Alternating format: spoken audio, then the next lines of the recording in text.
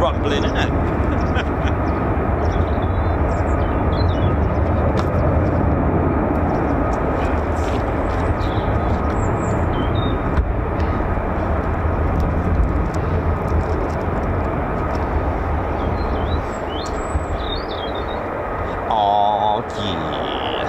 Ladies, gents and teddy bears, a very good morning and season's greetings to our first of two, maybe three, our Christmas special, our main Christmas special for today, and we've got one tomorrow. We're back here for part 1 and 2 because you just never know.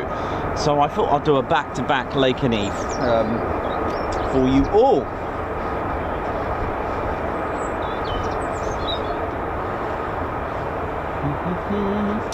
My name's Nikos, I'm your cameraman, historian and commentator, and we have with us our squadron leader Ted Coningsby, who's just sorting out his Christmas hat, bless him. I forgot I gave him a brush. I know he's looking at me funny. I thought I gave him a little brush, all that wind that we've been having.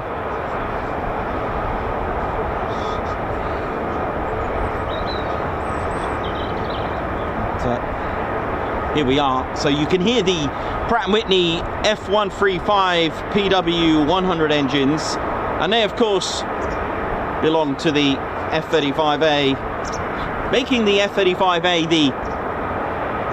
the fighter with the largest, most powerful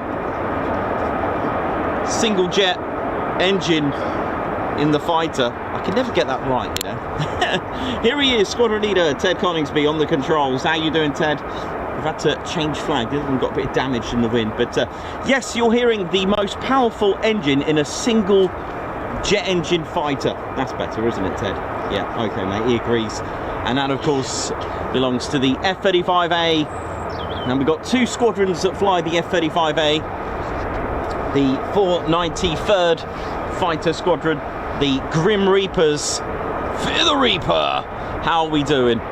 And they are the latest squadron to convert to the F-35A here at Lakenheath in 2022. And of course, bringing the F-35A for the very first time here at Lakenheath, making Lakenheath the very first unit of the USAF wing to operate the F-35A, and that happened on the 15th of December 2021. So not long ago to this date, 4 years then. And I hope we're all good. A big shout out to everyone here who's actually physically here at Lakenheath at the viewing area. How are we all doing? Hope we're well.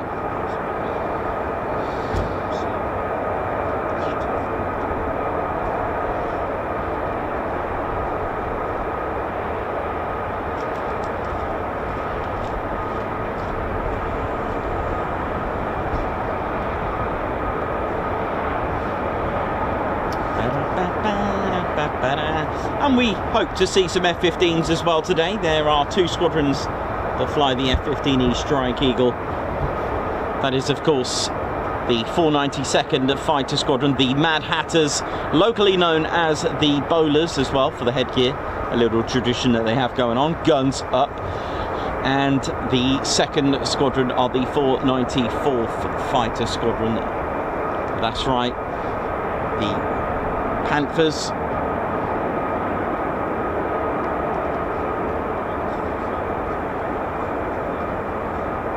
And they, of course, both of them fly the F-15E Strike Eagle, the finest, baddest, meanest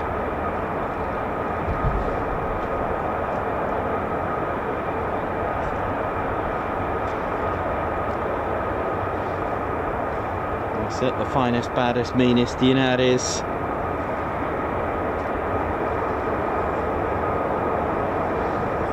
So they are using runway 05 today.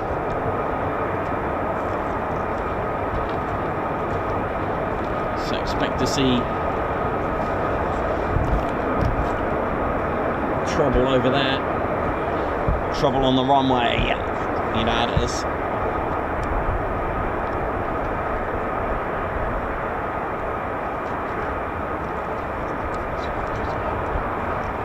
So yes, we will only see catwalk action on the way taxiing back.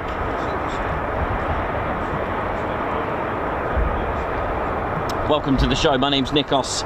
Welcome to the 48 Fighter Wing, Fighter Town, and again, welcome to all of our viewers and fans, members, guns up to all of you. Hope you're all good and well. Welcome to the show, and it is without doubt a very exciting station for an aviation enthusiast, where you have a combination of two magnificent fighters, one being a 4th gen good old metal with an amazing aerial combat ratio of 104 aerial victories to 0 losses, although I'm not sure how they count drone attacks that they've done, that they've obviously engaged and taken out. So I'm not sure if they count, or are they counting literally aircraft, as in, you know, fighter jet, jet to jet, that kind of thing. But then again, I say jet to jet, the F-15E Strike Eagle has taken down a helicopter in the most unusual fashion with a guided bomb. Not your usual. In fact, it was quite common, as in using a bomb to destroy an aircraft mid-air, and that was in World War II. That was tried by the Luftwaffe. So they eject bombs to try and take out the bombers. So quite a historical tactic, but this one was guided. Welcome to the 48 Fighter Wing, home of the 48th Operations Group. Now the OG are the flying components, so quite traditional. Back in United States Army Air Force days, you had an Air Force division, wing, groups, and then the squadrons, and then if you want to go even further, the flights themselves.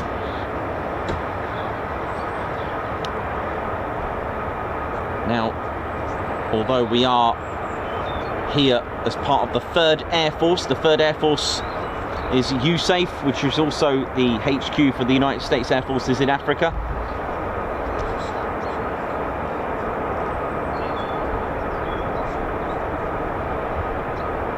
It is one of the original Air Forces that was set up. It's got a long history. It predates World War II. They have 10 units, the 3rd Air Force. Of course, being USAF, its lineage belongs to the mighty 8th, the 8th Air Force, but the units are the 31st Fighter Wing at Aviano, 406 Air Expeditionary Wing, the 48th, which is here, 48 Fighter Wing, the 435th Air Ground Operations Wing, the 86th Airlift Wing, the 39th Air Base Wing, the 100th Air Refueling Wing at Mildenhall with their KC-135s, the 52nd Fighter Wing, the 501st Combat Support Wing, and Papa Air Base in Hungary, the Heavy Airlift Wing with their 3 C-17s.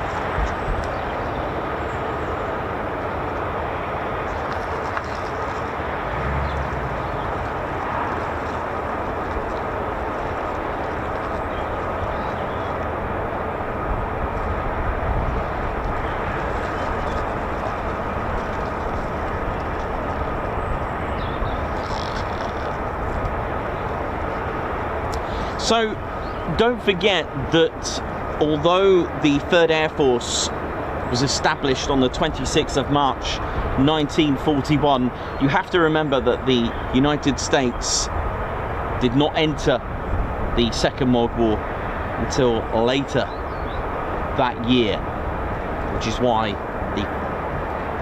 a lot of the units, they technically predate the Second World War to the United States, because of course we know that it was in effect here in Europe from the 3rd of September 1939.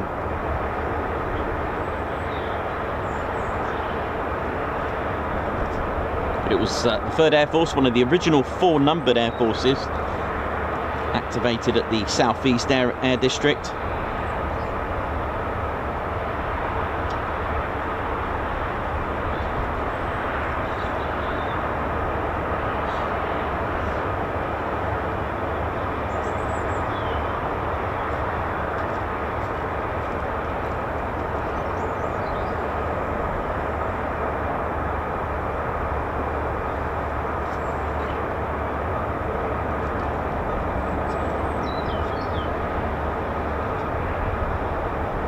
How we're doing, ladies, gents, teddy bears, hope we're all good and well. Welcome to an exciting different units as well. We mentioned the flying component with their maintenance squadrons, the fighter generation squadrons, the 48th and the 748th.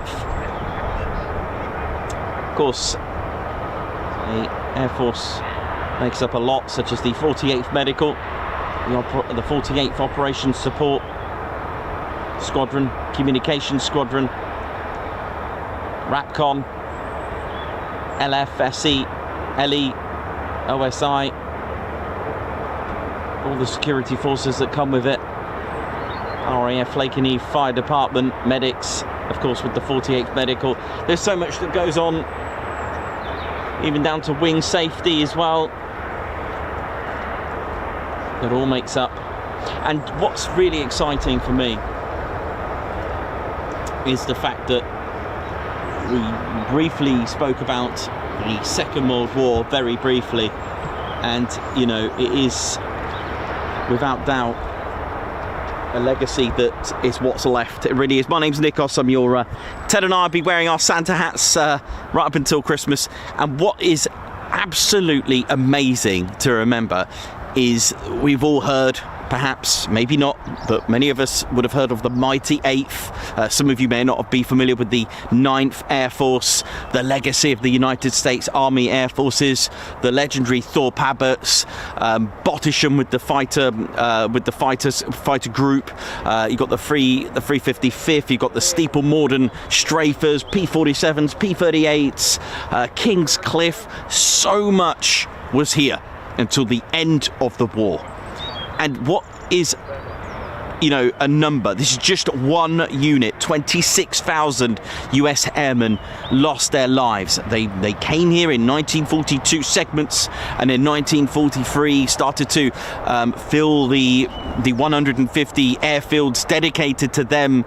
And, you know, another 28,000 men lost in being prisoner of war, missing. You know, you've only got to go, if you want to put that into sort of like a scale, if you go to Duxford, have a look at their stained glass imprints of all the aircraft that were lost. It goes on for a long way.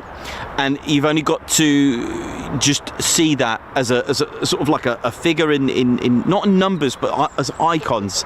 It's quite scary, and you think there's 10 men on each of those bombers, and you know, and all those fighter legendary such as Ed Cottrell, who sadly passed away this year at 103, you know, with the 493rd. There's so much legacy that goes on, and what is exciting for me is that Lakenheath is what's left. I mean, think about that. Think about, it's got a major holding. It's one of the most popular stations to go and view fighter jets. You know, don't worry about the air shows. And what's exciting for me, that when you see the ground crew here, when you see those pilots waving, when you see those pilots go through the Mach loop or anything like that, or you know, low level, but just seeing them here, it's that lineage, ladies, gents, teddy bears, is what I'm trying to say, that still has that impact, and it's an ongoing thing. And it's the same goes for our RAF as well. You know, same goes for the Navy. I'm not going to just, you know, just completely divide it here, but the fact that we cover Air Force usually, predominantly, 99%. But as I'm here, it's the fact that they left their country, came here, and it's what's left. The mighty 8th, the 9th Air Force. You may not have heard of the 9th Air Force, which later on I may be able to go through it with you, but they dealt with the ground attacks supporting the army. And Lakenheath is what's left. For me, it's a stronghold, a bit of history that still lives on. And it was indeed from 1942, 1945, when the station actually closed. It was a Royal Air Force station, but from 1948 to today, still going strong. Although in World War II, Lakenheath, as Royal Air Force Lakenheath, was a Royal Air Force station with 149 and 199 Squadron operating first the Wellingtons and then the Sterling in a pursuit to give freedom a future. And then, but just that legacy of what's left is just totally exciting for me, really is. And of course, I'm not going to forget Mildenhall, of course, but the fact that you've got a fighter strength here, a fighter town, it's amazing. It really is. And you know, it really is for me a legacy that's still going.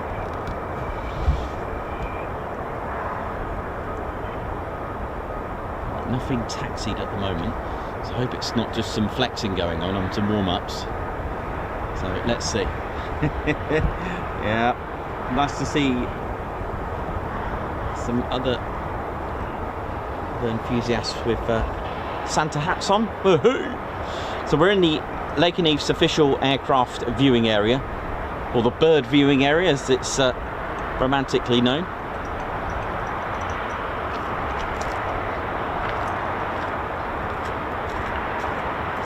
So welcome to the show, a little bit earlier than planned, but hey, you can't predict these things. It is military at the end of the day.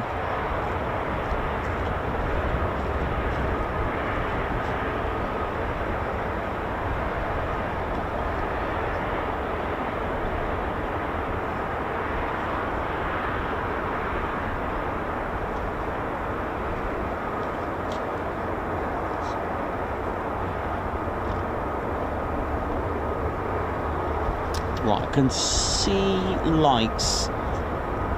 What is it? It is a car. Okay, we'll leave that one.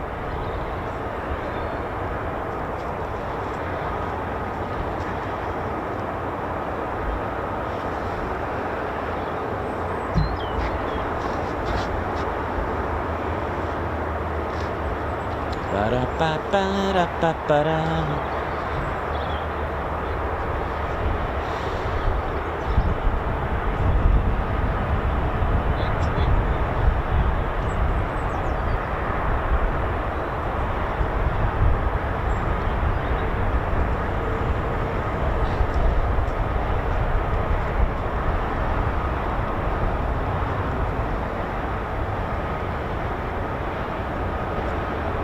Okay, so I can hear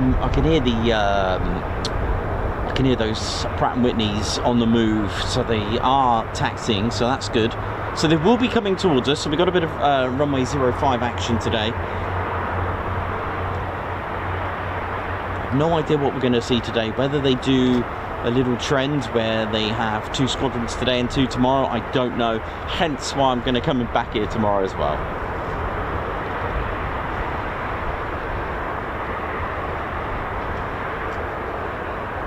So a bit earlier than planned, as I mentioned. You just don't know. This is the beauty of military aviation. Just turn up early, see what happens.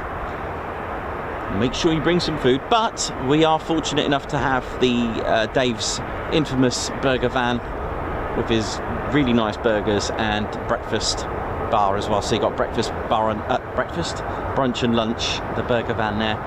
We don't have the ice cream from Flint's ice cream this time of year, but he will be back next year, I would have thought. But we are in the enclosure. There's plenty of parking, and if it is full, there is a road leading up to the enclosure, which you know, there's a bit of parking on the sides of the road there. So do take advantage of parking sensibly and you know, mindfully. Unfortunately, there's no toilets, unfortunately. But again, some housekeeping rules, please, ladies and teddy bears. Please don't touch the fence. Rest your ladders on the fence. Do be mindful about the entrance gate by the burger van to the base. Please keep that clear. There are signs. And of course, to the right of that, there is a road that goes straight down there. That is actually a private road. Right, so you can probably tell that the amazing huge turbofan producing 43,000 pounds of thrust. You can hear it scooping up that air into the compressors, turning the turbines. Max speed of a taxi is around about 11 miles per hour.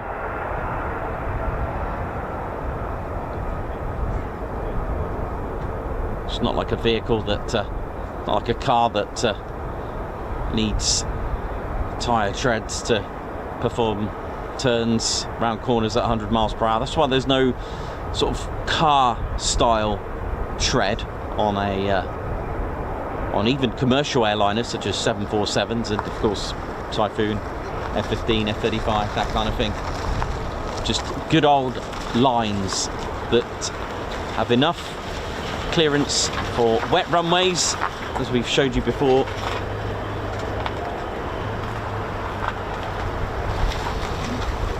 Big shout out to the AWCU, Airfield Wildlife Control Unit, romantically called the Birdman back in the days, and still do. I was speaking to a couple of pilots from Coningsby, and I told them about the AWCU, and they didn't really get it until I said Birdman, and they were like, oh yes. There you go. It's all specific. There's trouble there. Trouble, another Ted Coningsby vocab for an F-35. They are just fantastic. The way they move, the acceleration on these is absolutely eccentric. It really is.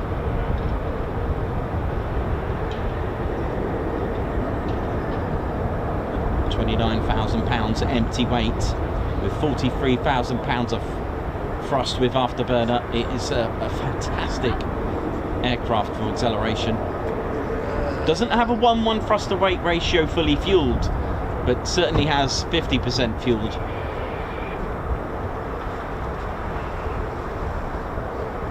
But as far as acceleration is concerned, it's got it all right. Max speed of all the main variants, the three main variants, is Mach 1.6. It's got an amazing range, payload as well. The A variant differs from the B and the C as far as just general operations. So the A variant, which we have here, the US Air Force do not operate the F-35B, and of course they do not operate the F-35C. That's the carrier variant. So the F-35A, that's what's classed as a CTOL aircraft, conventional takeoff and land.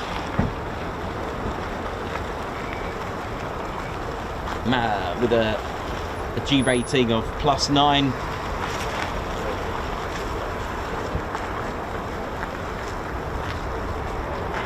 £18,000 of payload, 4 internal hard points with 6 external.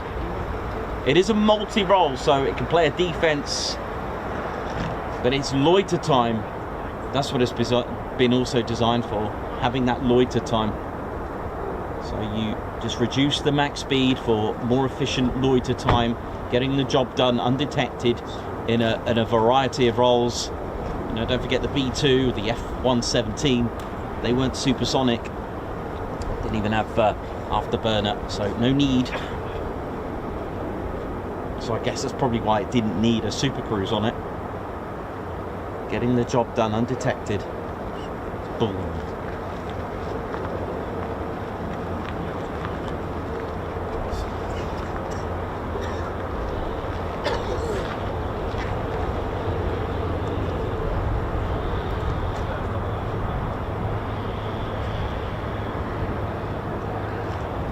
The F-35A is the only variant of the three main that have an internal cannon. The GAU-22 Cannon fires a variety of 25mm rounds. The B variant, of course, we can see here in the UK at RAF Marham. That's the Stovall aircraft, short takeoff and vertical landing. And of course the huge F-35C, the CV variant, the carrier variant. The carrier variant has a larger wing area. It's got 4 feet wide either side, so a total of 8 foot wider wingspan. It's about 2.4 meters, which is amazing. It's got wing flaps as well. It's the only one with wing flaps as well as the flaperons or ailerons.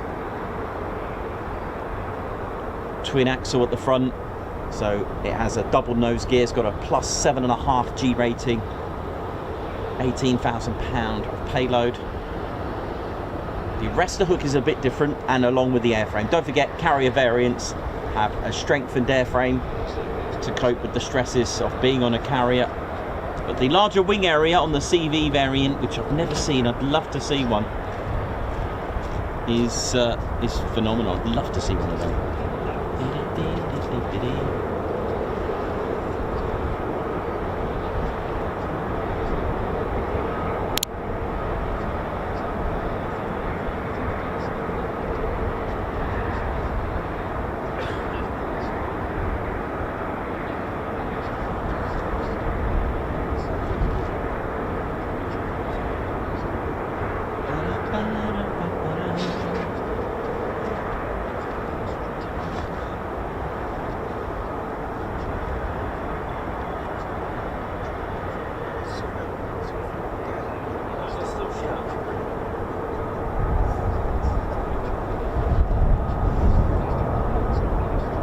Season's greetings to all of you. Hope you're well, and so we've still got tomorrow to come back to.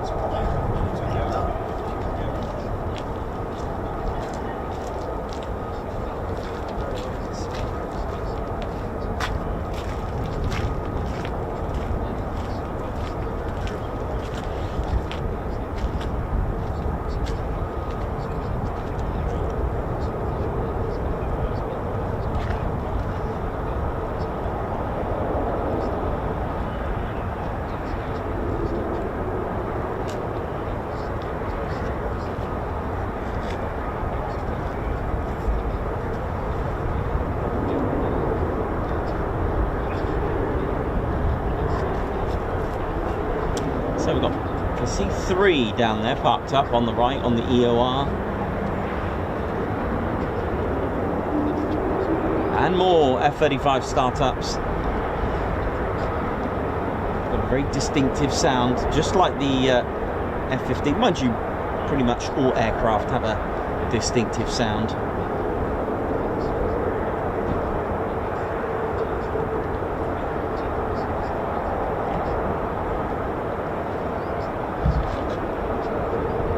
A bit of nostalgia the other day with the spanner flight regarding a television program that was featured, I think, in the, what was it, the late 90s? Was it You Bet with Matthew Kelly? You remember that? Do you remember that? They had some bizarre stuff on there. And I can imagine this being on there as actually identifying the sound of an aircraft. That would have been, that should have been that. That did once have somebody who had identified the sounds of lorries. That's it. Sounds of lorries, sounds of cars with the way they were closed. Crushed cars, they can tell the... Yeah. Oh, that was good, that. Good old U-Bet.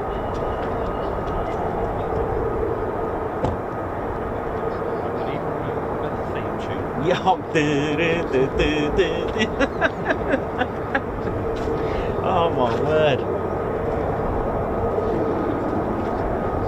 Right, we've got another F-35 on the left.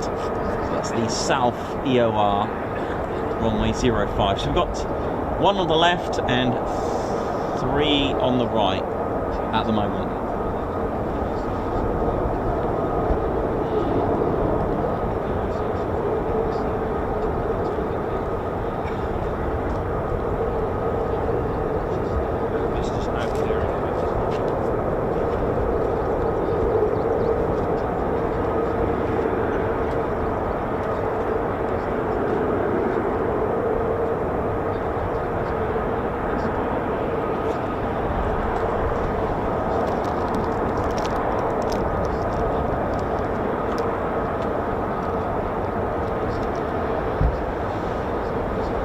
You know, I was trying to track down Lakenheath's first ever, sorry, the 48's first ever aircraft. It was the A-18. Oh, here we go. Here we go. Departure time.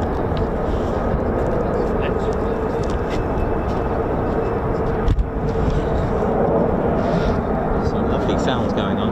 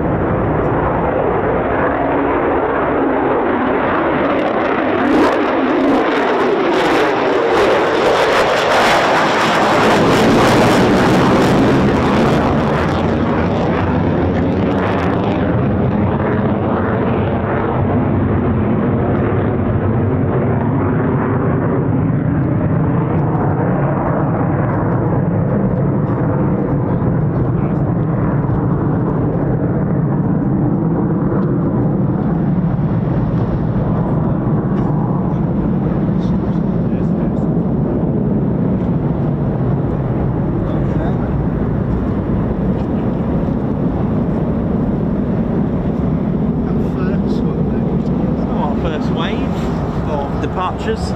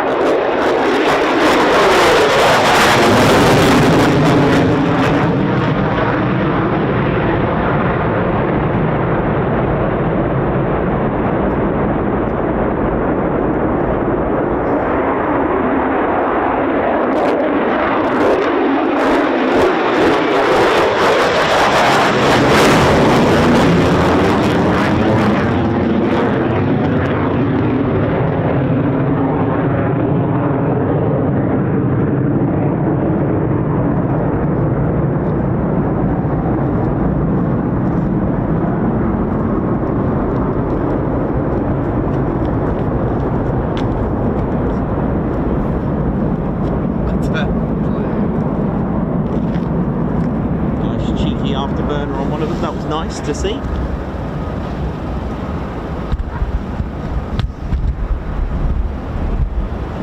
And a very warm welcome and season's greetings to all of our fans and members. Thank you all our viewers for tuning in today.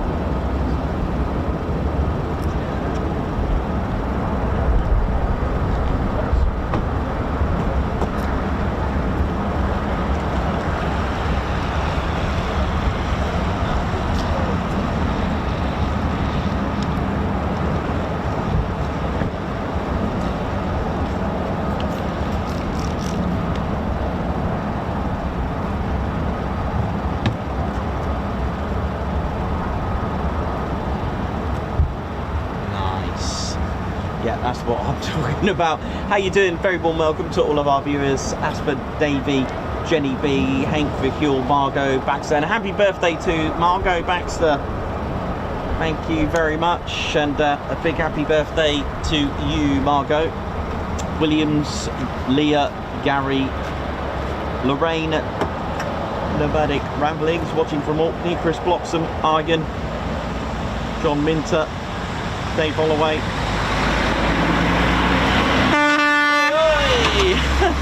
EP65, how you doing? Elon Musk, how you doing as well? TCS man.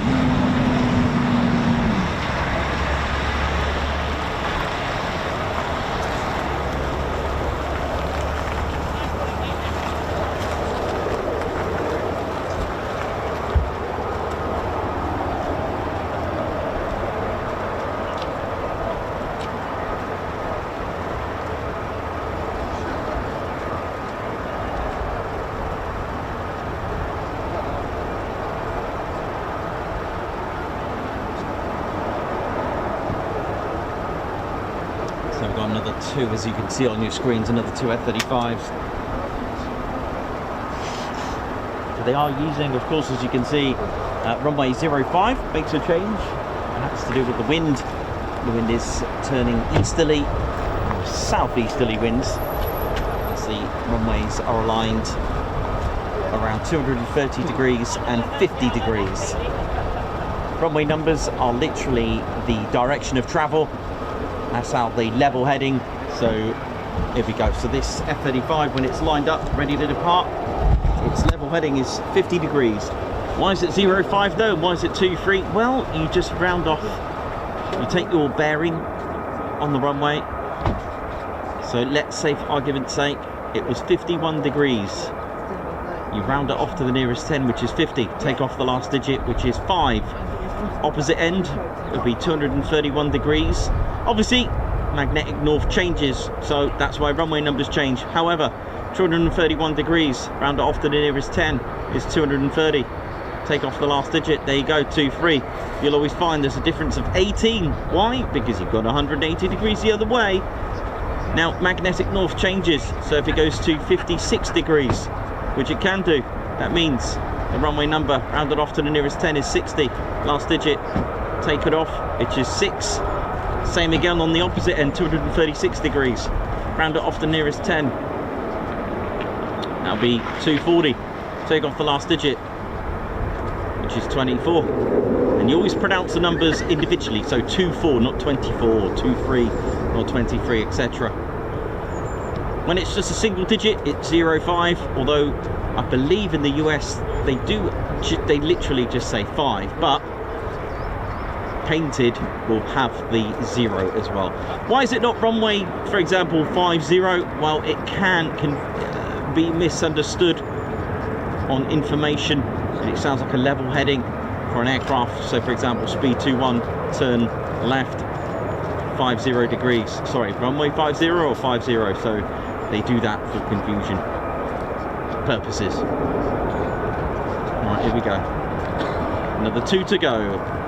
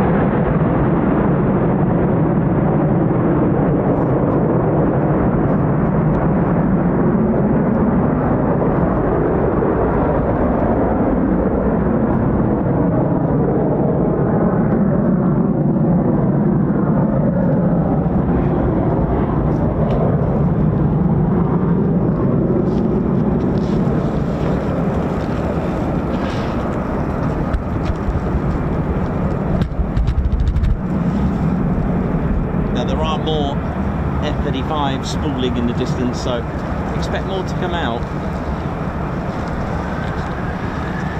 That sounds like it's on the move.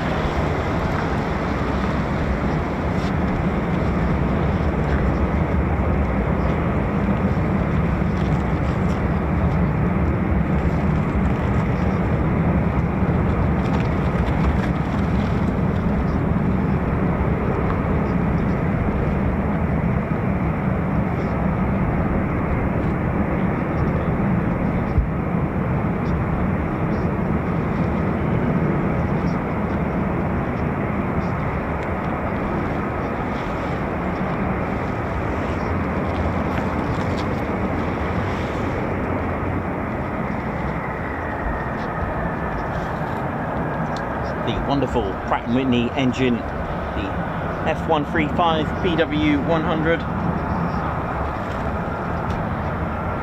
measures in at just over 5.5 meters.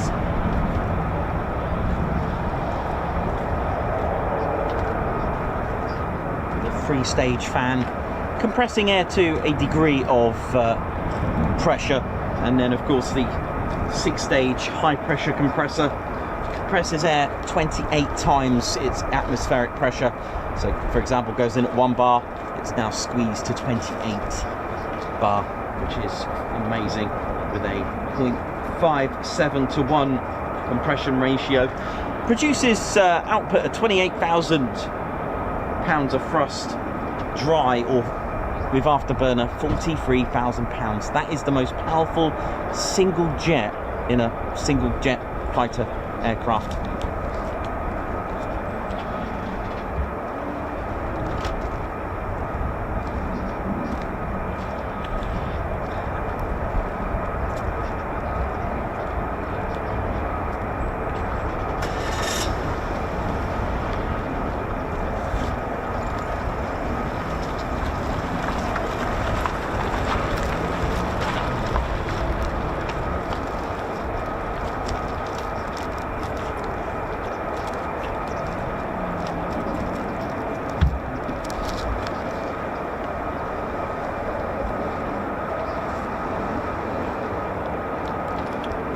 F-35A, slightly shorter than the Typhoon, measures at a length of 10.7 meters, that's 35 feet, compared to the Typhoon's 10.95 meters, or 35 feet 11 inches.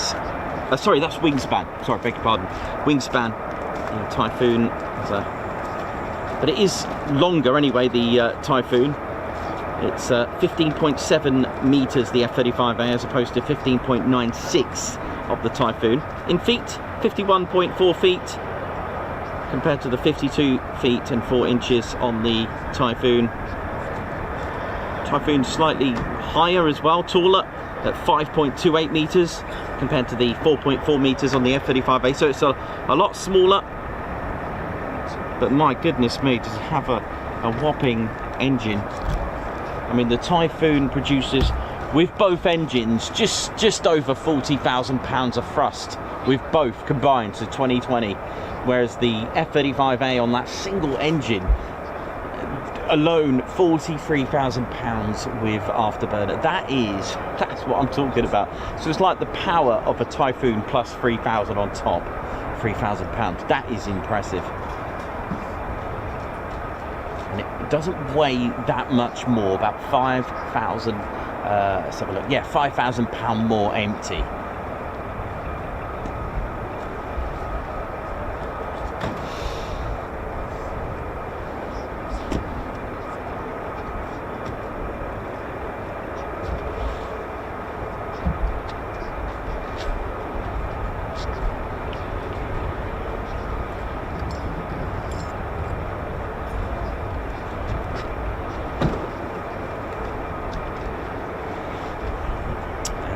Of course, the 48 fighter wing wasn't always a wing. It activated as a group, the Fighter Bomb Group Light, back in 1941, 15th of January.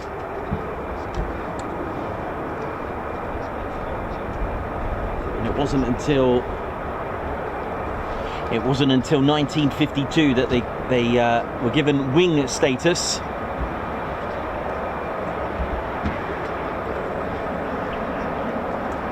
last jet in World War II. Sorry, their last aeroplane in finished with the P-47 Thunderbolt, and that was in 1945 they finished. And their first ever jet, and they moved to Chaumont, was this. Do you know the name of this? Answers in the comments now. The first ever jet aircraft for the 48th. That's right, look at this. Amazing, isn't it? They were the fighter bomb wing, so the fighter bomb squadrons with their first ever jet aircraft, which I'll give you the stats if you can guess the aircraft. This was the 48th's first ever jet. It was subsonic, length of 38 feet 1 inch, it's 11.61 meters, and a wingspan of 36 feet 5 inches is 11.10 meters. This aircraft was powered by an Allison J-35 A29 engine, producing 5,600 pounds of thrust with a max speed of 622, so a little bit less than our Red Arrow's Hawk T1. Had a service ceiling of over 40,000 feet, about 40,500. Could take 4,000 pound of bombs, including the Mark 7 nuclear bomb as well, with a range of 670 miles. So this is the F-84. F-84 Thunderjet, the first ever jet aircraft of the 48th.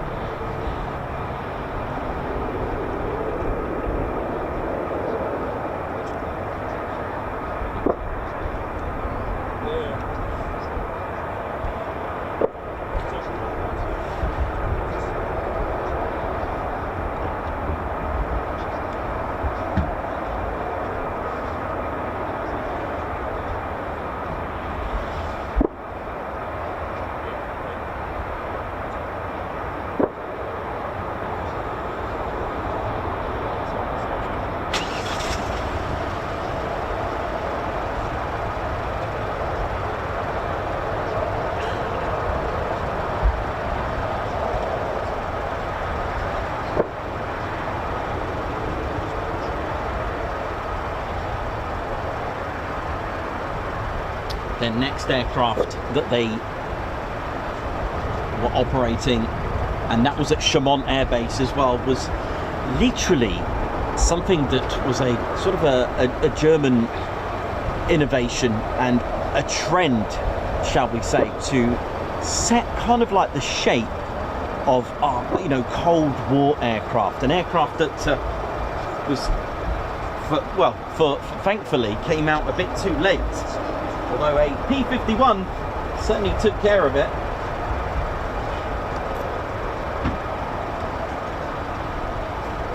The next aircraft, of course, like I said, was inspired and developed from the 262. Look at the swept wing. The German engineers really went for it. And like I said,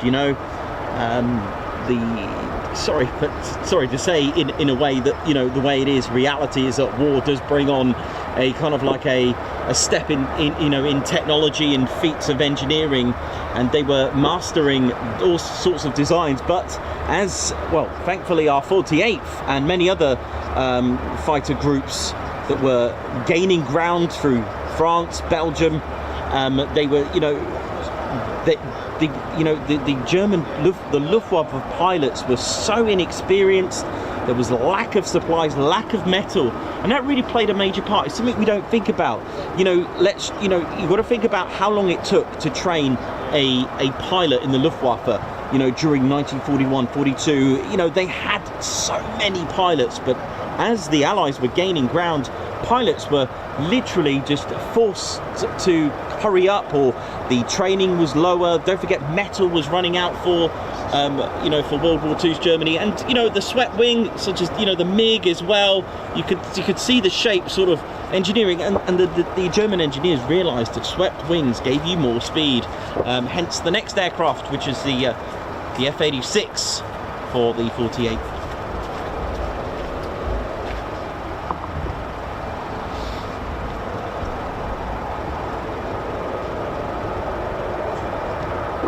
So 2 F-35s parked up on the EOR on the south side, nothing on the north.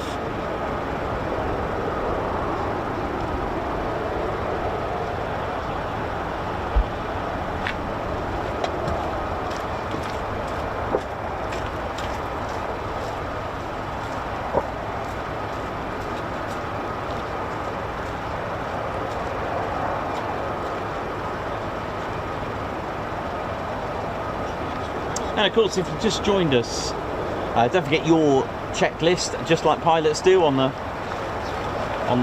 checks before their flight. Make sure you hit that like button. You've been cleared to give us a thumbs up. Give the like button a touch and go. Thank you very much. It does help. And also make sure that you give that subscribe button a low approach in case you haven't done so. Come and join us. We are the UK's much loved military aviation live streaming channel. We go around the country, and I'm aiming to try and do a little bit different things next year. Let's see if I can do that.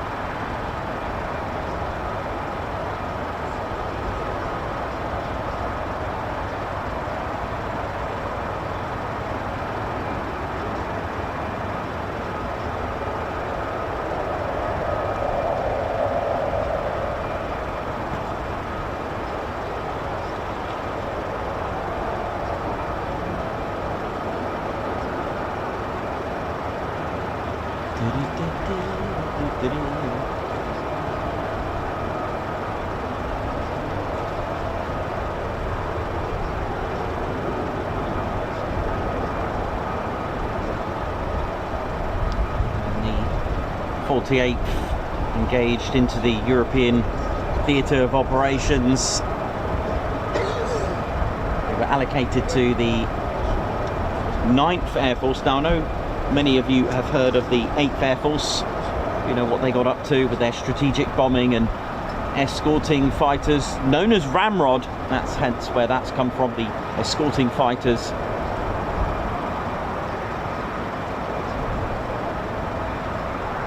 The 9th Air Force took care of ground attack, supporting the armies on the ground. So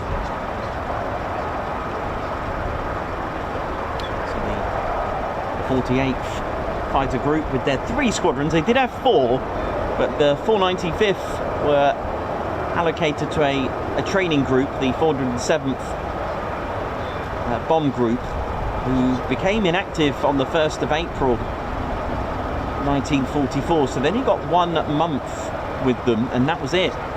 And I believe it's to do with the restructuring of having 3 squadrons per fighter group. That was because obviously it was quite new to the United States Army Air Forces allocated, and their first ever station was RAF Ibbsley in Hampshire, sort of near Bournemouth, that direction, and sort of head towards Weymouth, that kind of thing. And they came with their P-47 Thunderbolts. And they were indeed allocated to the 70th Fighter Wing of the 9th Air Force. The P-47 Thunderbolt had a similar role to the Hawker Typhoon, packed with guns and rockets, all sorts of things going on with it. The Grim Reapers, 493rd, topped the, now they may sound quite low, of 8.5 aerial victories. The 494th got 8 and 3 to the 492nd. But don't forget, their mission, their role was literally to ground attack. So there was a lot more destroying trains, vehicles, gun positions, anything on the ground. That was their key role. And obviously sometimes they'll have defensive attacks from Luftwaffe aircraft, 109s, 190s, that kind of thing. So they didn't really engage in hardly any escorting roles at all. So the escorting roles of the 8th Air Force fighter groups, they would engage a lot more in aerial combat.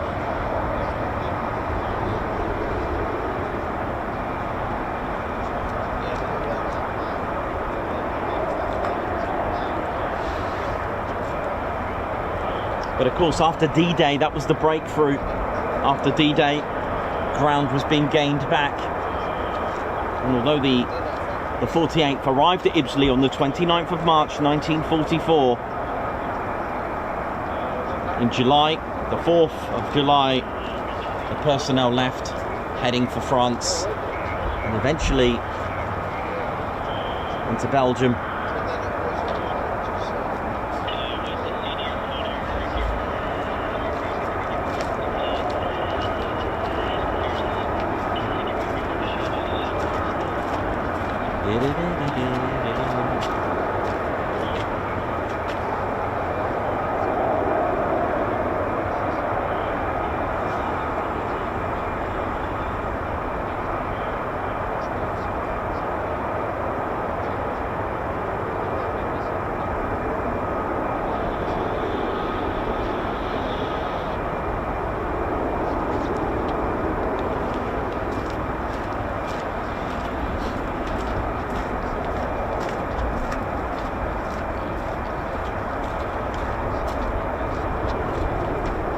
So although the legacy of the 48th since the early 90s has been, of course,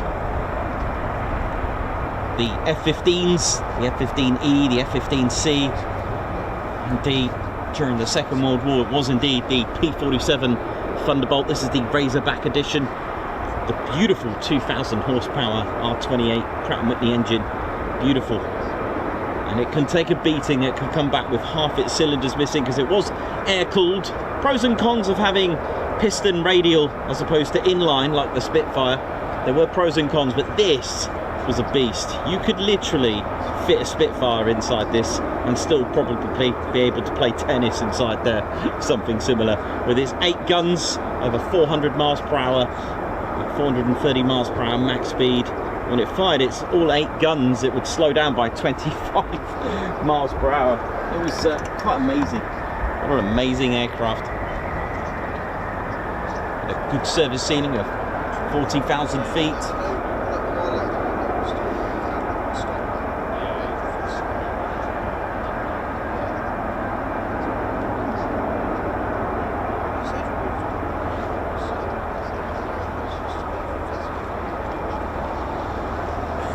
But today, it is an F-15E Strike Eagle and F-35A air superiority. That's what it's all about. So the F-35s are just waiting for more to join them before departure on their flight.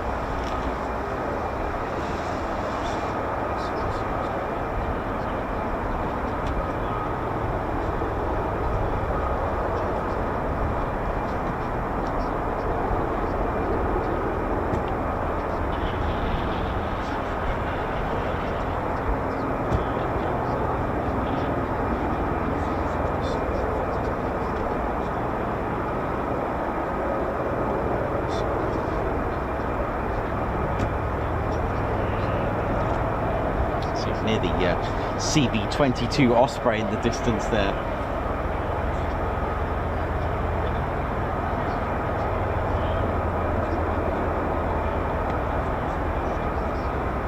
Mildenhall just sits 5 miles ahead of us in the direction of the backwards crow flying, and to my 5 o'clock is RAF Feltwell. So it's a tri-base. All three are United States Air Force stations.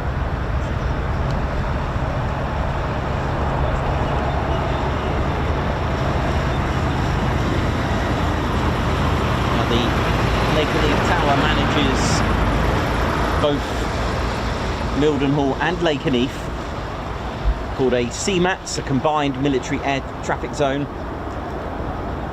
And that's what RAPCON do at LN Tower. So men and women at LN Tower with the assist control and approach control, they deal with, what's that?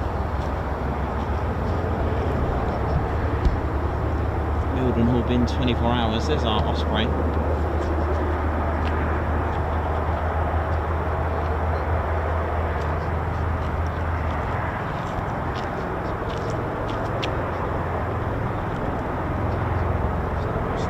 Yes.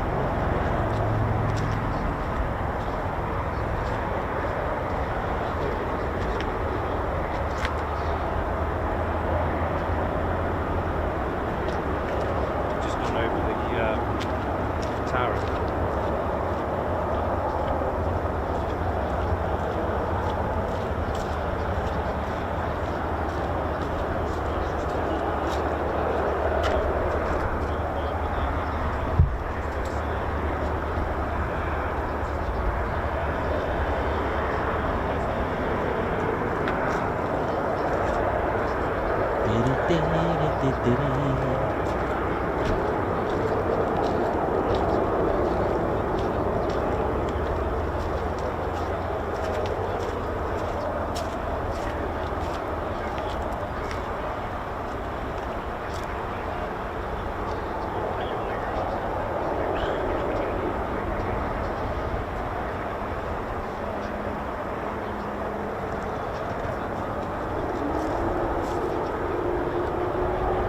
RF-15s. Oh yeah. There you go. So we're on. So it won't be like last year. No. That's cool.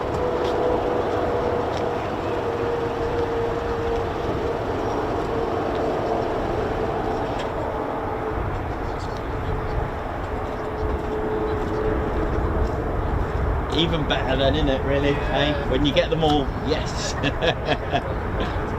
Yeah.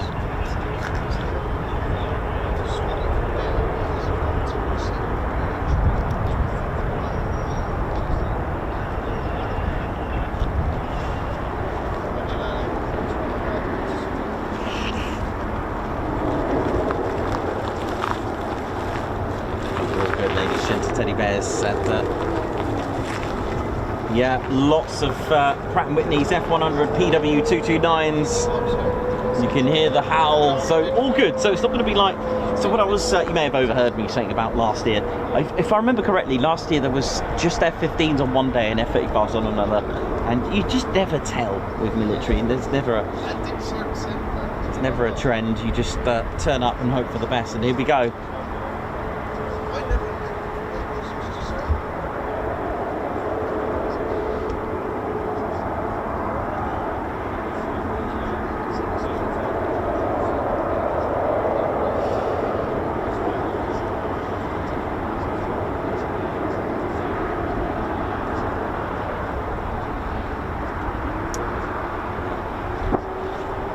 Another F-35 that's on the North EOR at runway 05. EOR, if you ever hear me say that, stands for end of runway. Now listen to this.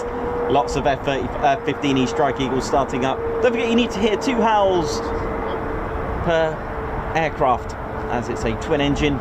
The PW229s producing 29,000 pounds of thrust in each engine, so just short of 60,000 pounds of thrust in their F-15E Strike Eagles. The F-15E Strike Eagle converted to the 492nd and 494th in 1992, as they said goodbye to the F-111 Aardvarks And at the time when they had, once again with their 4 squadrons,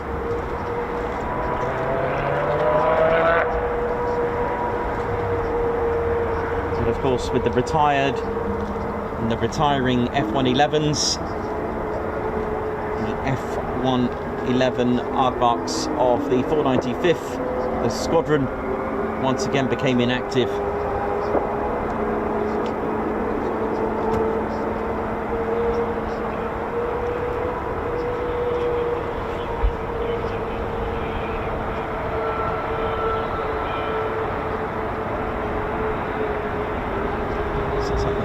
Delay with the F-35, some sort of trying to organise their, probably sounds like a changed plan. Of course, if you do happen to change your course and plan for the day, you do need to contact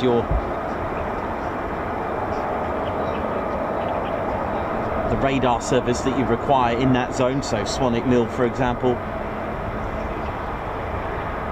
To submit a new flight plan, and it can be rejected. It depends what's going on. And don't forget, this time of year there's not many airfields that are open for a diversion, so they have to be mindful of that.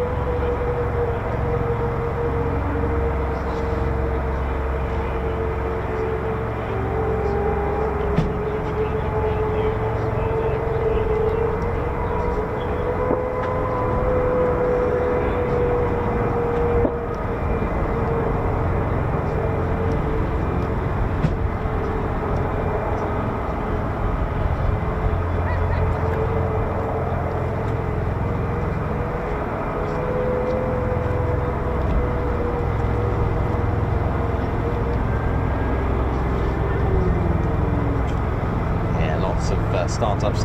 Now the F-15C models arrived in 1994, and eventually the F-15D models, the family version, arrived later.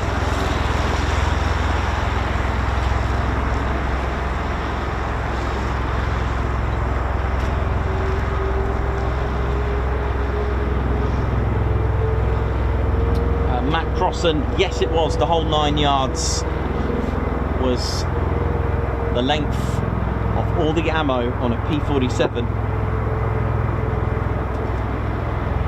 The 850-inch, this 12.7mm M2 Browning machine guns, had 8 of them.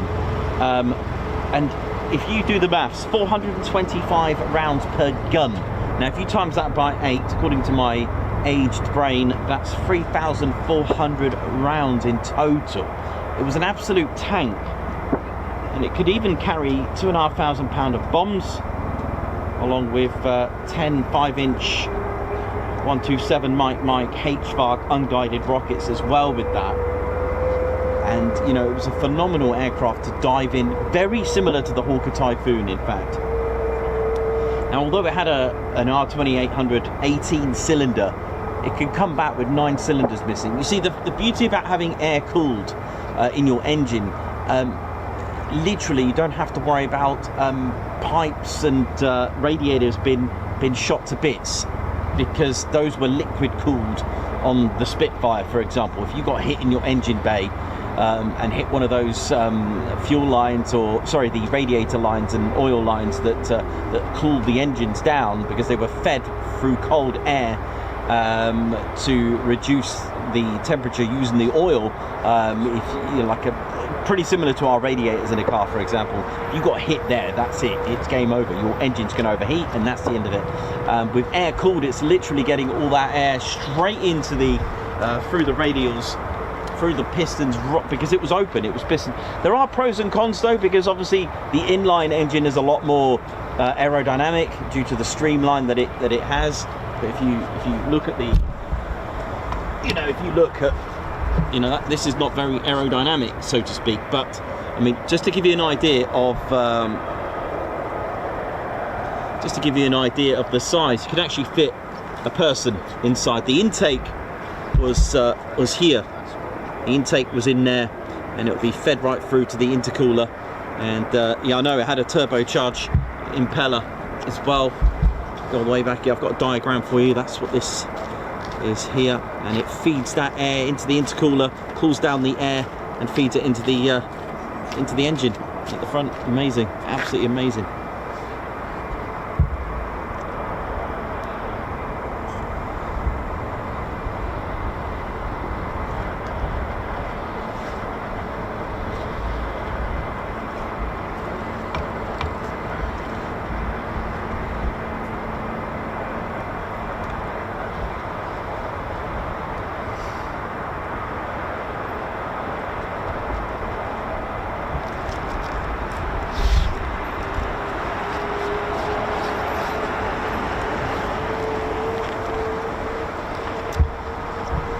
There it is, just to give you a full-on diagram of that. There it is. So the air gets fed through, goes to the supercharger, the impeller here, gets fed through that massive intake, and there's that cold air going in, feeds through, goes to the exhaust collection ring here, and the magical way that the radial piston engines would work. 46 litre displacement.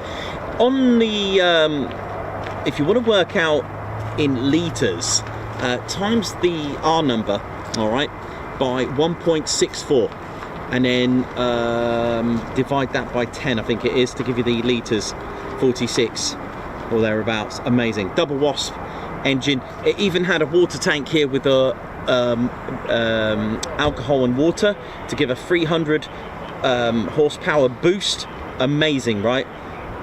Which is really amazing, because you'd think adding water inside those pistons would actually not do it good. Actually, it's the cooling down gives it a higher performance, a bit like nitrous oxide, the way it burns fuel quicker.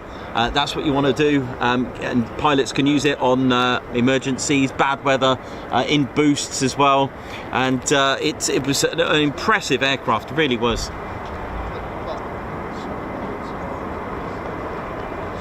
And that was the kind of like the weapon of choice, shall we say, for, as they say, for the 48th Fighter Group during the Second World War.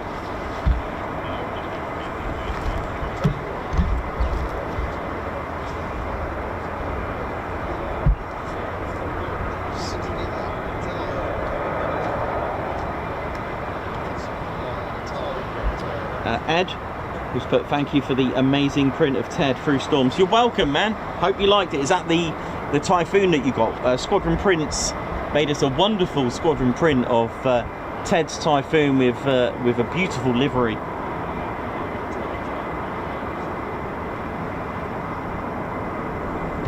So all engines, even your car, doesn't use a lot of fuel when it's just sat there. Thrust uses fuel. This is not using any thrust at all, so it's probably going to be using very, very minimal amount of fuel, probably about 1.5%, not a lot. But of course you are getting fatigue just sat there, so there is that to think about. There you go, Aspen's just answered that through storms. Nice. They're not using much fuel. It's one of the misconceptions a lot of people. Thrust uses fuel, my friends. Thrust uses fuel. It's sucking in more air. More air adds it into the combustion chambers. Combustion chambers injects fuel, combust, bang, thrust. That's what makes the aircraft move forward, and that's what uses more fuel. But sat here on idle is not really doing a lot.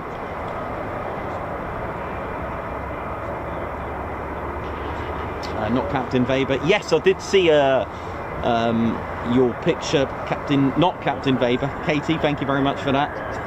I can hear another F-35 on the move.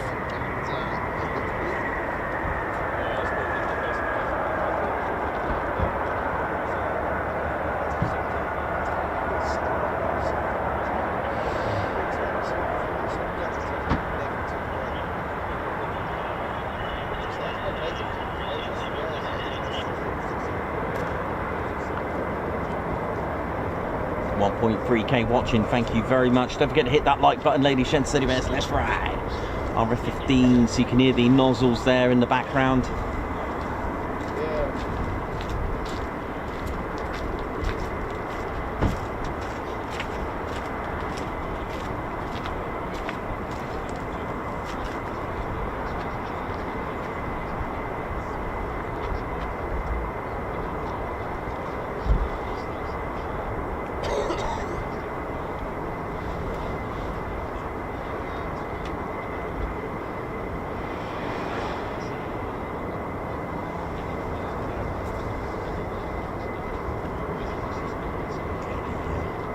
F-15s sound like they're on the move as well.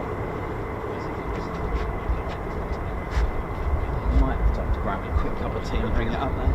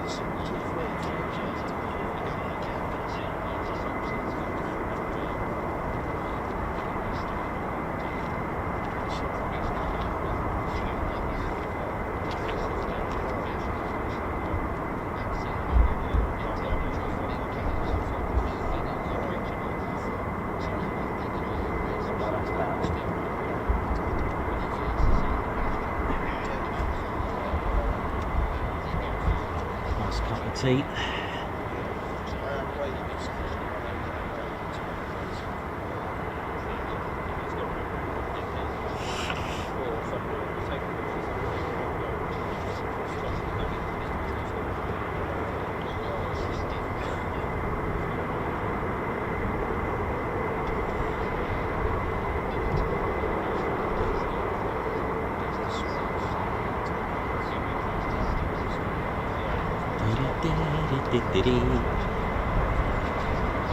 Oh, nice cup of tea.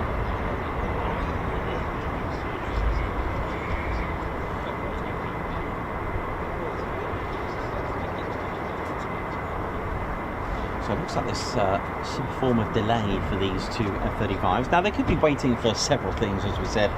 There could be, let's say for example, could be an F-35, or it could even be an F-15 that it's got a bit of troubleshooting, so they're waiting for that to join it. Could be waiting for another aircraft. Maybe they're doing some aerial combat training, Red Air over the North Sea. This is just an example. Maybe it's running late. Maybe they're waiting for a specific tanker.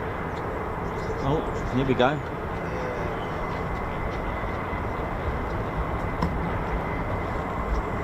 Or maybe they're just filing a new plan.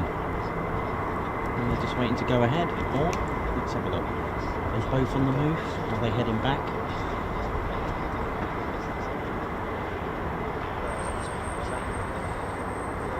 These things do happen. There is another F-35 there actually. I've just literally, yeah, here we go. So we got takeoffs coming up now. And how many have we got in total? 3. Here we go. Maybe they're waiting for that.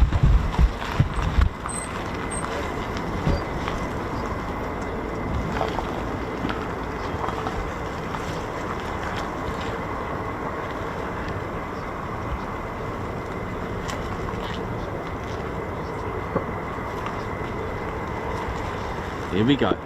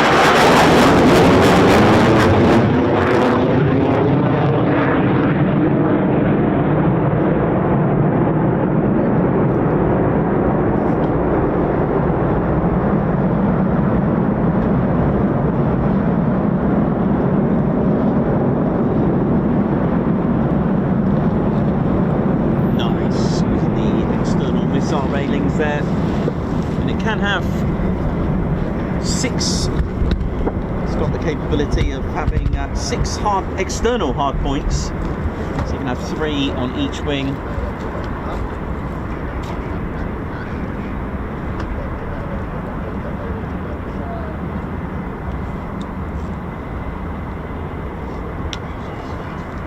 And of course, not forgetting it's 4 internal hard points.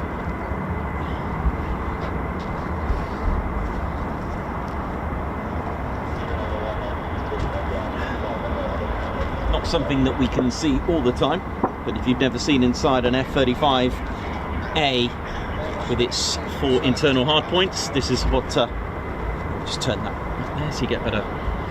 This is what it looks like. So 4 internal hard points, and of course, what's going on down there? But there you go, get the idea. There we go. Is that going or is that crossing? Let's have a look.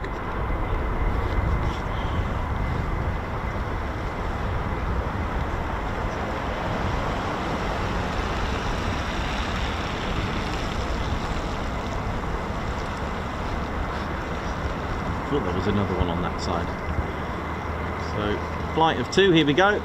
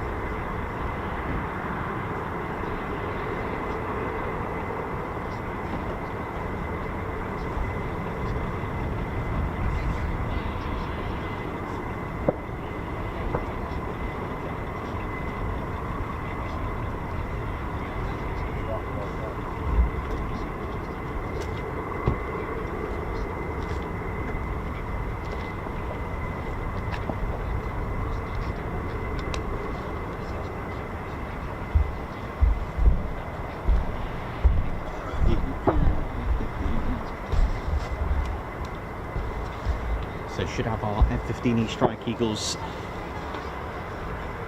taxiing out. Now, although the airfield was built towards the end of 1940 and received its first ever operational training unit that was here actually from RAF Lakenheath, the vicinity during the First World War, in the vicinity there were some World War I airfields. One of them, of course, just behind me, probably about 15 miles behind me in the direction of the backwards profiling.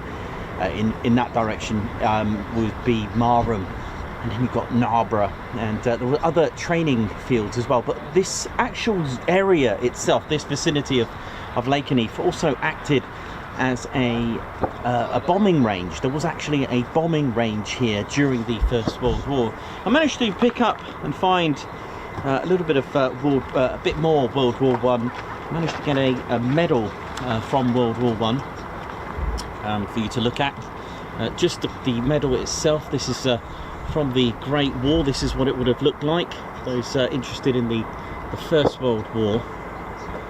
Let's just have a little look there. There we go. Look at that. And there's just so of course those that know, I'm a bit of a collector. That's what the pretty amazing, huh?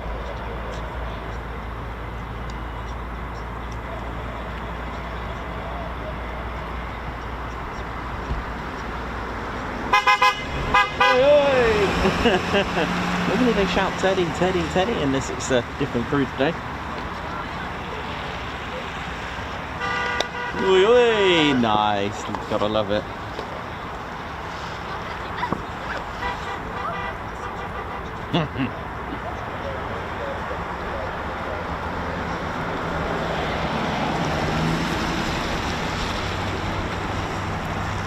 Just welcoming Reese Moroney to our Fighter Squadron, who's joined our Ted Coningsby Fighter Squadron, which is absolutely amazing. So nice one to that. So we should have our F-15E Strike Eagles very, very shortly taxiing out.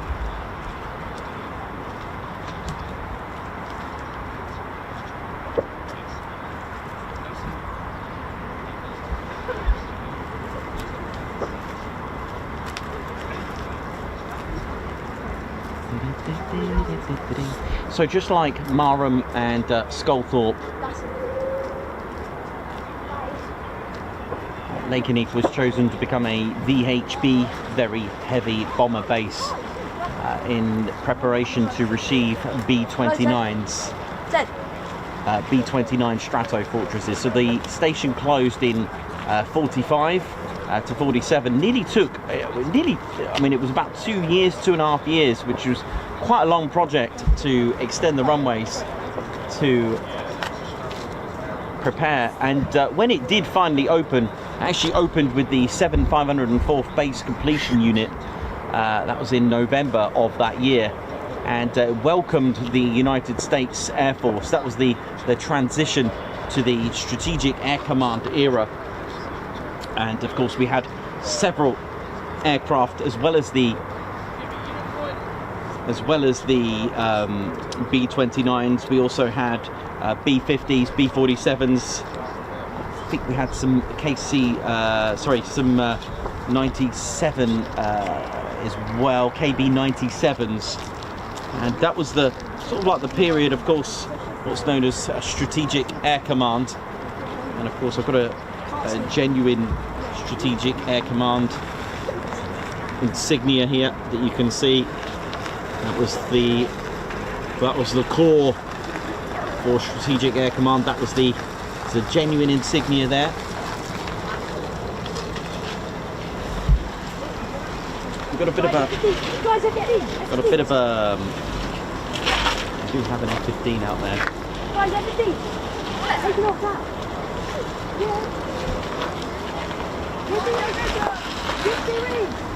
And for those that have not seen a genuine, possibly late World War II to definitely the Cold War era, a United States Air Force insignia. Look at this genuine edition, either United States Army Air Force late World War II into the Strategic Air Command of the US Air Force.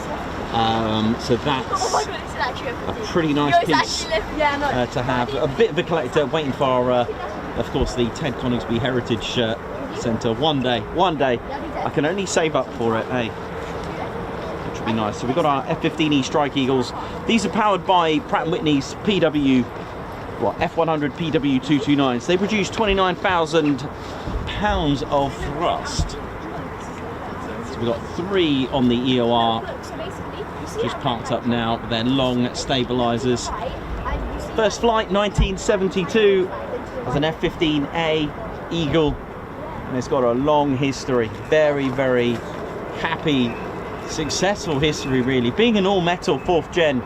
But it was a bit of an answer to something. I know, it was a bit of an answer to something that was creeping up, trying to take over the reins of being a... Now we've got 4 happy F-15E Strike Eagles. The Strike Eagle itself didn't come out until first flight was 86 and first flight was 1989. But the F-15A was 72. The TF-15A was 73, but that was designated as an F-15B. The C&D models with their upgrades, they come out in 1979. But of course, this was an answer to the MiG-25. The MiG-25, in the wise words that Aspen said, forced the United States to create a marvel of engineering, a symbol of American air superiority. An 8-time to climb world record breaker in 1975, January the 16th of 75. It was indeed. But the F-15 didn't match the MiG-25. It outclassed it. It really did. And you know, with that 8-time world time to climb record that happened on the 16th of Jan 1975, when it took off and reached 98,425 feet. I think they've got an example of this called the Streak Eagle, which took 3 minutes 27.8 seconds to get to 98,425, and it just coasted off at 103,000 feet. Imagine that. Absolutely amazing.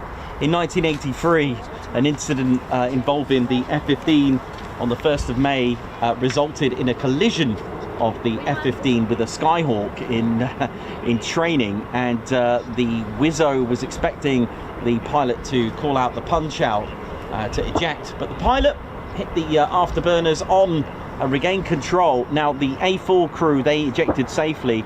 The F-15 temporarily spinning out of control.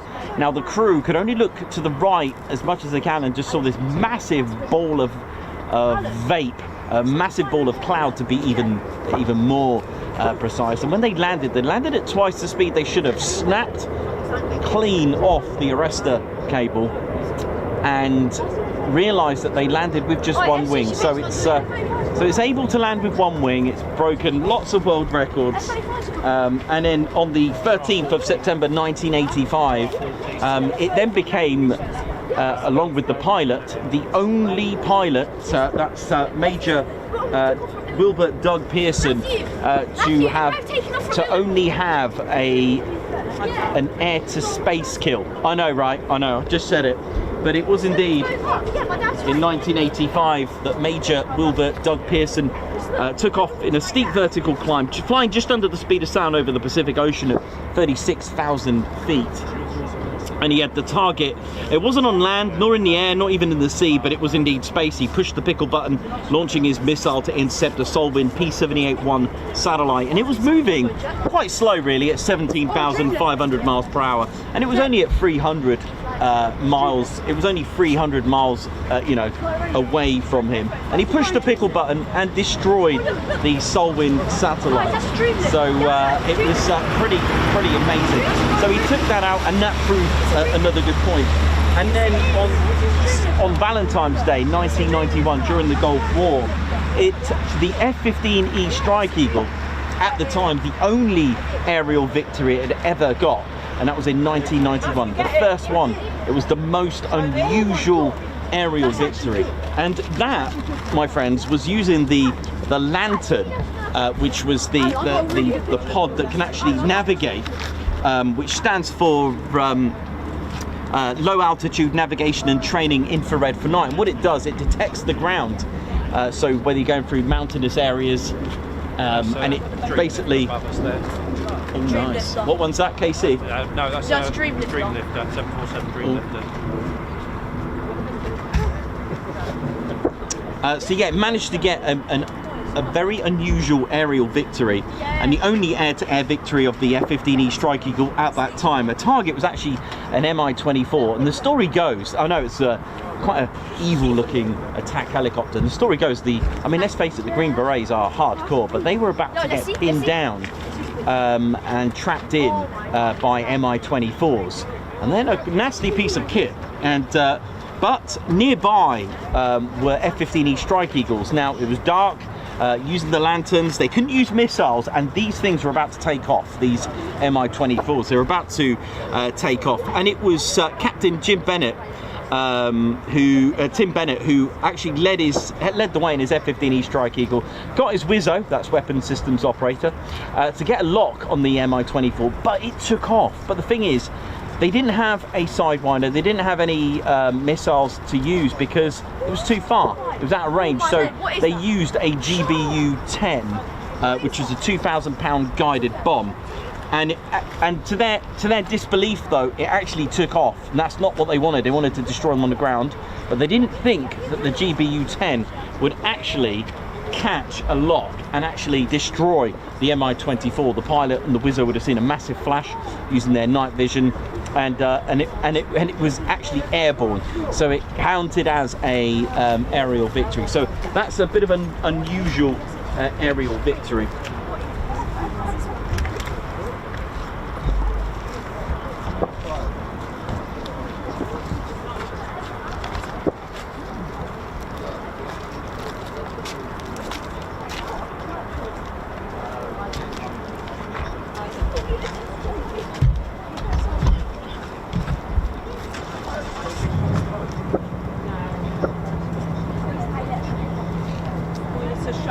So here's another thing as well, the 493rd Expeditionary Fighter Squadron. They had an expeditionary when they, go on holiday. On the 24th of March 1999, this is Operation Allied Force, as you know, the battles with Serbia and Yugoslavia. The 493rd, the Grim Reapers, if you know the call signs, Knife 1-3, Edge 6-1, and Dirk 2-1 with 2 aerial victories. So between them, 4 aerial victories, took out the MiG-29s, 2 by Dirk 2-1, and this is the very, very F-15C 0156, and it does have the 2 aerial victories, but you may see one of them with the Iraq flag, but here you may notice that those flags don't really, I mean that's for the MiG-29s, but you may notice that those flags don't really belong to anyone, because it's a flag, an incorrect flag that was deliberately put on, okay, and it's to indicate signify a country with no flag. So of course Yugoslavia was pretty much breaking up, so they couldn't really designate a flag, so there you go, they made a flag that was not recognisable. You alright there, kiddo? Good.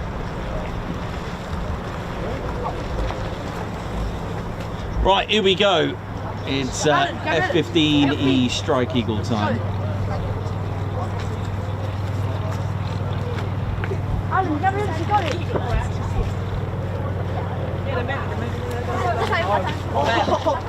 Come on. Guys, step back. Step back. Guys, because the fence is in the way, if you step back like any... Okay, ready for... So unless they're going over to the EOR. No, they could be just going to the EOR. Let's have a look.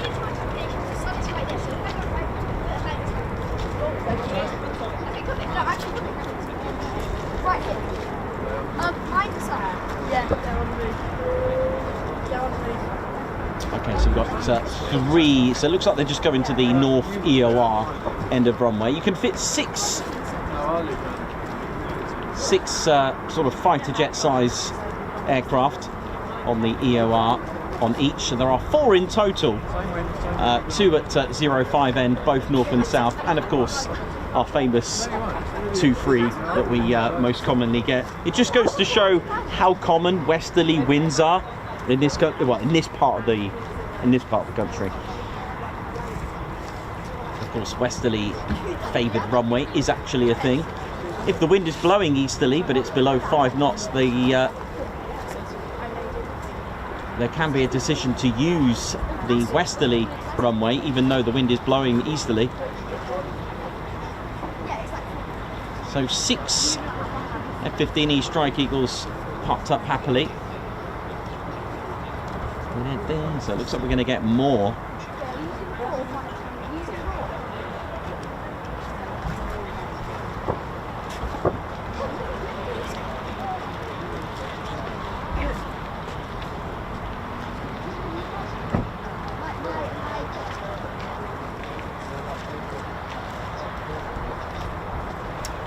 Yeah, absolutely.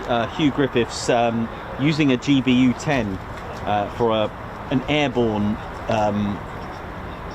MI Hind it is what it is. It's insane, really, but it worked, and it's got the most unusual. So that's actually, I don't know if I've got the. I can't remember the. This guy just went back 2 minutes. Like, if he spoke to him just now, they go back. This guy's going back like. Just trying to remember the. Oh, it was 0487. So tail 487, if it still exists. It was call sign was Lucky. If anyone's got it.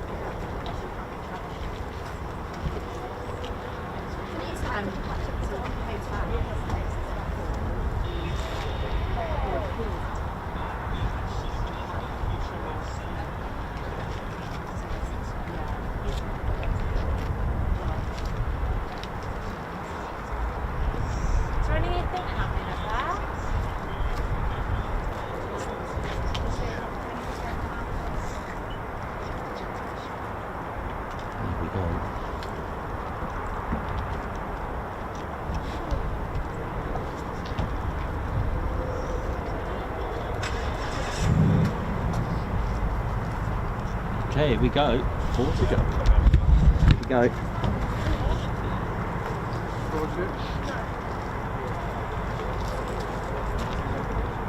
It's eagle time, let's ride. It's just like 6 plates.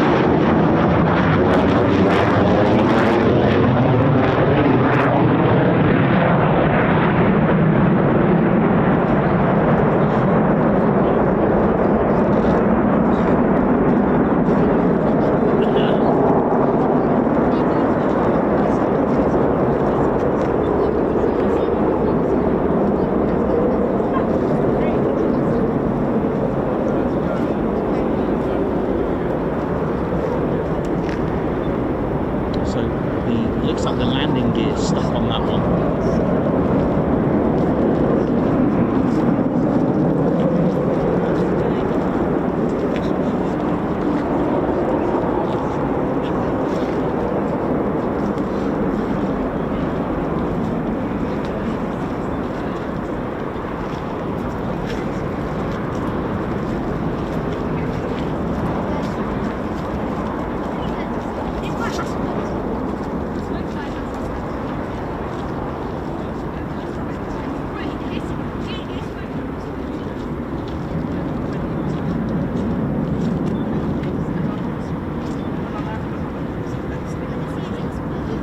See if they can rectify that. Gears stuck. It does happen. And you know, that reminds me of the Second World War. Do you see the gear stuck on that? Yeah. Yeah. I noticed that. He's not going to be up long, is he? Yeah. Hopefully, he can get that retracted. And that reminds me of the Second World War and the, you know, being such a damp country. I'm not saying this is what happened, but it just always reminds me of the armourers putting in the bombs into the bomb bays of say the Lancaster and other bombers, and being wet, they would actually freeze and actually jam, and that would be an issue. So when they were loading the bombs into the, let's say a Lancaster for example, if they were wet, let's face it, we do get quite a lot of rain here in this country, and being wet, of course, when they get up to certain altitudes, they can freeze and cause the bombs to jam and won't be able to be released. And in the had a tour at East Kirkby in Just Jane, which we proudly raised just over £3,000 for, and it would cause them to stick. And there were portholes inside the Lancaster where they can actually check to see if there was any stuck ordnance. They can use brute force, if you know what I'm getting at, to release them.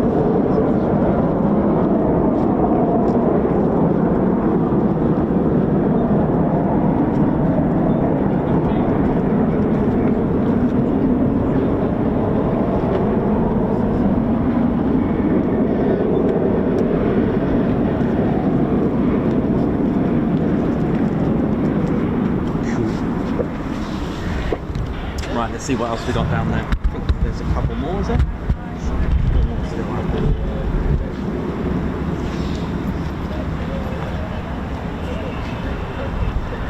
Yep, here we go. No wasting time, here we go. I think that's our last two that's down there.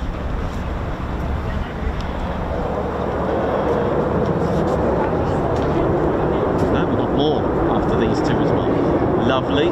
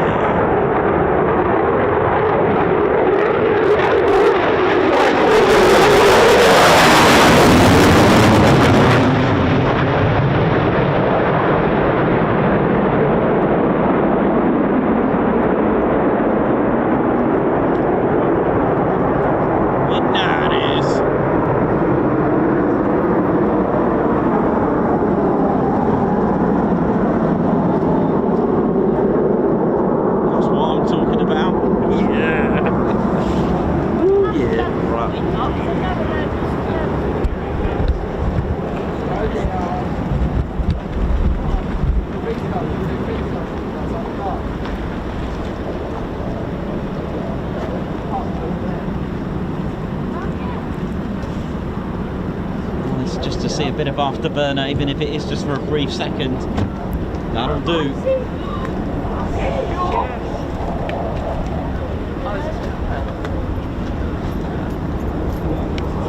Okay, so we've got 2 F-35s high key at the minute. Now then.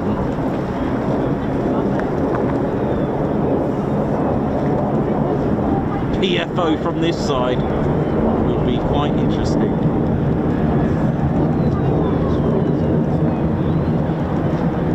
If it is.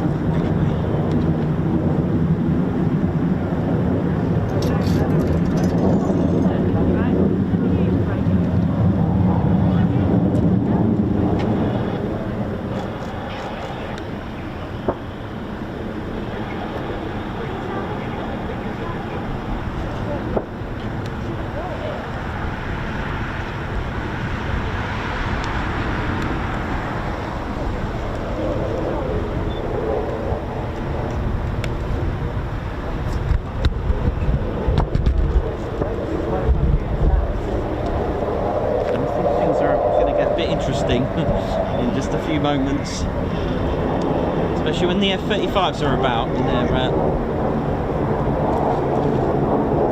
just keep an eye on them if they're going to do a PFO, precautionary flame out. Alright, so we've got 2 on the 2 there, I don't know if we've got any more, so that's a lot. I'll just go back to the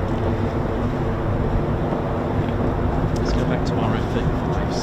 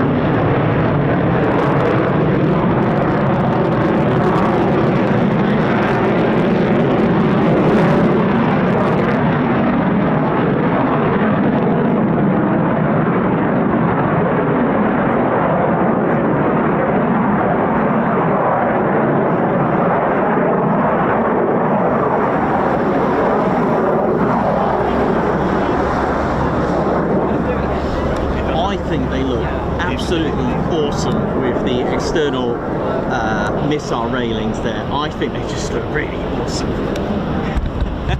For me, it just completes it. Everyone's different, but I just love the external missile railings on them. They just look so good. Look a bit more, I don't know, they just look evil.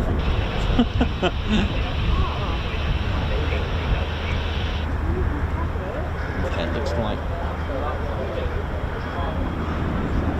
Okay, it looks like the F-15s are waiting to go as soon as the F-35s have finished what they're doing. Let's have a look.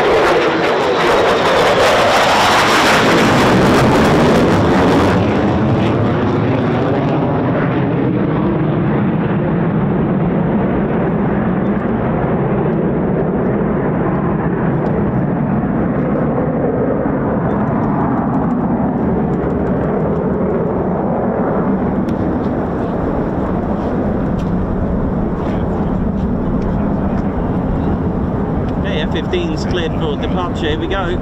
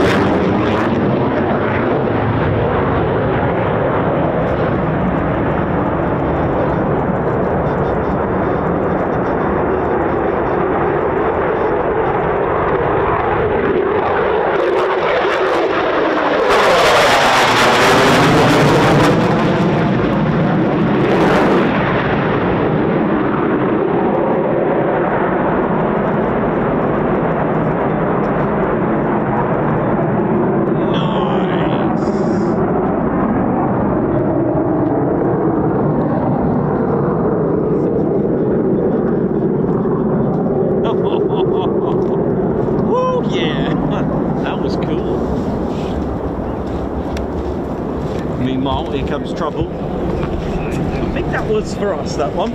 I'll take that.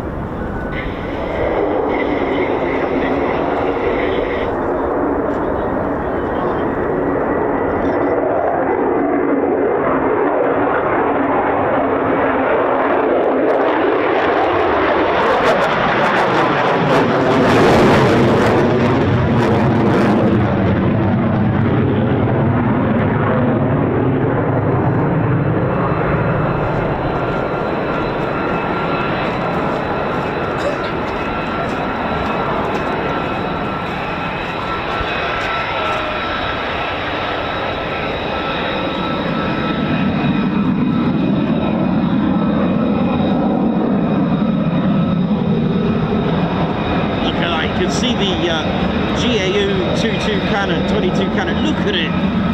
25mm cannon, oh yeah, look at that long contour. Sits on the sort of inner part of the lower deck of the fuselage. Very distinctive feature on the F-35A, as the other two don't have it. It just looks so good with those missile railings, man.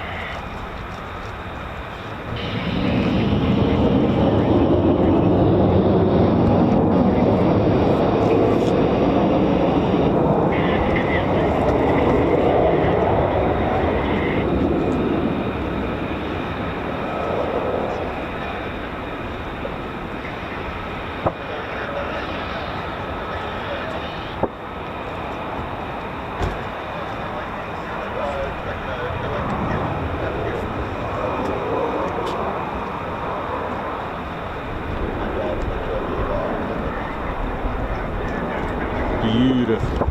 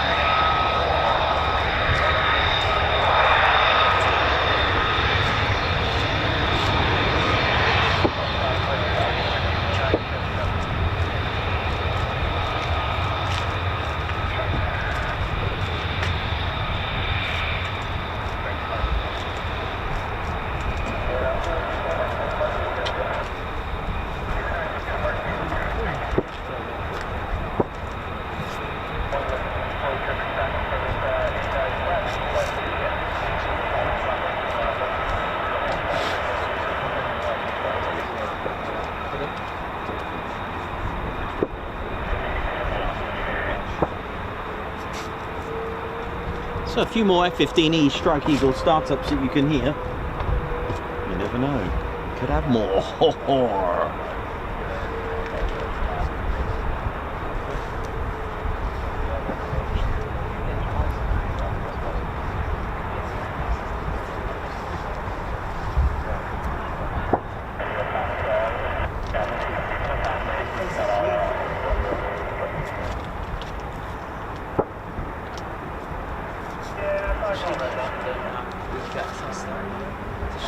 Yeah, definitely got more. So, Richard Brown, how you doing? Who's watching? That was cool.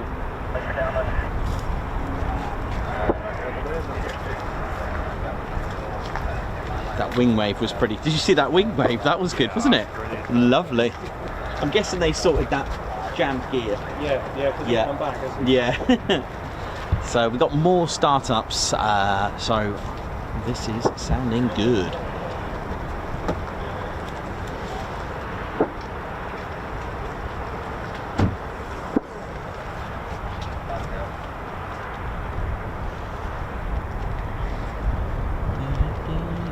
Yeah, I'll send you that shot as a custom thumbnail for the future. Oh yeah, man. Nice. Yeah, do that. Was that was the one that? Yeah, obviously. Yeah, nice one, man. Can you see the number on it? No. That's fine. Maybe when you do your editing, maybe you can see it. Yeah, I'll be able to see it.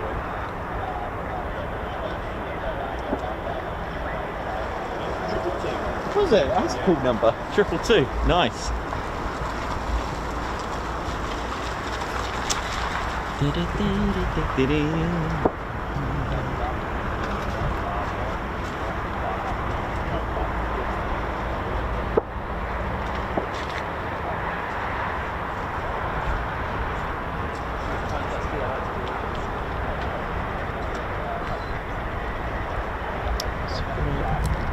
Two ship in the distance. Let me see what they are.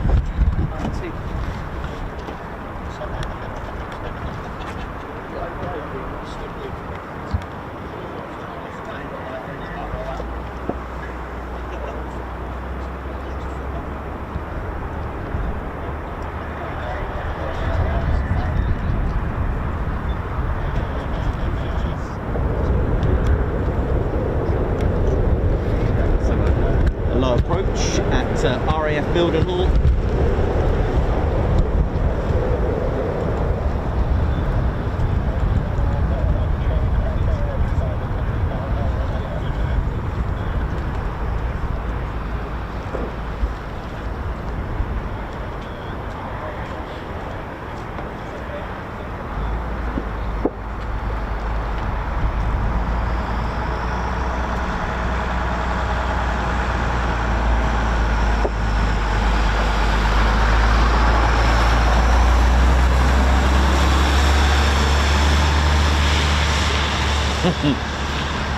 Richard Brown watching on the wobbly jelly.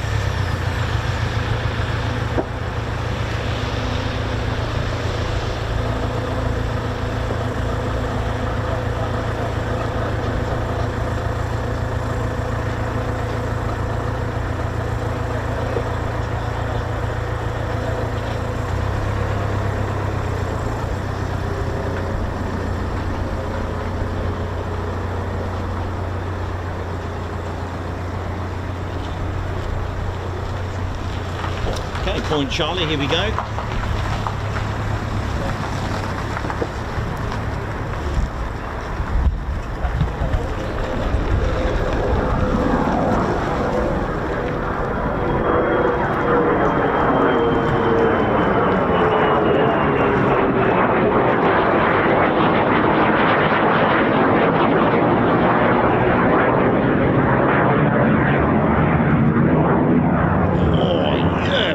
Did you see the way it manoeuvred?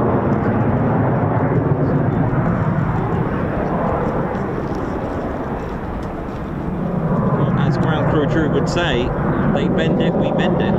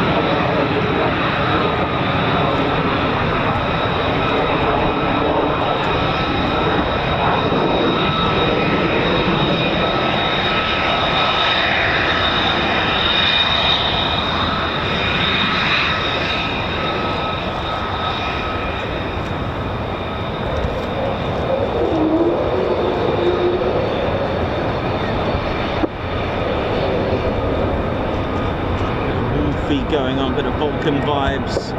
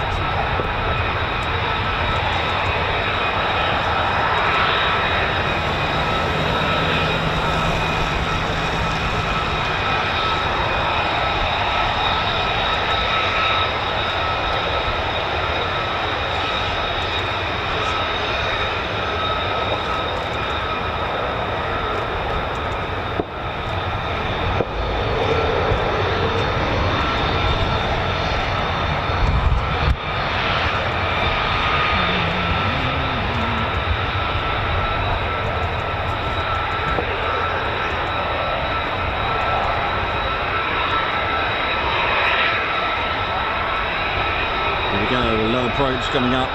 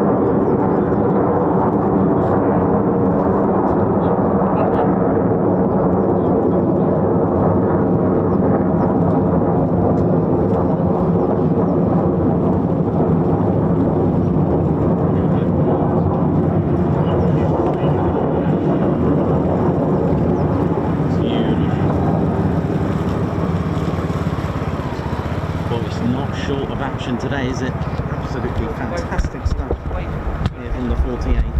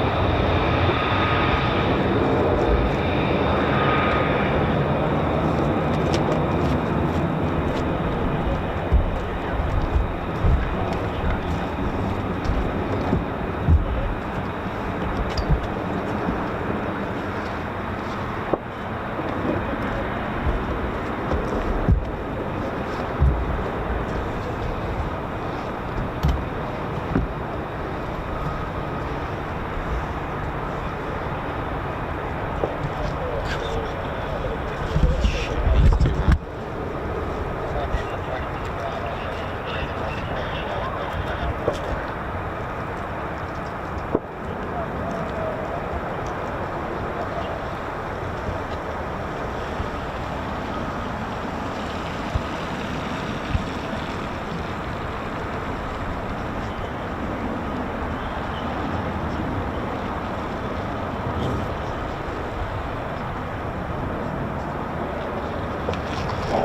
at this!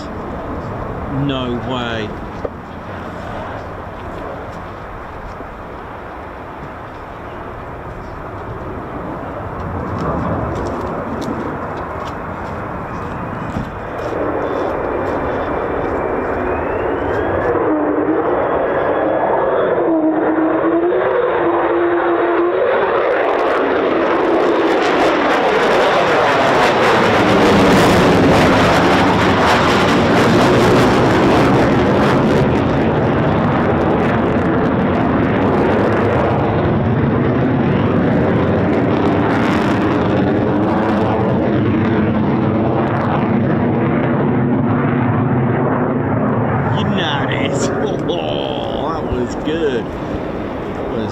Than a mow on that one.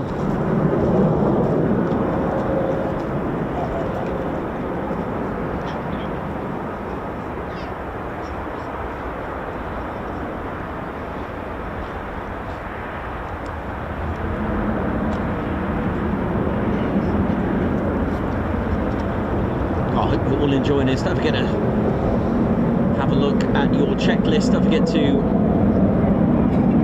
look at all your readings, so you're being cleared. A low approach on the like button, give us a thumbs up, and of course low approach on the subscribe button, just in case you haven't subscribed already.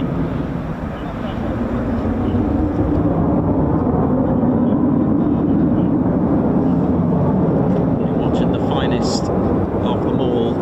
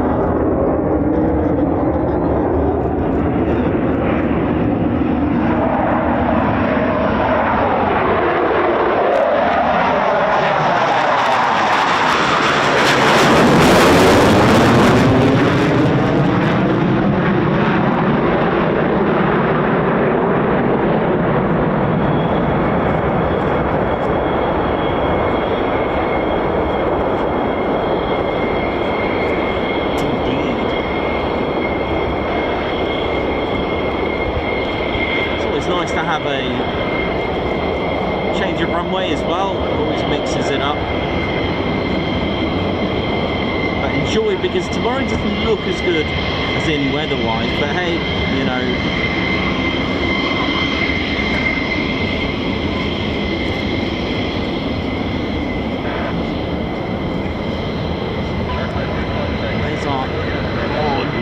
We got more departures coming up.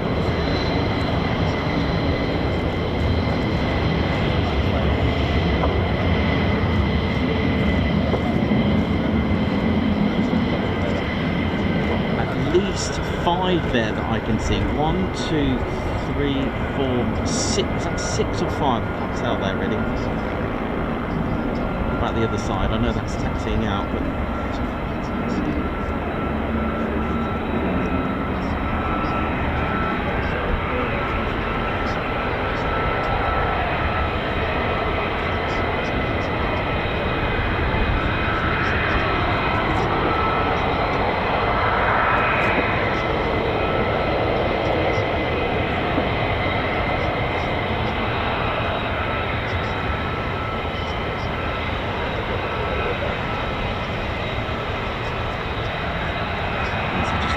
Moving across to the north EOR of Runway 5.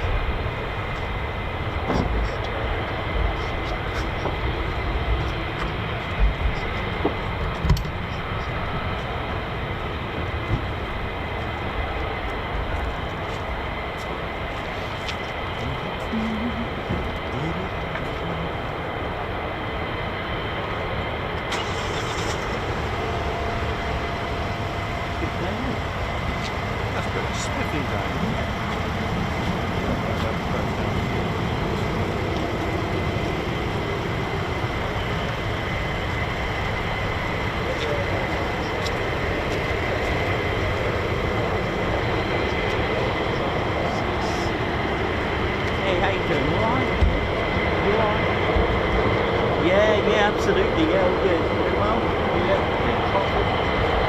Yeah, got that booked. Yes, so looking forward to that. So, you there as well? Yeah, we've done that as well. But then, gosh, then you got old Buckingham and everywhere else, isn't there?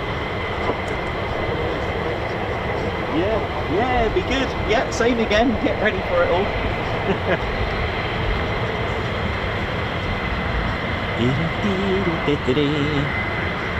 Right, so don't go anywhere, we've still got more departures.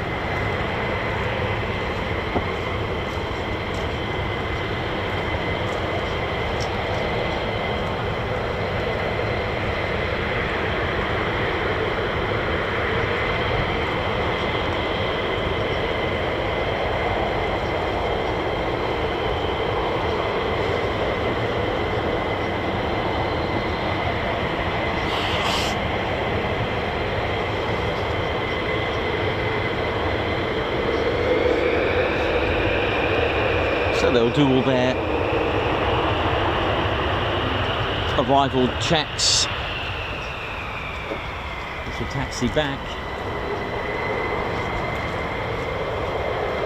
Training complete. It's nice to see what happens at the other end, isn't it?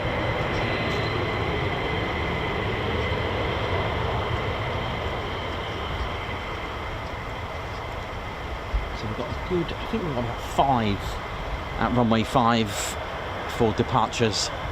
They're all F-15E Strike Eagles, so sounds like we had one squadron that went out and now we've got another. because I couldn't. I mean, you know the drill. You know with this place, with any military airfield, you just never know. So I wasn't sure, but today was a good weather day, so I thought I'll take today here. I was going to do Mildenhall today, but I thought let's see. I'll split. I'll do a back-to-back and just see to get the better of both, and come here for the last 2 shows of the year.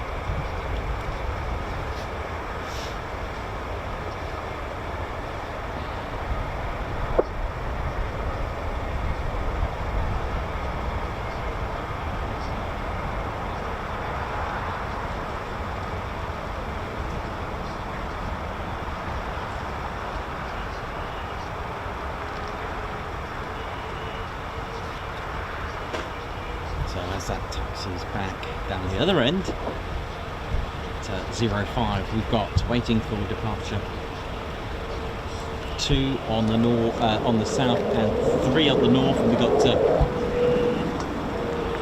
F-15s just coming in high and dry.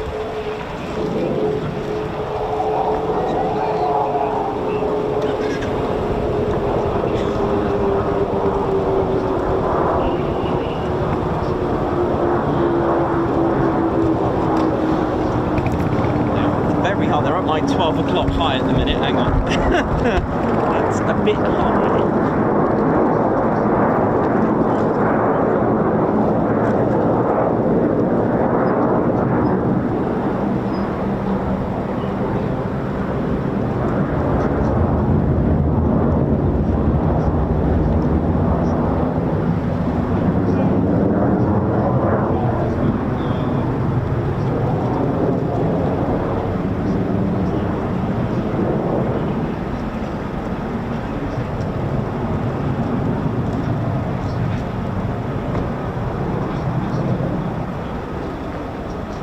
Brake there.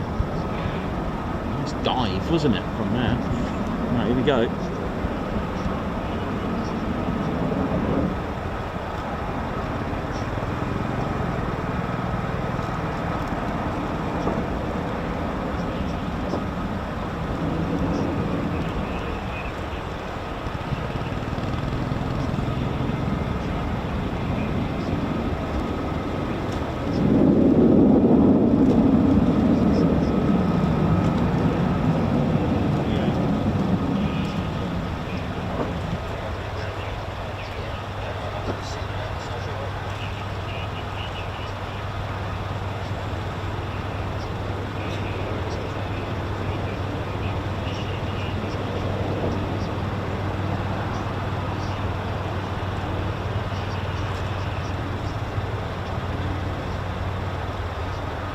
Again, just appreciate how narrow that landing gear is, as opposed to other fighter jets. It's quite narrow.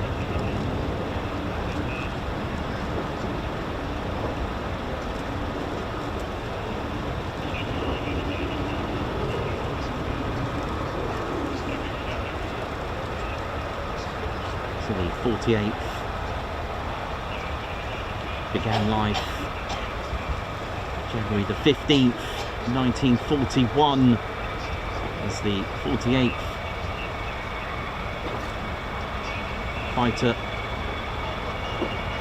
Bomb Group with its 4 squadrons, which, although they may not sound familiar at first, they were the 55th, 56th and 57th Fighter Bombardment Squadrons Light. They did have a letter L in brackets for light, and then a year later they became Dive, to do with the different role and of course different aircraft that they were using.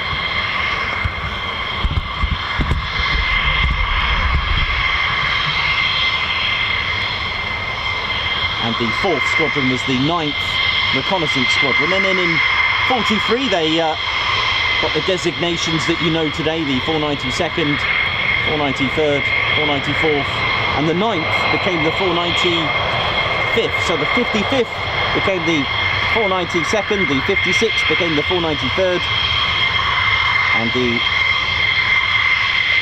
57th became the 494th, with the exception of the 9th Reconnaissance, who for a brief spell operating the B-18 Bolo, they were the 88th Bomb Squadron, and then became the 495th. history and a lot of aircraft. The 493rd boasting the mostest of variety of aircraft flown.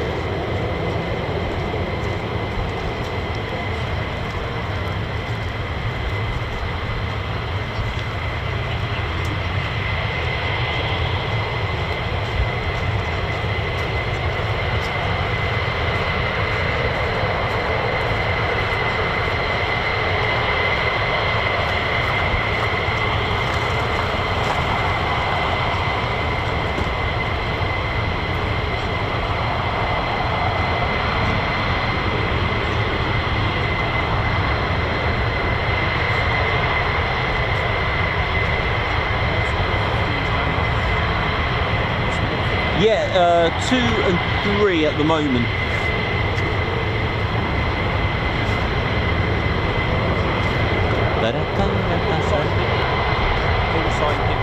Is it? Oh yeah, I like that one. That's cool. Hitman, that's a good call sign. Very cool.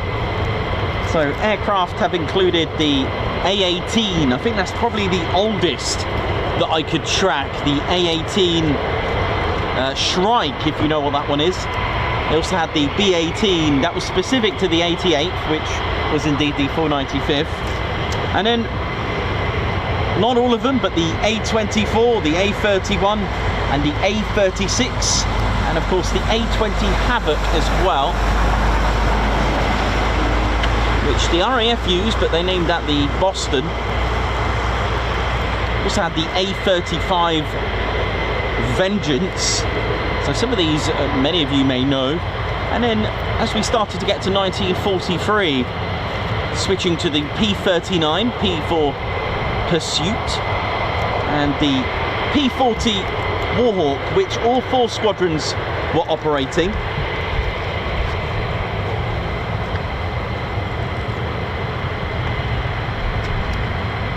So the P-40 Warhawk was one of these.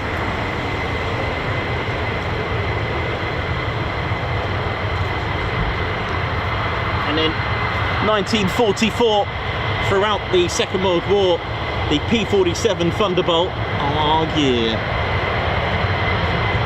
And then, after they became inactive in November 1945, after the war, they reactivated from group to a wing. So 7 years of being inactive at Chaumont, they started to enter the jet era and became the fighter bomb wing with this, the F-84. And then after that, a year later, the F-86 Sabre does this. And then becoming into the supersonic era, they became USAF's first ever unit to operate the F-100 Super Sabre. Look at this.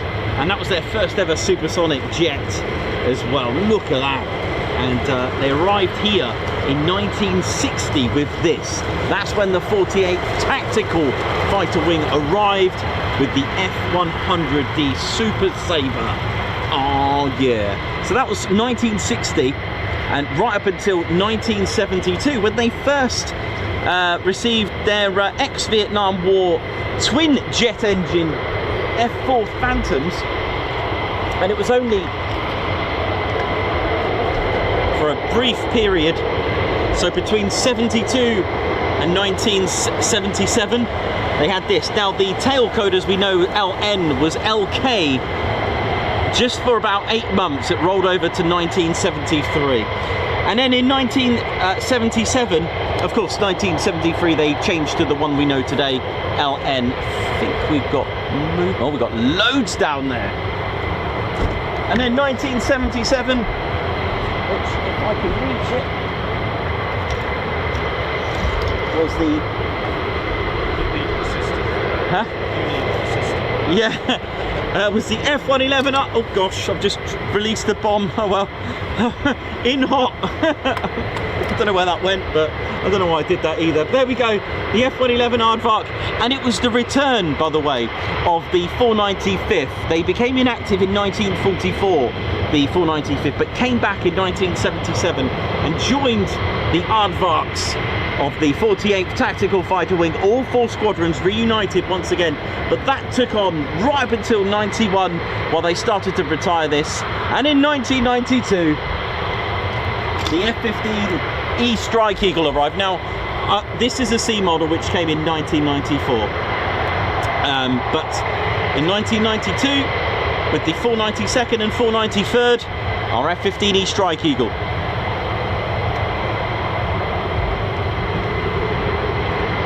And then 2021, 15th of December, the 495th came back. So the 495th became inactive again in 1991 and came back 30 years later with the F-35A. See ya! 1,000 likes, thank you very much.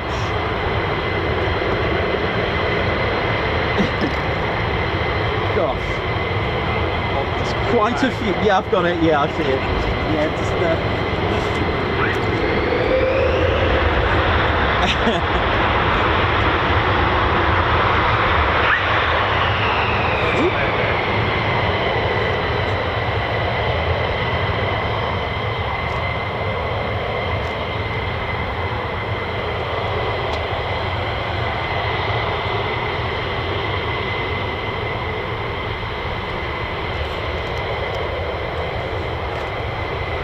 Is that about to take off? It looks like it. Something's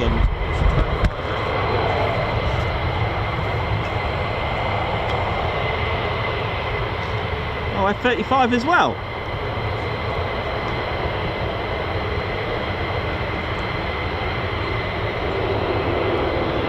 Nice.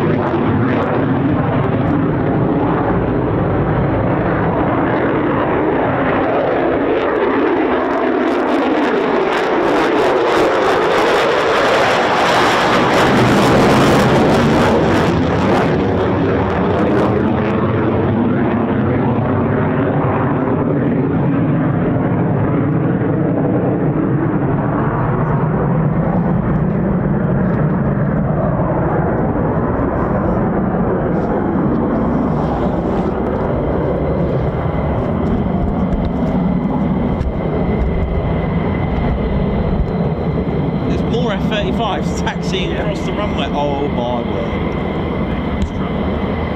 Here comes trouble. Yeah, absolutely. More trouble. 1, 2. We've got loads of trouble crossing the runway. Trouble was a Ted Coningsby vocab for an F-35.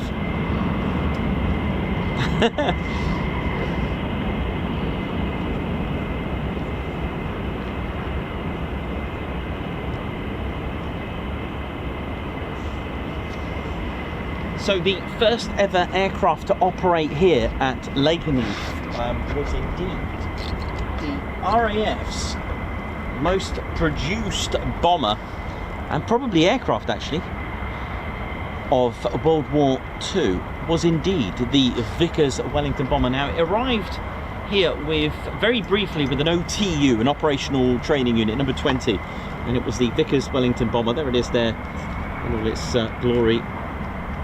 Around 250 miles per hour, 4,500 pound bomb load, 11,461 were made, 62 if you count the prototype.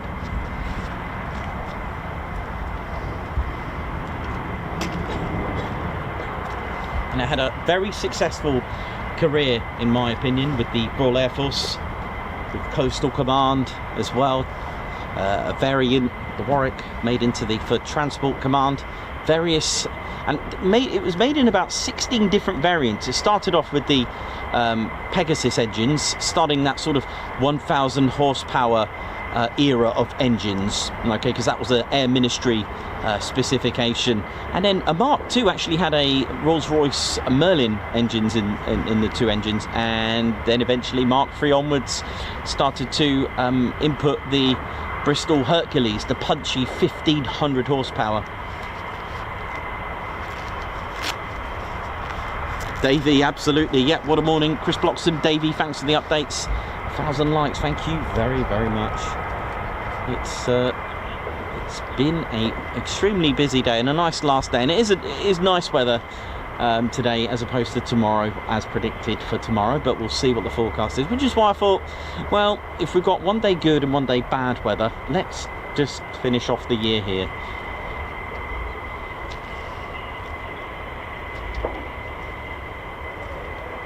And it was 149 that arrived, and actually 149 Squadron arrived from actually formed from a B flight from 99 Squadron that were based at RAF Mildenhall. Now, the reason for Lakenheath was Mildenhall needed support, a satellite station, and it was one of three. Lakenheath became one of three satellite stations to Mildenhall, one of them being Tuddenham and the other one being Newmarket Heath. So Lakenheath was like an opportunity to actually train units here, and it was 149 that became from 99's B flight. Interestingly, 99 Squadron, their markings were, are you ready for this? Their markings were LN. That's very coincidental, but there we go, that's the way it is. 149 here with the Wellingtons, and then eventually short Sterling bombers along with 199 Squadrons. They were the two main squadrons here at the station. Traditionally, you usually have, unlike the sort of organisation of the United States Army Air Forces, which usually had, let's say, a bomb group of 4 squadrons, the RAF usually had 2 squadrons at any one time with a B flight and a C flight, etc.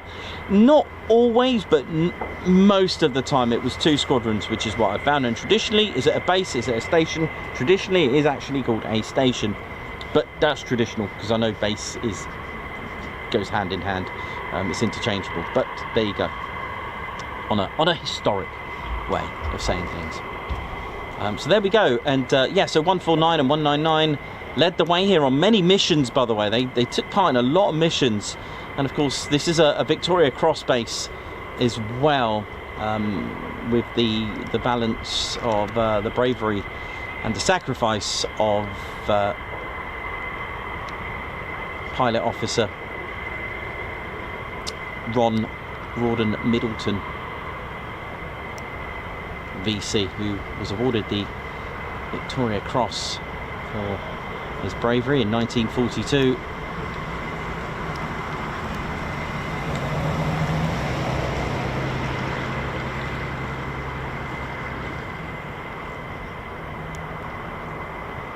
fact, it was Rawdon Hume. His nickname was Ron Middleton. He was an Australian born. And his burial, we did a feature on it, his burial is at Beckrow, Mildenhall, and our good friend Dieter, who's on our show, on the chats, drew a special painting for me. And here we go. Departure time.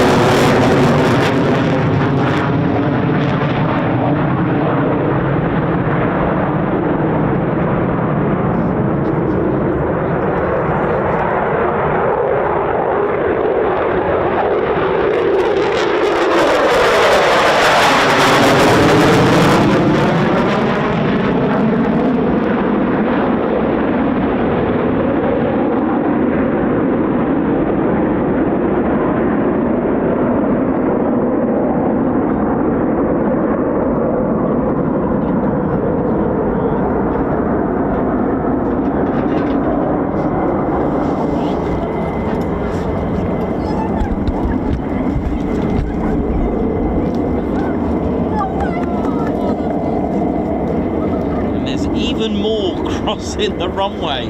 This is an unbelievable day, it really is.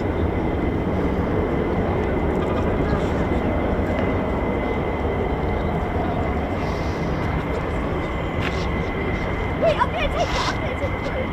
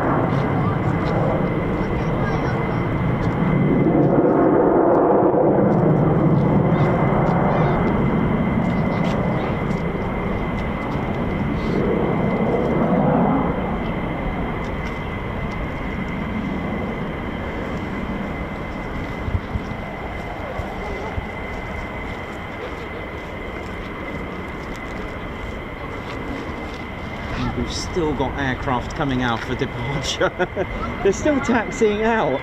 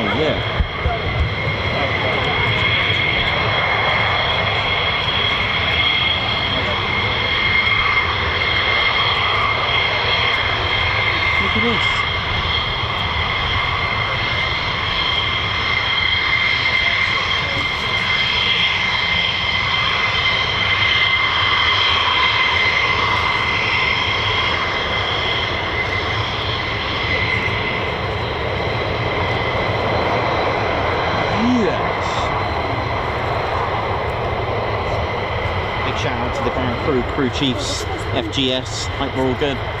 Look at this.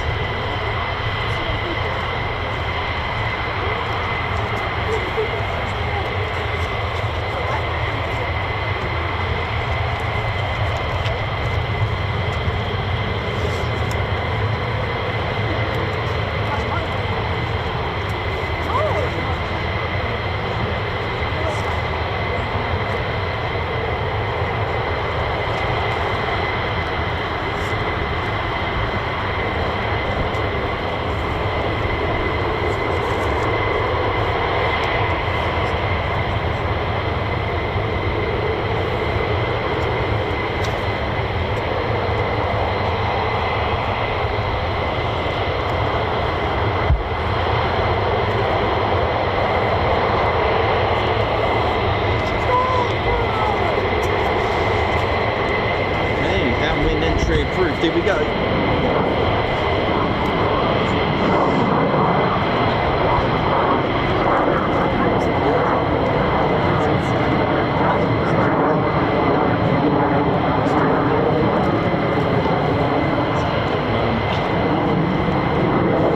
Runway 23 man.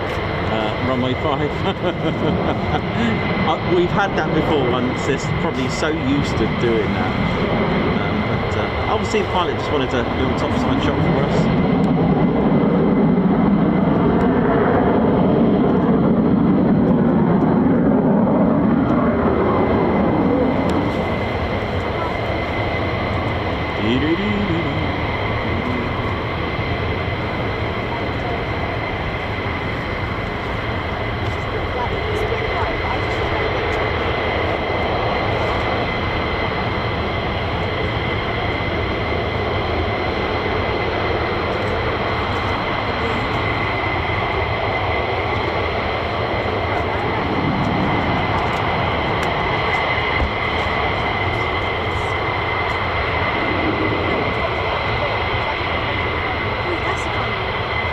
Fit around 24,500 pounds of whatever you want on this thing. It is literally a A-10, a fighter jet version of an A-10, literally.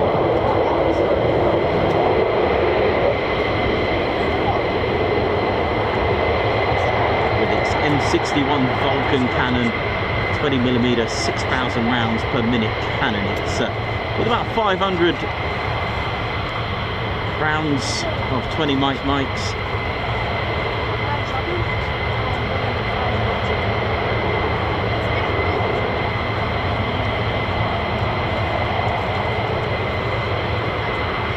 Empty weight with the conformal fuel tanks around about 38,000 pounds.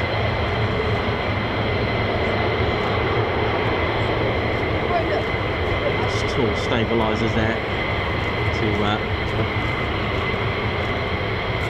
smash through in excess of Mach 2.5.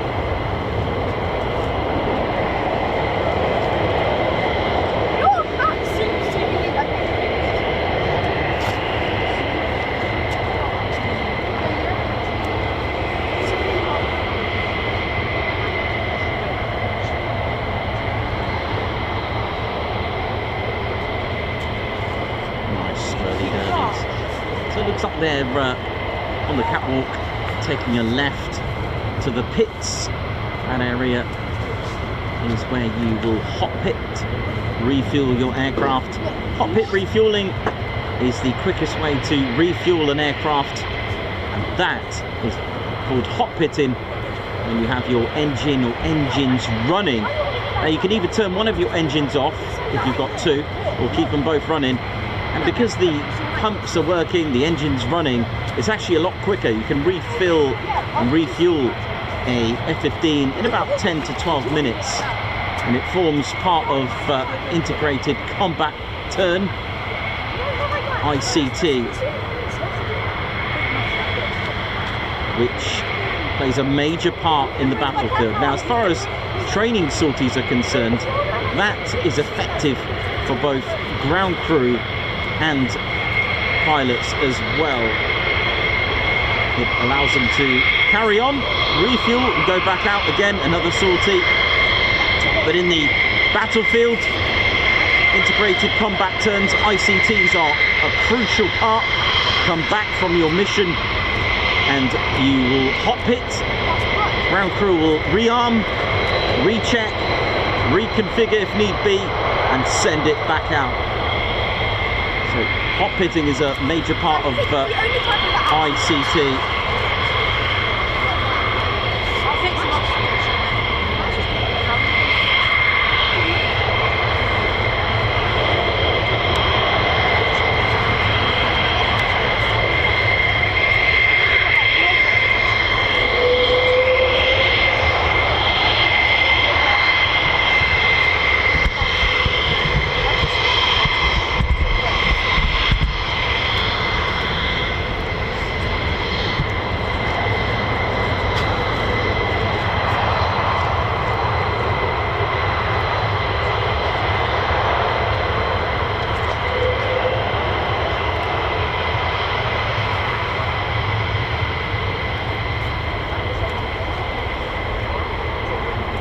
Good, how you doing, man? Hope you're good.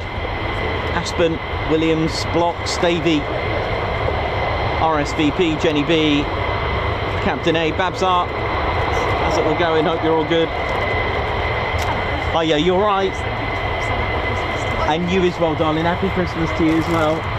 And a new year, yes. Enjoy. It's been a good day. It's been very good. Oh yes. Yeah.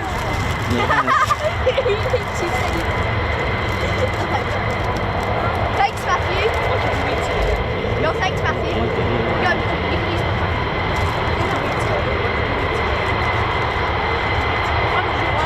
We do have F-35s at the EOR at runway 05 end.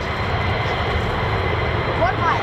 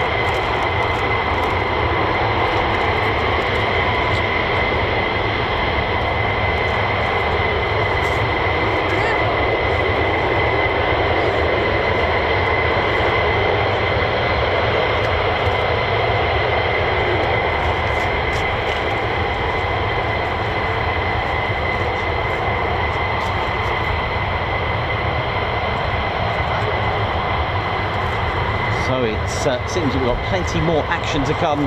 If you're new to the show, welcome to the show. My name's Lee Acosta, I'm your cameraman, historian and commentator. Welcome to the show. And if you enjoy it, don't forget to come and join us. Subscribe, it is free to do so. Come and join us on a wonderful adventure. But we are on our last couple of streams now for the year as we finish up. Have a little rest and a break and then come back straight in January.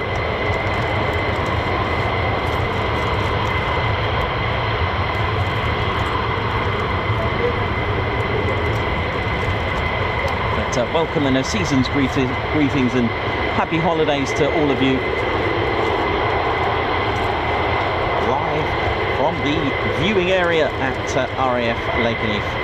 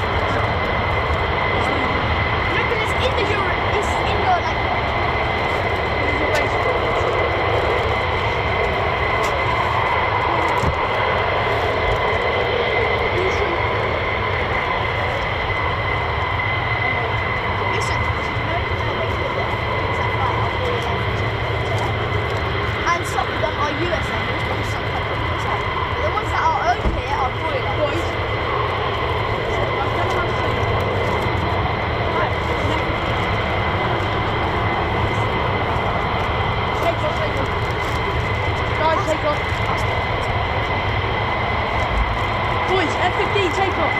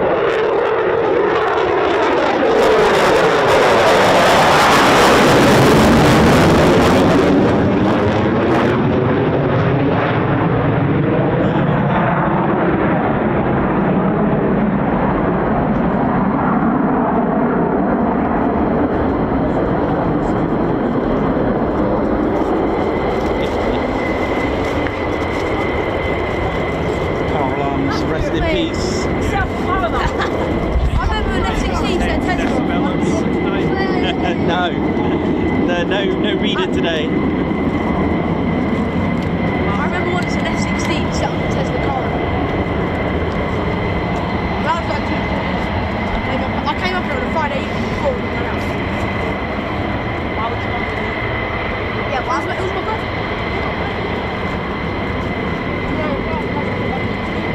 What, so you saw F-16s? Nice.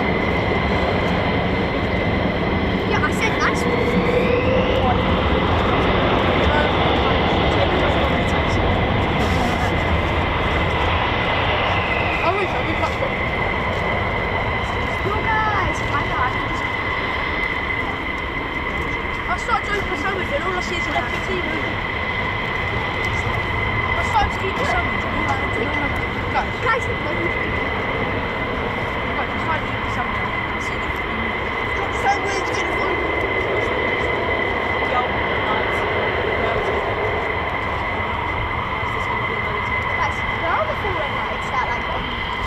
Accuracy there.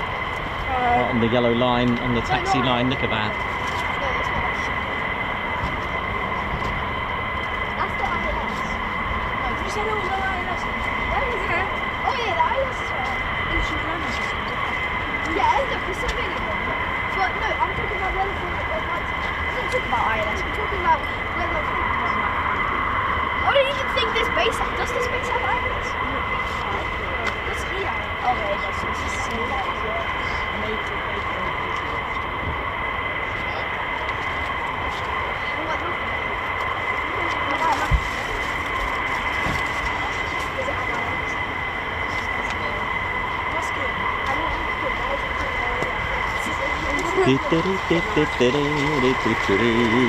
So we've still got F-35s to depart. Let's have a little look.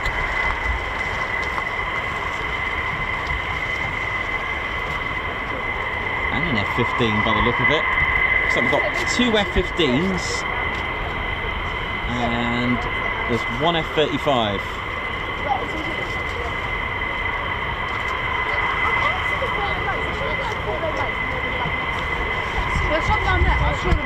Here we go. Matthew, there's supposed to be 4 red lights, like on the one. But they're not there. You should have got this. See, he said himself. He's such a good one.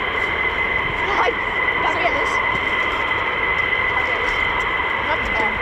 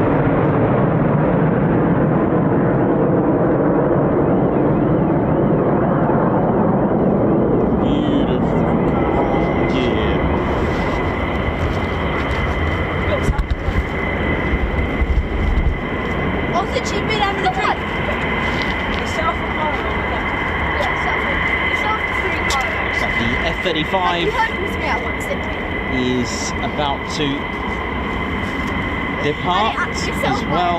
It's thinking about it. Let's see. Because it's so loud.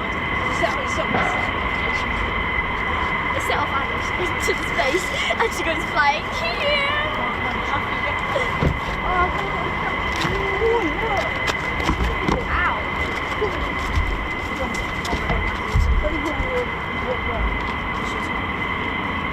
So just the 1 F-35, I can't see any others. Let's have a look what we're going to get. Yeah, it's looking good.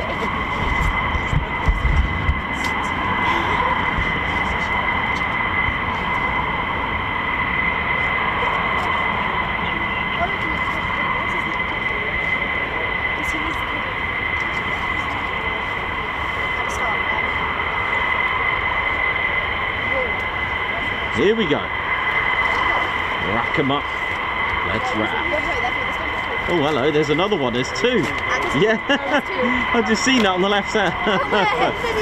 Here we go.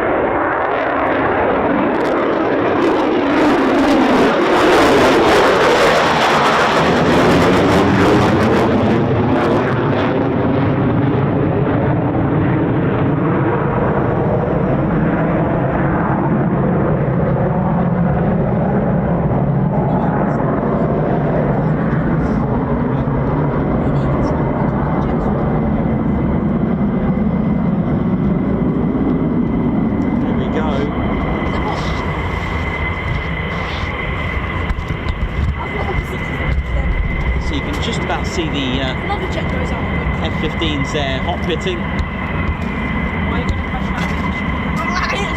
Now you can obtain your fuel from an RV, a refueling vehicle, or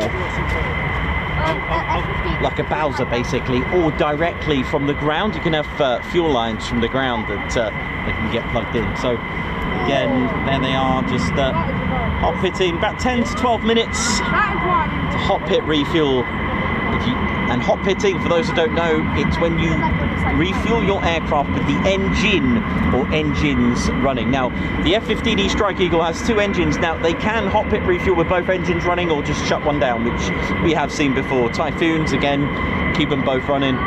10 minutes, done. So some fantastic times here today. Really good, really good.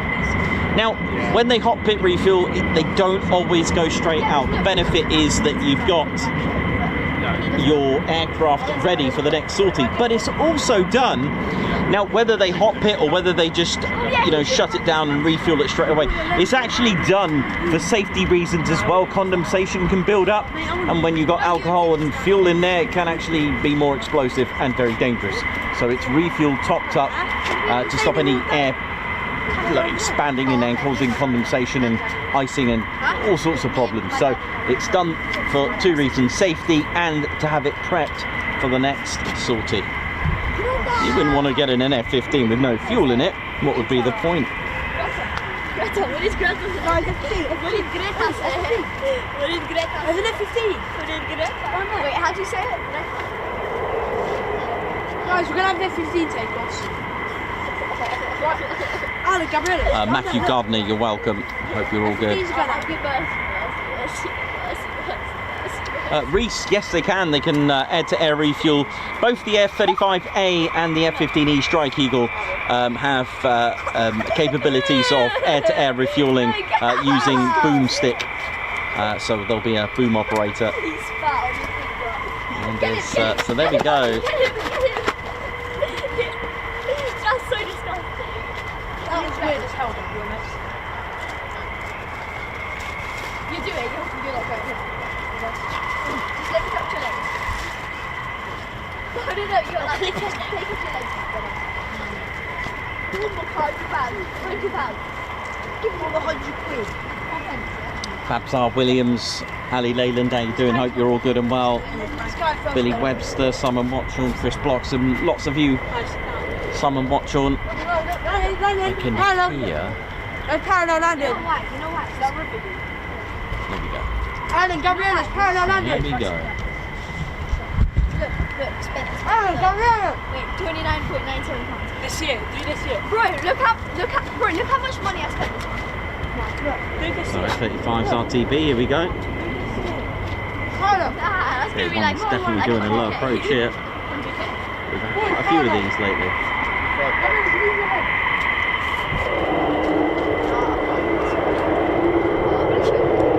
No, it's not even a parallel. You're gonna steal my money.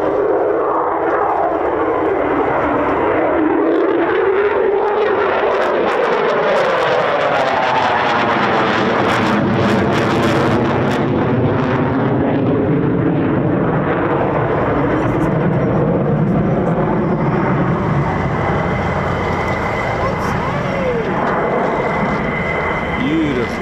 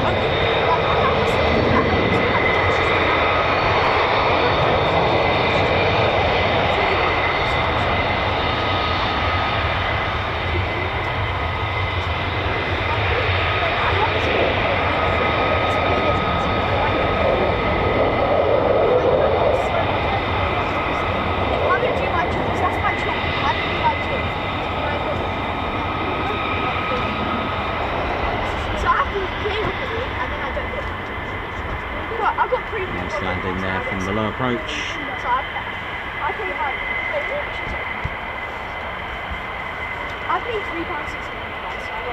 So the F-35s have a very different method of post-taxi to and fro. They do all their checks back at the hangars due to the nature of what they are. 5th gen. Look, another minus one. That's just not minus one. More money than that. Nice. And what a combination, I may add, you know, between, you know, good old non fly-by-wire 4th gen, all metal, good old classic, you know, combined. I mean, let's face it, it's called a Strike Eagle for that multi-role strike purpose, you know, from ground, dark, any environment, low level, it will get the job done. And then you match that up with, you know, a 5th generation stealth fighter that can be used in an array of roles as well, and it has the loiter time to go with it as well. Here he is. You alright, man?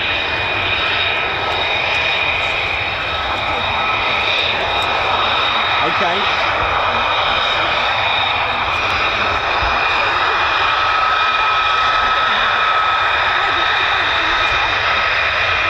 I'm getting rapidly credits. Is this you in what aircraft is this? Is it an A-10? So I'll just quickly show you the matronator in the A-10 there. Look at that. It's the matron. Lovely, mate. Very nice Polaroid.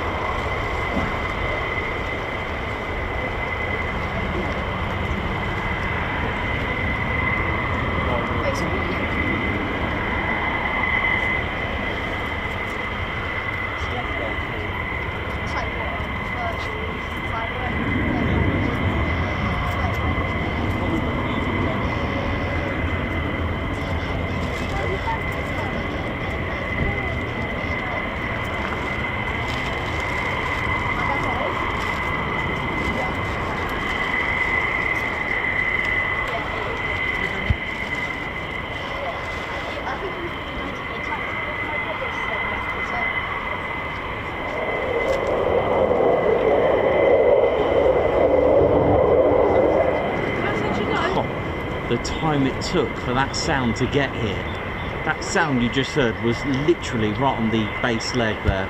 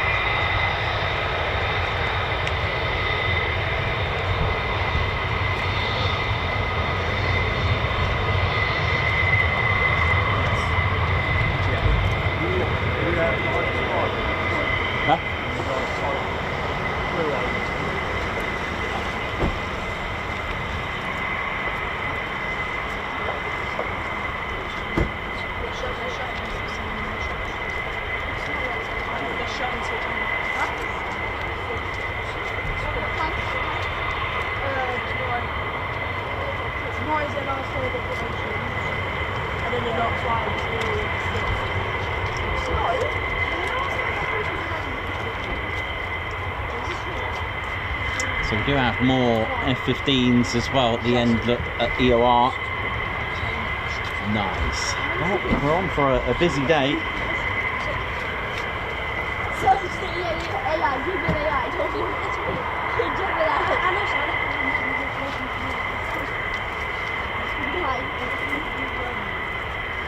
I bet you there's going to be something like talking like next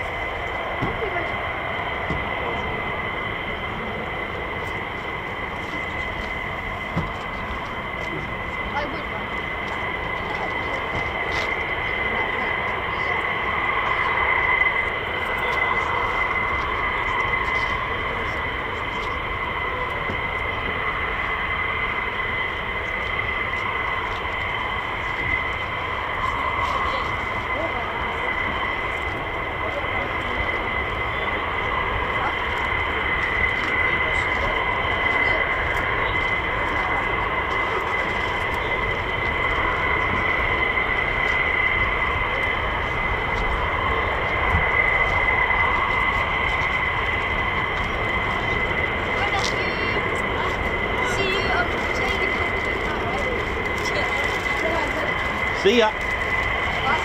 See ya. Nice. Oh, was it? Nice.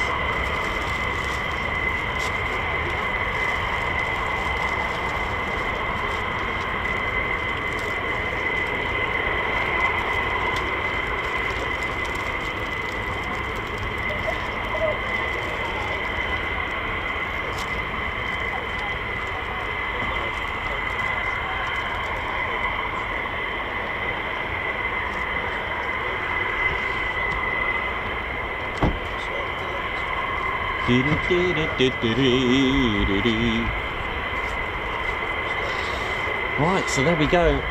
So we've got more F-15s at the EOR south side of runway 05. We've got nothing on the north just yet, but it sounds like it's going to be an ongoing one today, which is all good.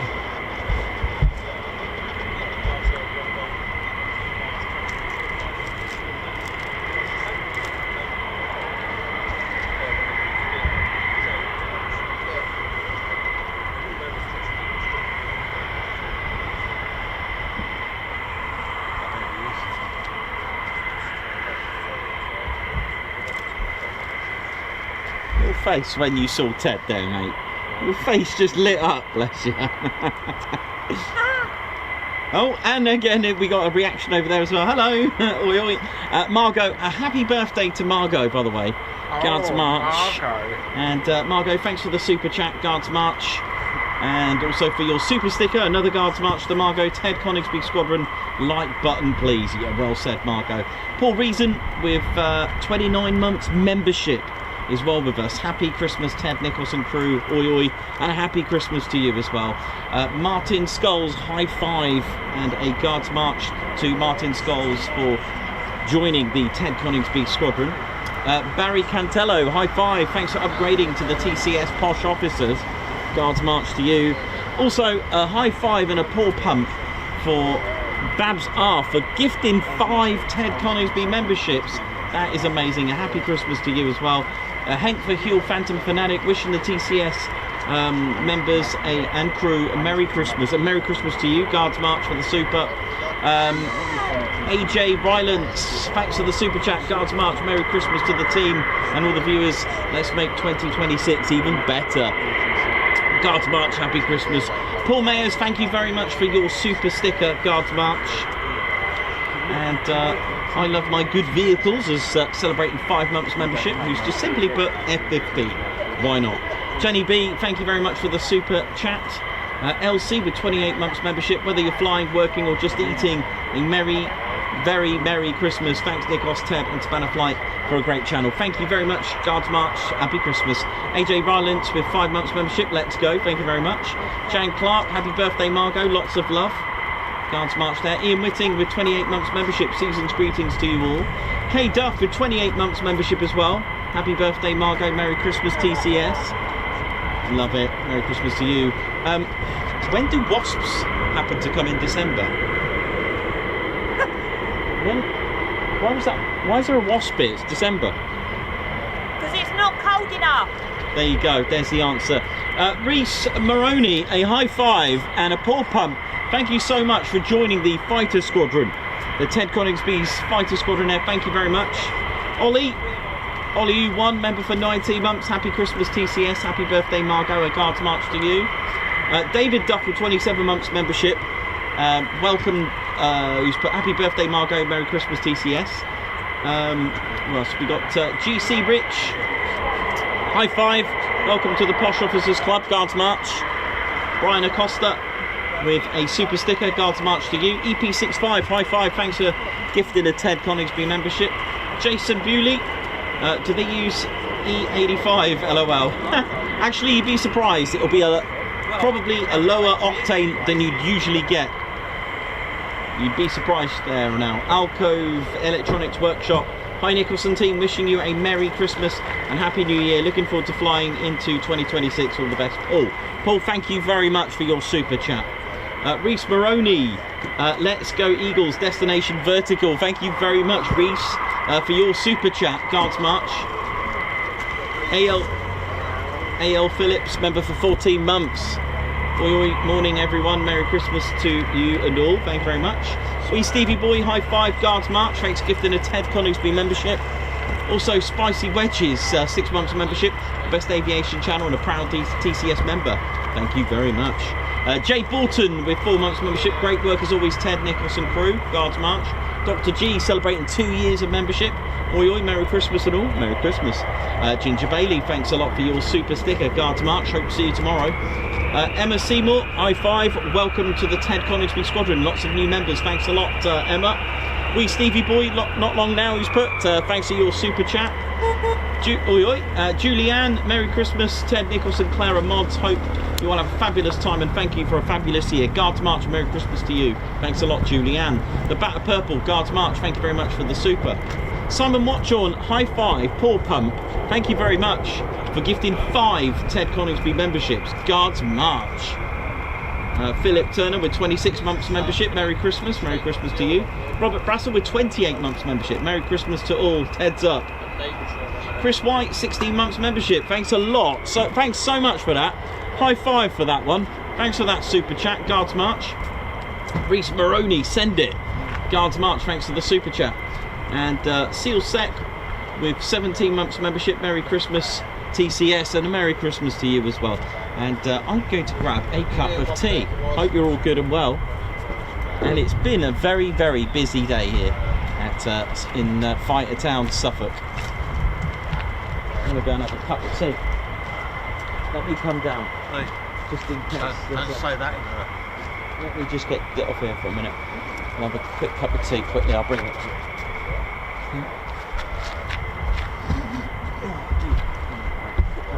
What man? Yeah, that's it. Yeah. You all good? I'm always You alright? Hello Damon, alright? Yeah, that little video you and Claire Blair left other week when you passed. Did you like that? Oh, matron. Yeah, we were heading to London. Yeah, we kind of gathered you may have been because that's the big smoke.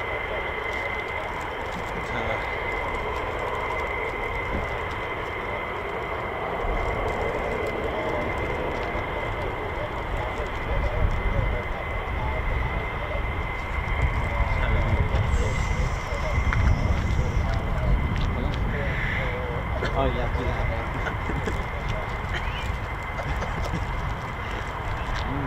Ooh. Hey. At least you get it. Yeah, it's all good, man. It's all good. Right, let's see what else we're gonna get here today then now.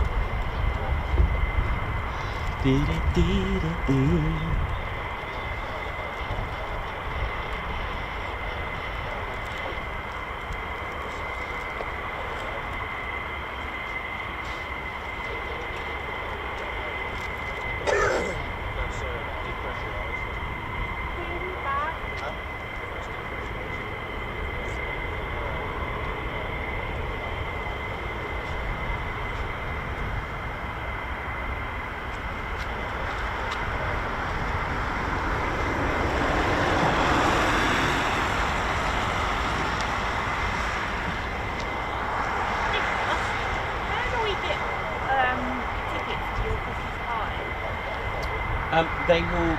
The link will be available online. Are you a member?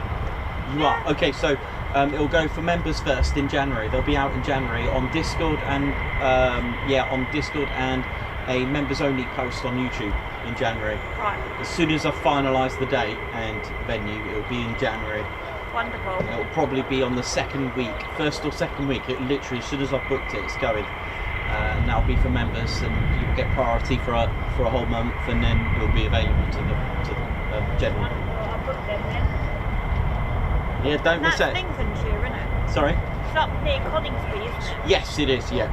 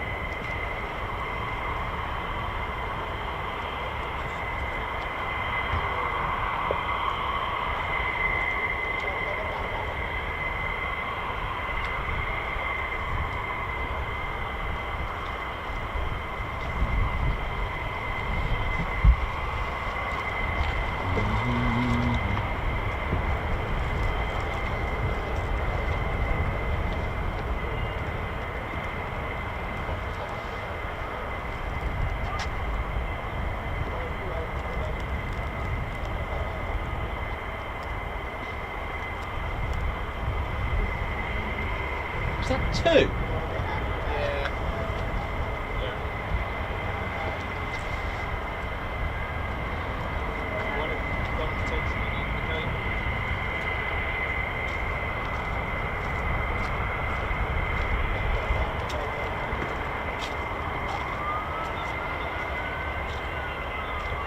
What was that, Nicholas? We may have one catching the cable, Oh, but it's all the way down there, so we won't see any of it then. no, not really. But I can hear the rescue teams coming. Is that the one that had the failure on the landing gear? Not sure. No. This. I couldn't tell you, to be honest. I don't know. This is a. Did they sort the one out with the landing gear? I would have thought so. Yeah, that was a different squadron, I think. Oh, here we go.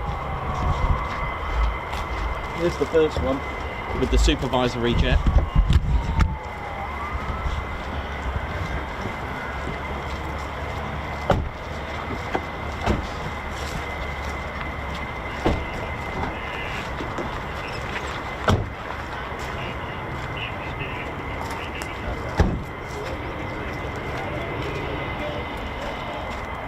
You can see blue lights all the way through, right down the bottom.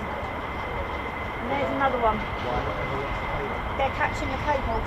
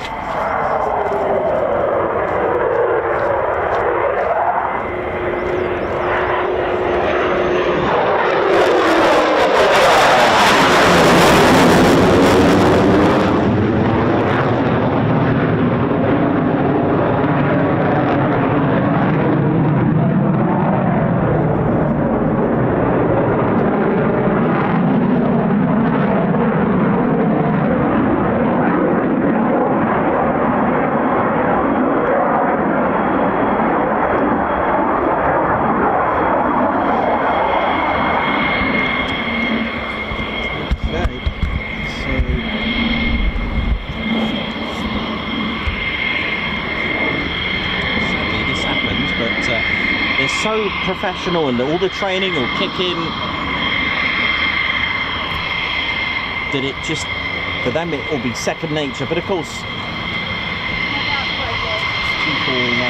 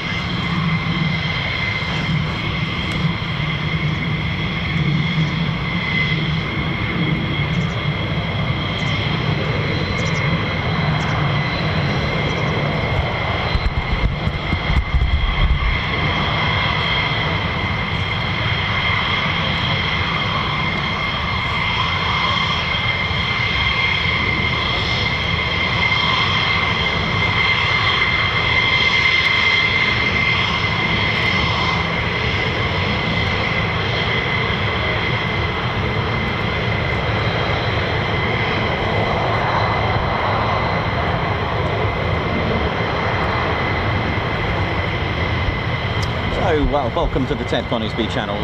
We are aware there's been an emergency landing. Everything's, well, the aircraft's landed fine, and in the interest of the crew, we will just focus on the other things. In the, you know, we've seen the aircraft land safely. That's us done with that. You know, anything else? Because I think it's more of a, because I can see the medics there. So, in the interest of our viewers and of course the personnel and crew of that aircraft, we will be focusing on the other aircraft.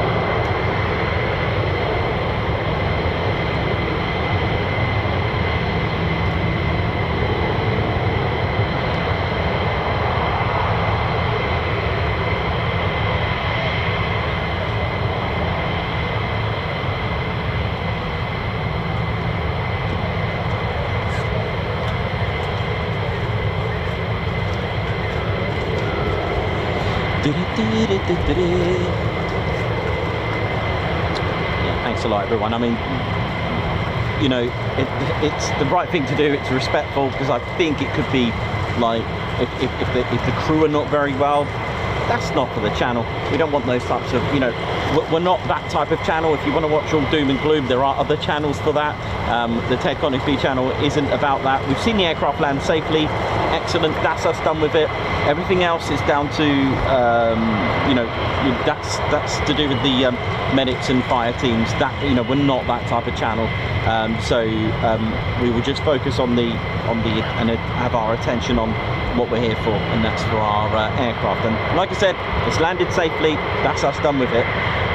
The rest of it is that's the business of the medics and the fire teams, and of course we hope everything is fine and well, and we don't really, what is that sound? There's sounds everywhere. That was a takeoff. I forgot, we got takeoffs. I forgot about that. Hey, we're in for takeoffs.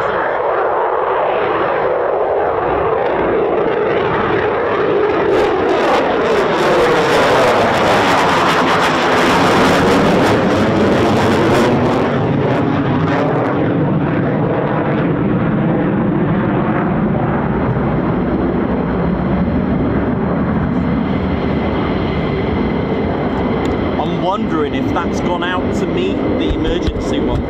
It is a possibility.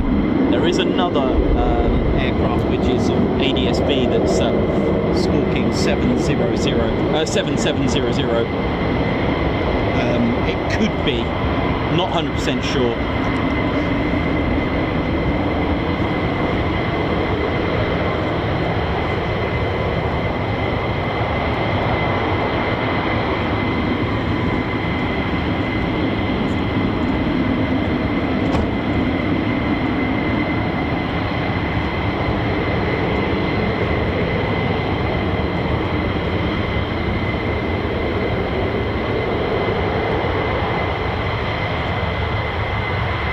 Clark, how you doing? Hope you're well.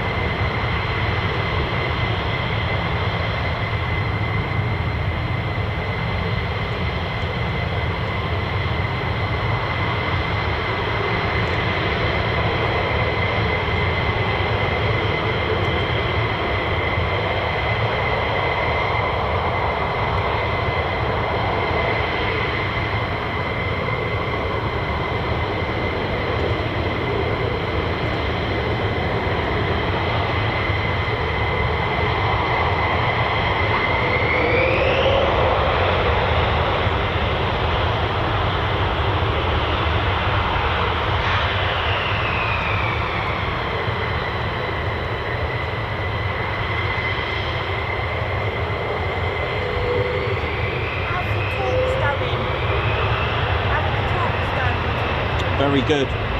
Very good.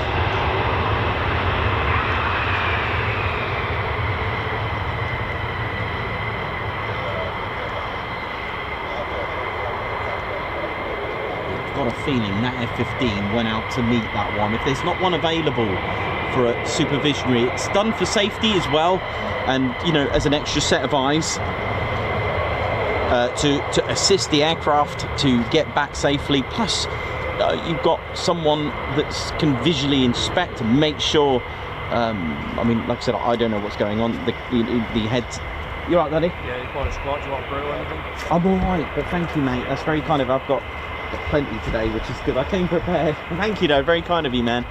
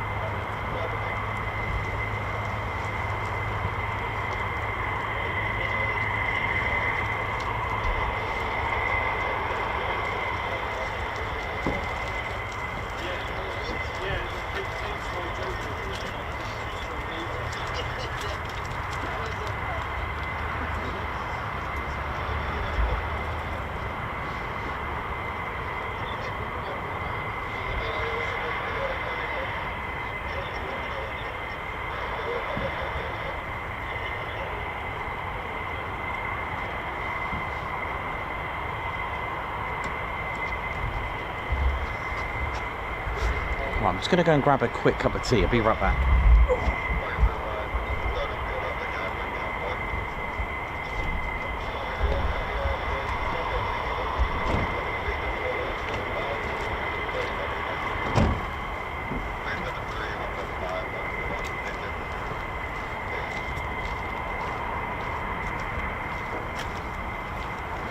Possible F-15 taking the payload. Yes. Yeah. Alright, you're aware of it. Yeah, I think it's the one still out there, right? It's still out there. It's Yeah, not that's here the yet. one. I think that one went out to go and meet it and assist it back. There was one that just took off. Yeah, it was out over Peterborough area. Yeah, But yeah. you know cheers about for it. that. No, thank you. Yeah.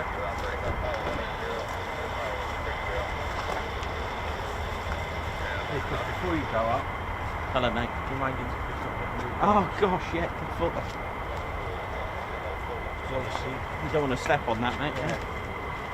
No, I thought I'd make you aware of the other night that you dropped one of your bombs. But luckily, that sort of bomb you can. No, it's Nicholas, when you get back up, say happy birthday tomorrow, because I can't get any signal over That's there. fine, mate. I will do. Don't you worry. Give me 1 second. I'll just quick. Because I was sitting over there, mate, my phone signal's rubbish.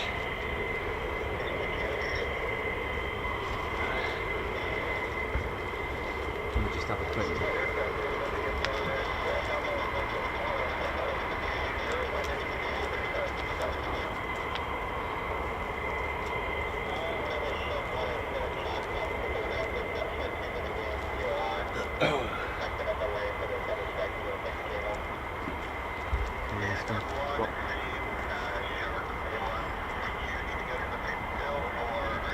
It's an emergency one coming in as well. It's another one. Oh, Sam's got the radio. Yeah, not me. I haven't Oh. got one. I don't use one because they've got it, so it's fine. That's what must be Here they come. And a quick happy birthday from the matronator. There goes Mark Ed and Damon Ed to Margot. Yeah.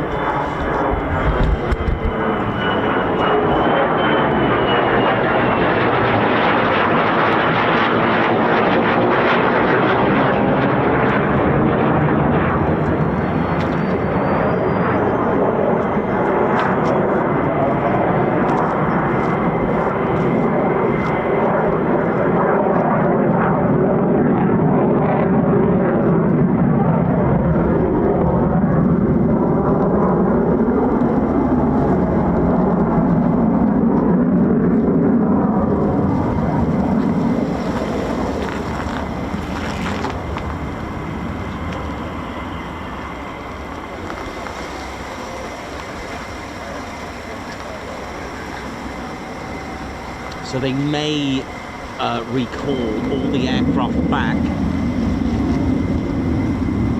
of anything in the near vicinity. So we we do have a emergency cable landing, then it will cease operations for a good 30 to 40 minutes.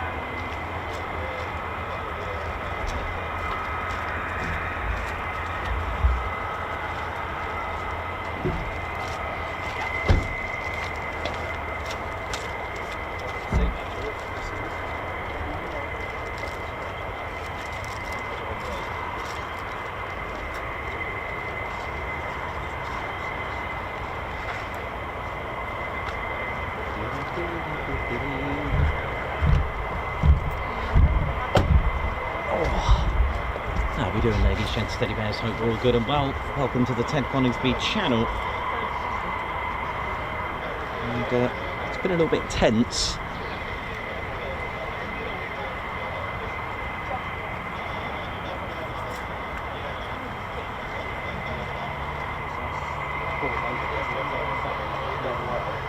But all is well, everything all good.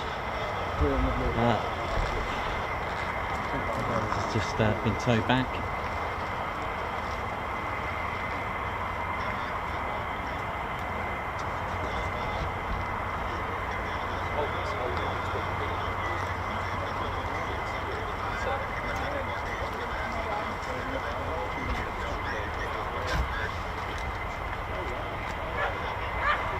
And we've still got four. Should got four F-15. Yeah, we've got oh yeah, three, because one went off. I think that one that went off. If there's not an available aircraft to supervise an emergency, they will send one out, and I think that's what's happened here. So this flight has been obviously delayed.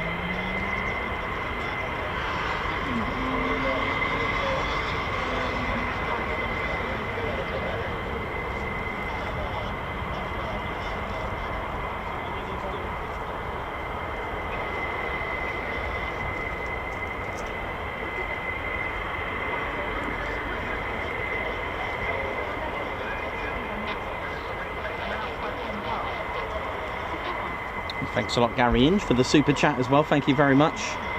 Great streams out of 2025. Thank you very much.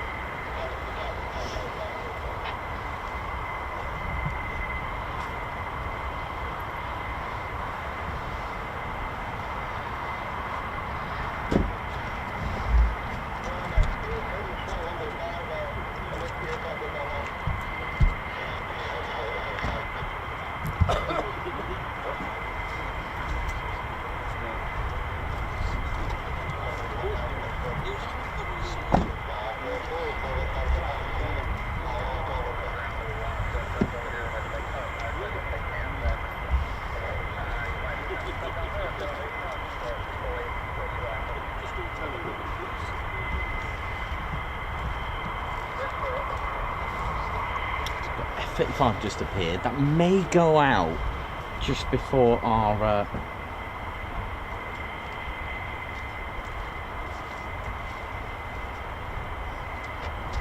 just before the F-15 comes into line. Let's have a look. I'm not sure. It's a bit late now.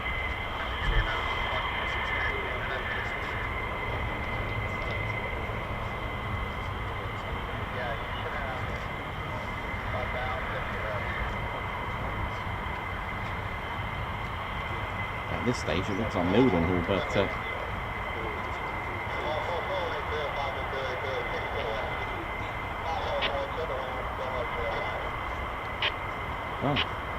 Runway 05, okay, so here we go.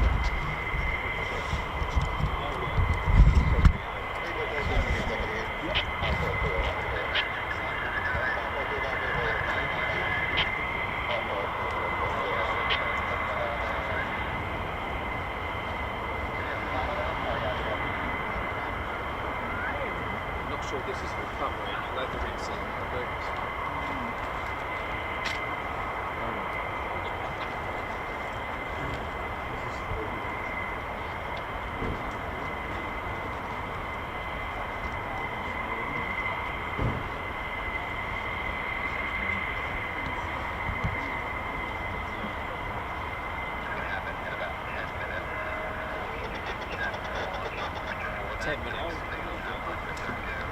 I think there's two together.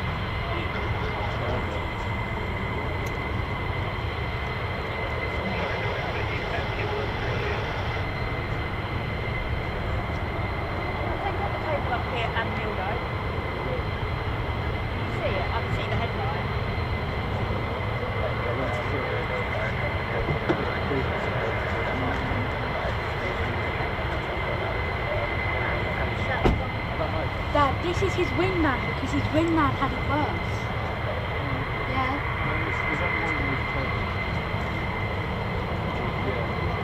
This is the one that's been burning fuel over.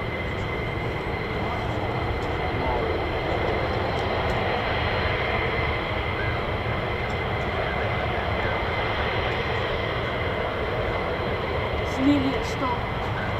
Boom!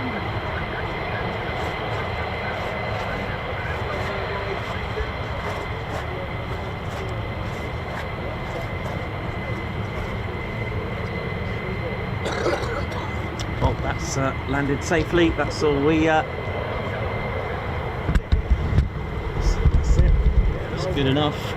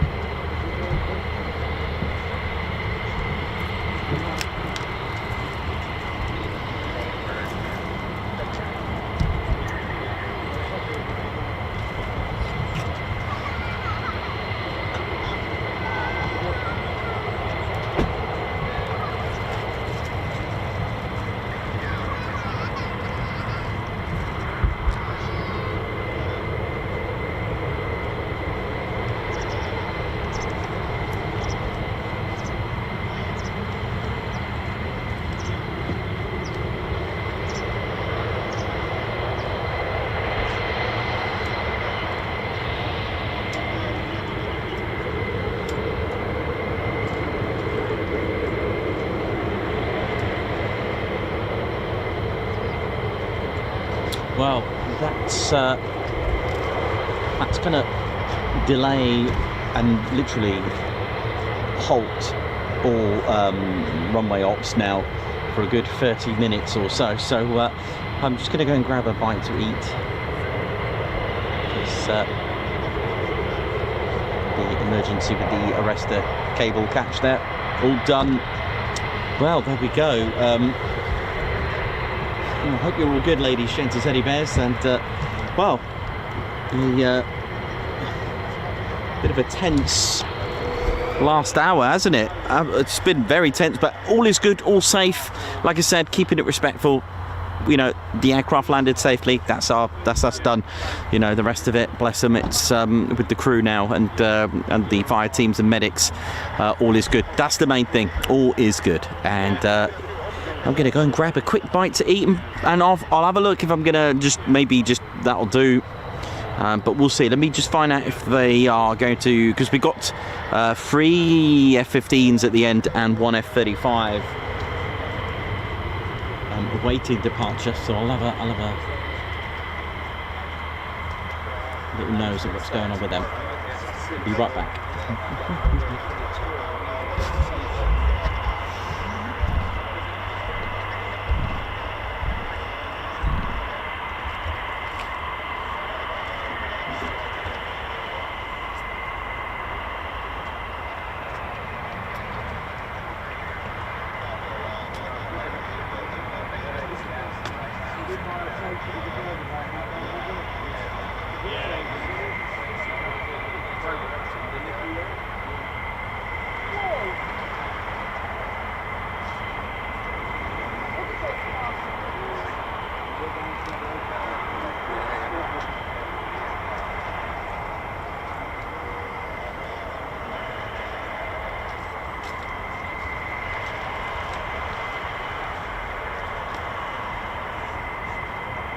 How are you? You alright? I've seen you being busy all over the place as usual. Very busy. What happened to that 15? Was there an emergency? Do you know what it was? You coded, was it? No, I don't have a radio. Do you not? No. Yeah, I've seen you've been following you and that, you know. I tell you what, you've taken off, haven't you? Big time. It's gone well, isn't And it? you put a lot of information. I do try and fix it. You know. Yeah.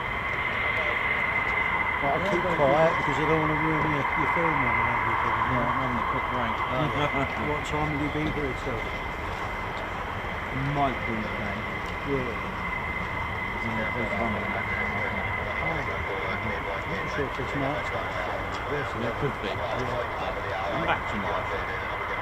Does he ever let you on with Ted? I know he's flown in some, isn't Yeah. he?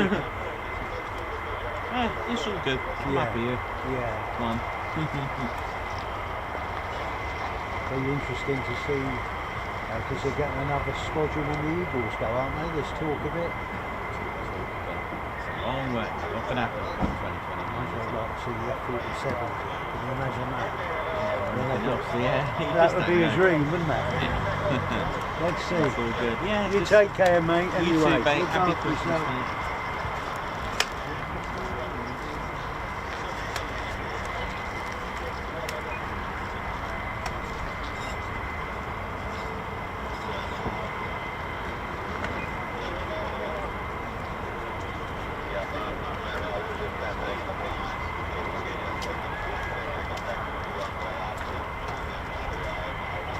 Alright then. Hi, you alright, man? He missed the first cable on the comms. Oh. Dang it, missed the first cable, man. How's it going? Alright? Yes, mate, yeah. Well, I've had 2 emergencies in 1 hour, basically. At least you've got time to have a bit of a breather, haven't you? Merry Christmas! Merry Christmas! Yeah. Now I'm talking of doing a third surge. That's what we heard over comms anyway. Would, wouldn't it? Not going to work, is it? Might have knock it on the head then, haven't it? Yes, it don't matter really, do it? If you weren't, then yeah, you would have hung it out, wouldn't you? Oh yeah, it was big tents, wasn't it?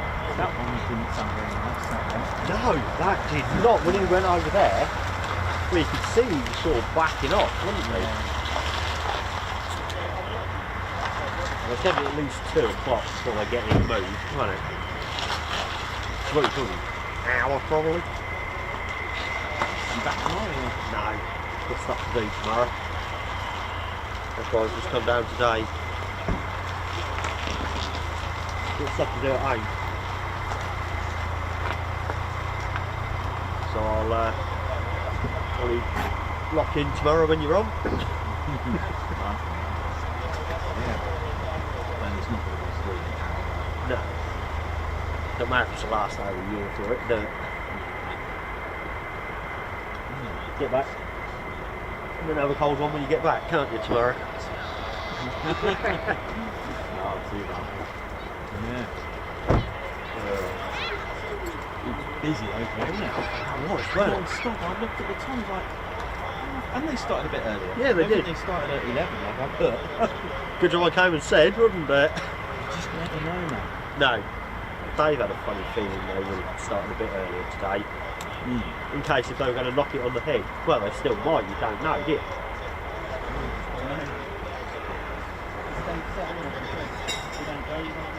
No. Yeah, that's why I kind of rattled down here when I did. Yeah. Well, if that had been a dead though, I'd be like, yeah, so what? Yeah.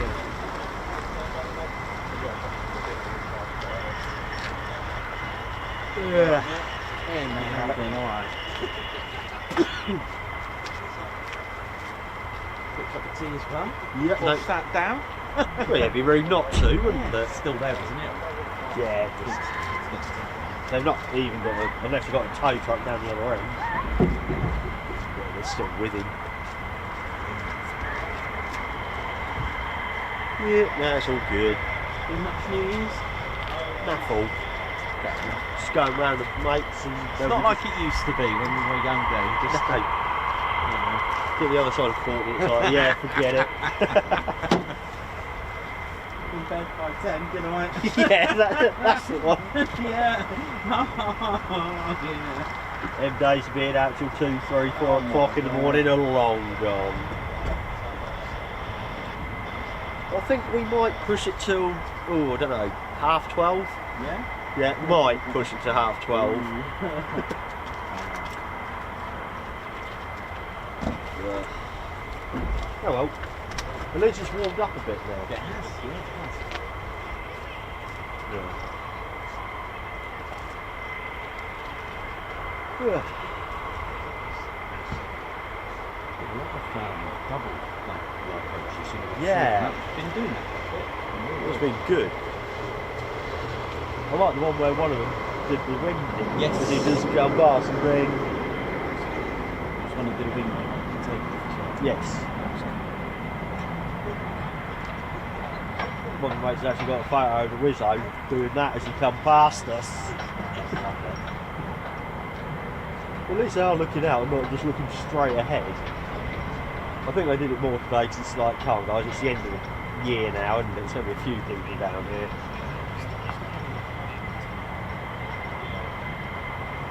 It's great. It's not wet. It's dry. Which is nice. Yeah, it's a long day. He said it's chucking it down with rain, it's not worth it. Wind.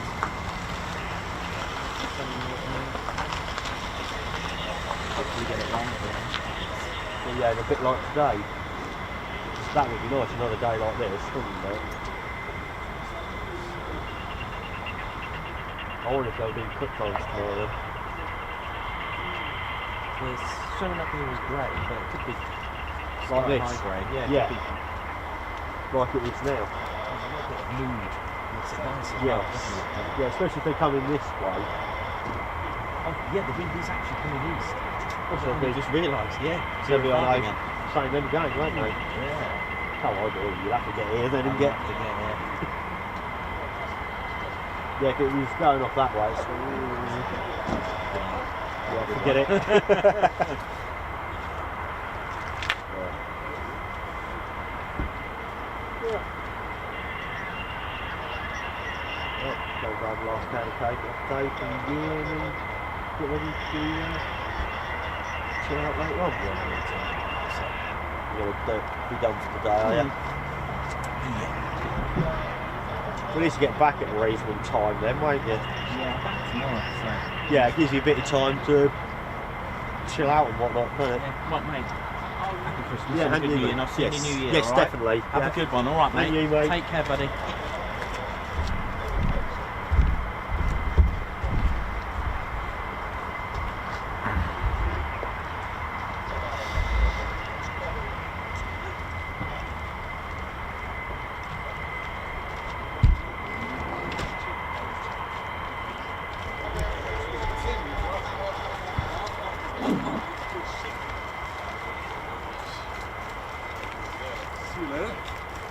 Grab lunch, we'll be back.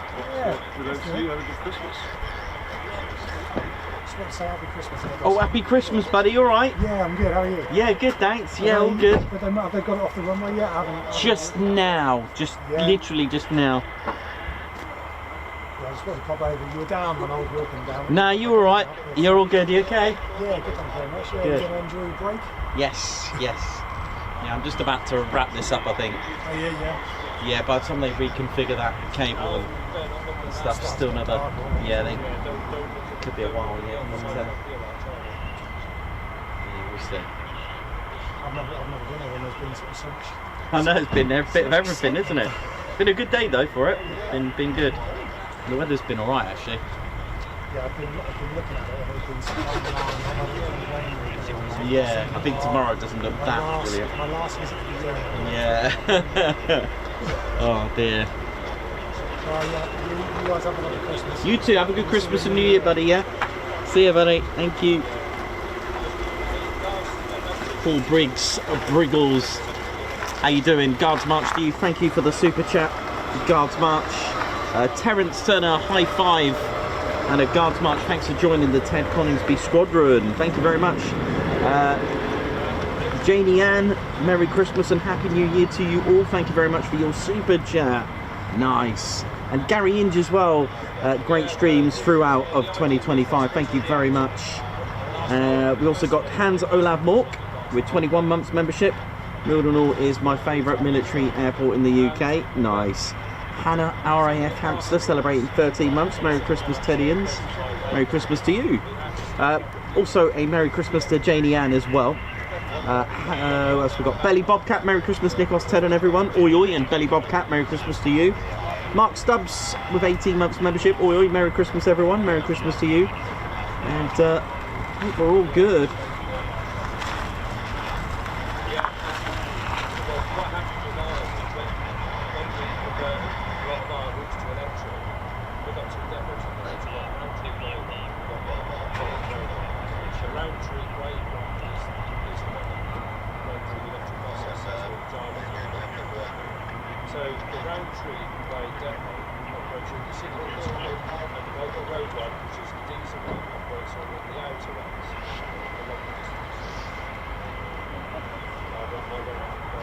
Actually,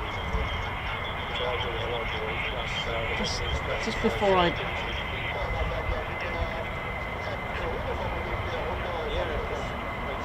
just a quick one, just before I do just pull the plug, it does sound like they may be going up, so we could just catch these departures and then go. Hang on a minute, let me just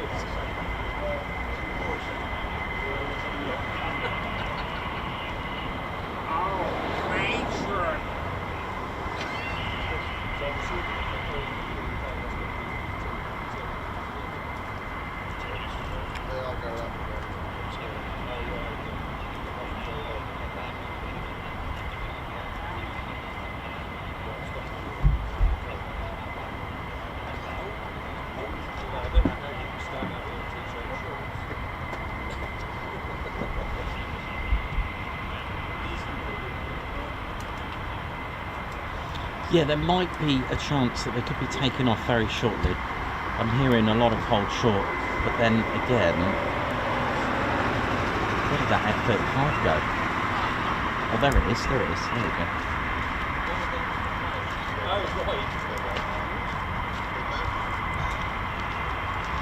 Sounds like they're going out, isn't it?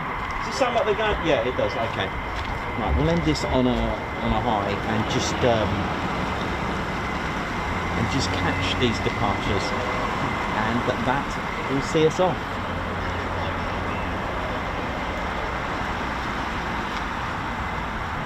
Connection. Oh, Nicholas. Hello. Yeah, it's 5 old matron crew. Is that over there? I'm having a little detachment. Are you doing recruitment now? Too right. There's more coming in, isn't there? Once they reopen the runway.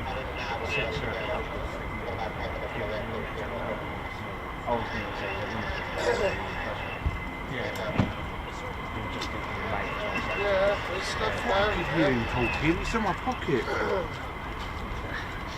Ted's talking in my pocket.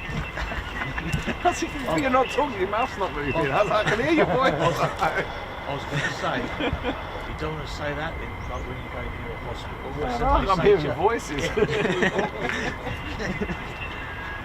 That's my people start. Oh, matron.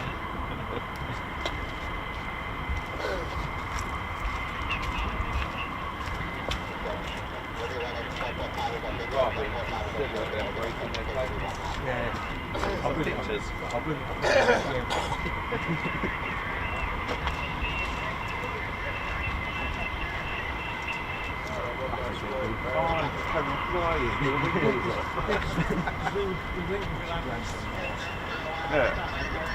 I know you said that you go in, it's like the first or second junction. Yeah. And there was one of the just bang. Is it? I've just requested quick climb.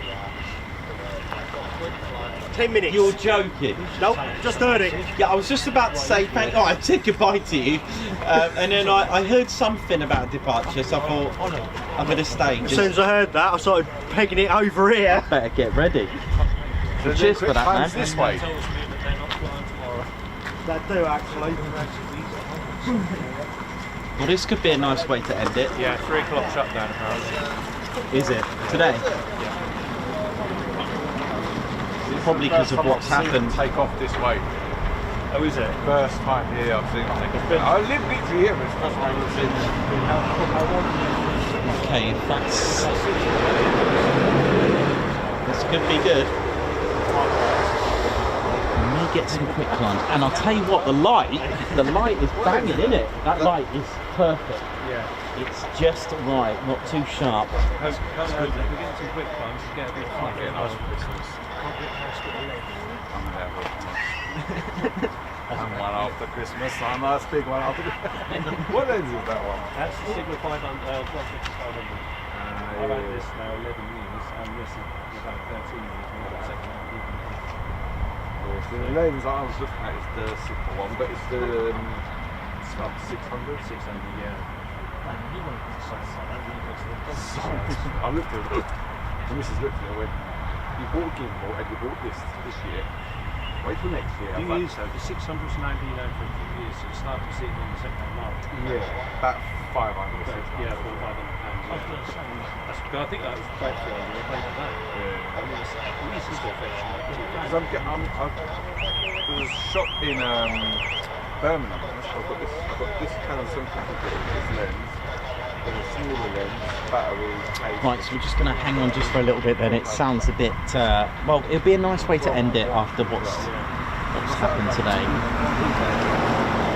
And I hope from all of us, myself, Ted, Claire Bear, and all the Spanner Flight and crew and all of us, of course you watching, our fans and members, wish all the crew their safety and hope everything's well. The aircraft landed nicely, smoothly, hope all is well. And from all of us at the Ted Coningsby channel as well, wishing everyone at the 48 Fighter Wing, all roles, a very happy Christmas and a well-earned break. We will be back tomorrow, just in case. I can't guarantee anything. and especially the weather being grim. Let's see. Because this one was actually, there was a friend of mine who had this, but he'd always had cannons. And he's tried, you're a bit longer than me there. He'd only had it for 6 months. 2 months. I might have to spend no more money though. Yeah. No, these 500s, you can pick up for 250 for them. Just spend it, yeah.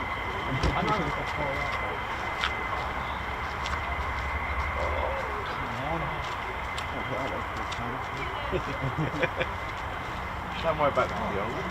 As long as you got enough just to go up, don't worry about coming down.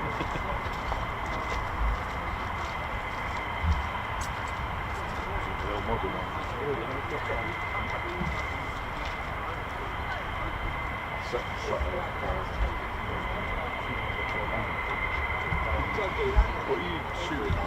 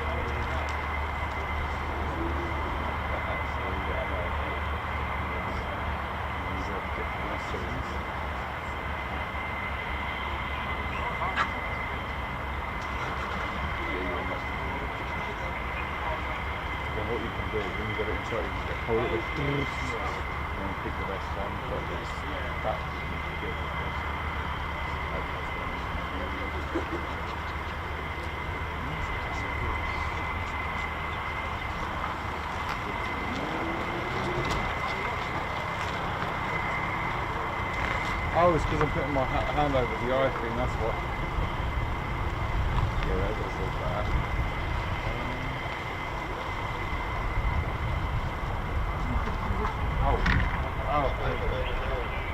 Yeah. Okay, so ops are back. Here we go. So we've got 4 F-15E Strike Eagles and 2 F-35As to end the show on a high. To make it grainy on the pictures, the lower you want that. But if you have that on auto, it should be that.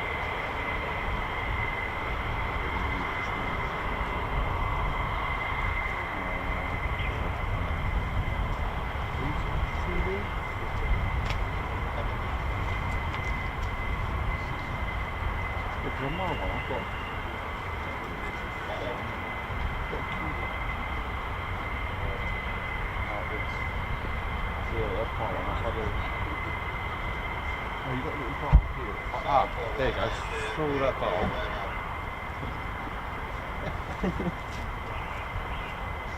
Yeah, I know we put the ISO on there. So the second from the left, F-15, that went out to meet the emergency F-15E Strike Eagle, the one that caught the cable, has now refueled and back with the pack. Oh yeah. Just take a picture. So that was a good, there was a complete guess, because it can happen. I know that if there's no aircraft available for a supervisionary role to escort the emergency aircraft, then they will send one out, and they did indeed. Literally send it. Yeah, like when you get a higher shutter, you have to get it more crisper. TV is good for that, because then the settings get us such boring, you should just worry about your shutters. Obviously, take pictures like the cars that you do that, then you probably want to go back to the other settings. Obviously, it's normal plate, normal Yeah, so that's doing your depth of field, so that's just basically trying to focus everything, but you just want to focus on the jet. You don't want to be focusing on everything else around it.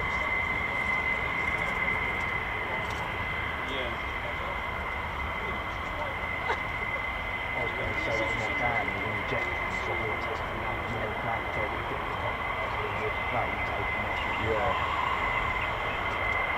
How far can they come up before they lift off? They lift off way before the car. I was going to say, I think the plane, the lift is just before the clock, I was making it really no load, so it's great. All fast time, so we should be able to get some nice shots.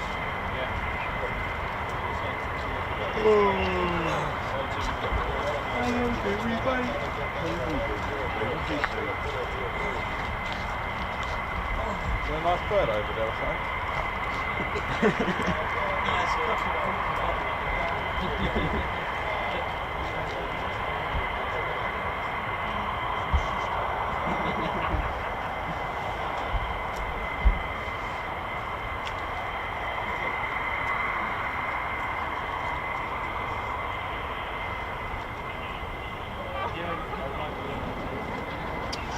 Paul Stillman, that's not a silly question at all. So in case anything happens, you've also got an extra set of eyes. So for example, if the pilot is reporting an issue with the landing gear, a supervisionary aircraft can inspect. If there's a fault externally on the aircraft, a pilot can have a look. So you can only do that with a supervisionary aircraft. Also, it forms as an extra set of eyes, a witness. Sometimes your screens, your head-up display can go down, ILS, any problems like that. It can actually, you can shadow an aircraft back. Okay, so it's really important because if something happens, it's good to have a witness as well to assist. There's someone there rather than someone that's not there. So that's the case of having a role that a supervisionary aircraft can do. They can also radio failure. If something happens in that emergency, and then even more bad luck, you have radio failure, the pilot can use hand signals as well, but also with many other factors, including more of the escorting role, and an extra set of eyes is the main key to make sure that the aircraft comes back safely.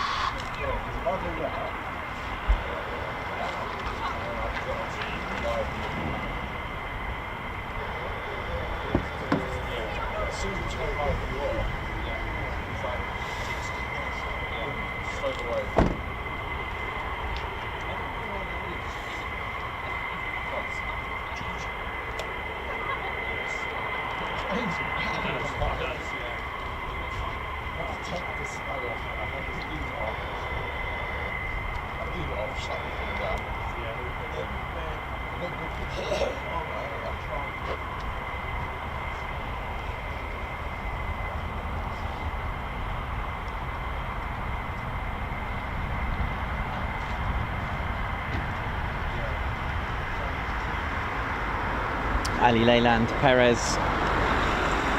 Alex Blackcat, Dr. Soda, Paul Stearman, good question, thank you very much for that as well. If you've got any questions, whether history, avionics, anything about the F-15, F-35 or any other aircraft, I'll do my best. You know me.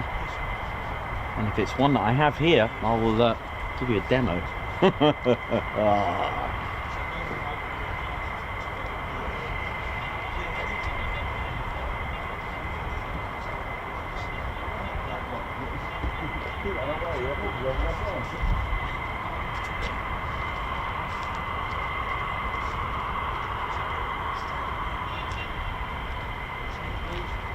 there was a crash the other day, weren't there? And my missus went past and they avoid the Lakenheath when someone crashed. There's loads of camera people there and someone crashed. I'm like, oh no.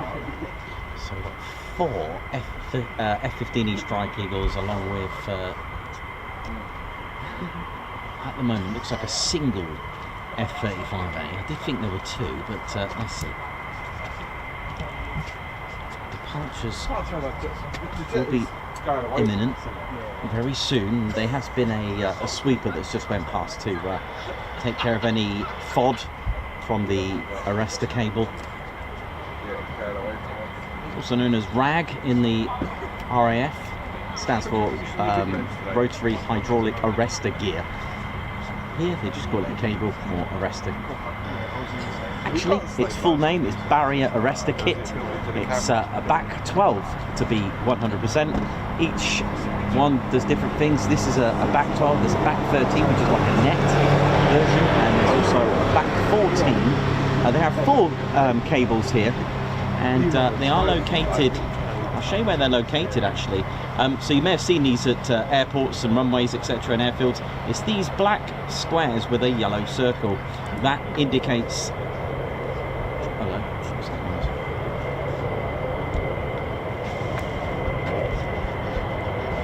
Yeah, so that's indicates to where the back system is located. Now, if you go along, it's in here. So in here, it's basically a massive reel that's tensing a cable system.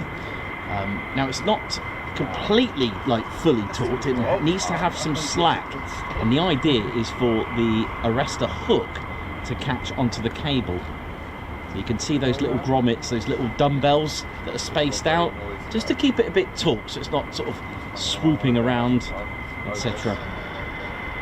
And they're in these boxes, and the rest of the gear goes right along down there. There's also, like I said, a back 14 system, but this is the back 12. That's fine. Oh, it's there, it's there. Right up on the trees. You could probably get that, couldn't you? You see it right in the distance. It's just gone, I think. It's going over the trees. Okay. I knew I heard something. Let's have a look, just see what that was.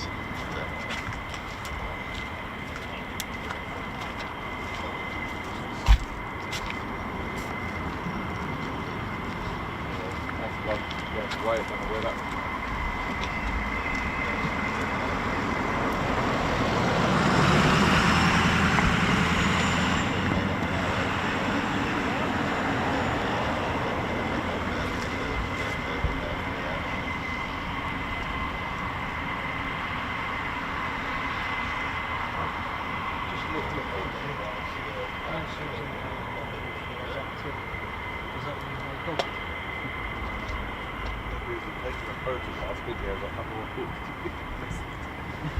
Everyone is for the camera. Really, I've got no camera, so I'll still watch them. Yeah, I love the channels, they rest of Who do you want to do a song?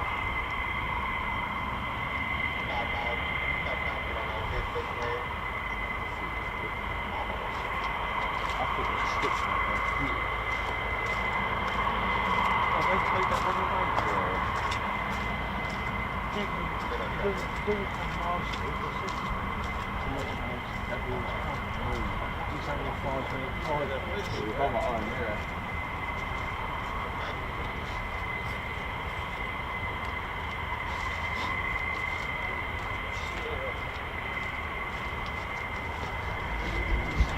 You don't seem yourself today, Nikos. I'm alright, buddy, I'm all good. If you need to chat, mate. Yeah. We've got the boys down here. If you need a man hug, yeah. I'm open to offers. That's been me.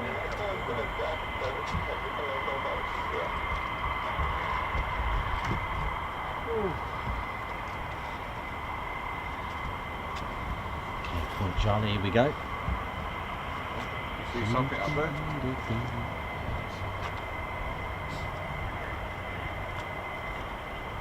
How do you want? Oh no, they're doing it right.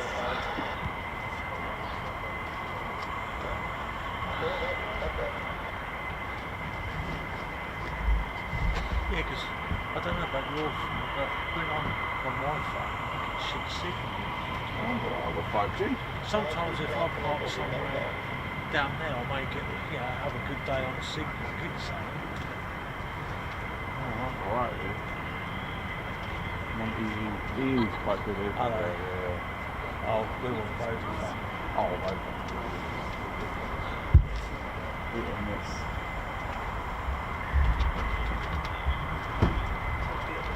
Oh. Seems we've got RAPCON there. Sleeping, isn't it? Big shout out to RAPCON, that's the 48th Operation Support Squadron. RAPCON stands for Radar Approach Control, and they do manage the airspace at both Lakenheath and Mildenhall, as Mildenhall is 24 hours, and with the two stations and the airspace being close together, this is what's called a CMAX, which stands for Combined Military Air Traffic Zone. They have an assist controller, an approach controller as well, and they literally manage aircraft literally from surface to about 20,000 feet in a radius of 60 miles. I'd love to do something like that. I thought they were going out. Like one of these 3D printed gameplays. Depart very shortly. So you can sit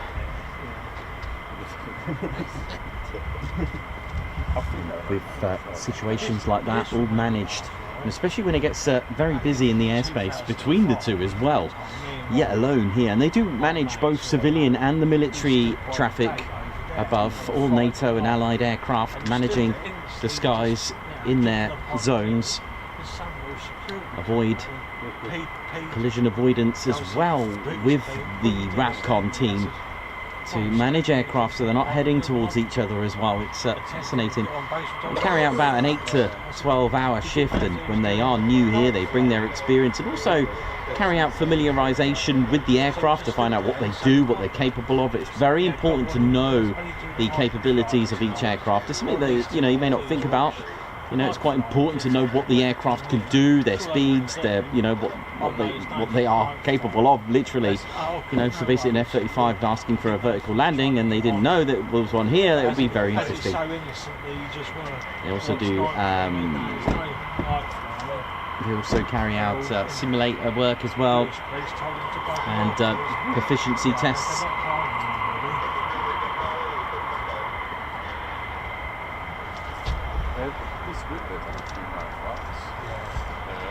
So it sounds like we're going to get more aircraft. It does sound like we got one inbound using Point Charlie. It's easy to that remaining companies.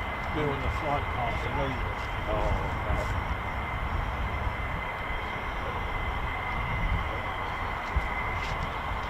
There's definitely something going to be happening because we've got the police sitting there. They don't put the police out for no reason, do they? Have they got any activity down there? Can you see it on that? There is. Feet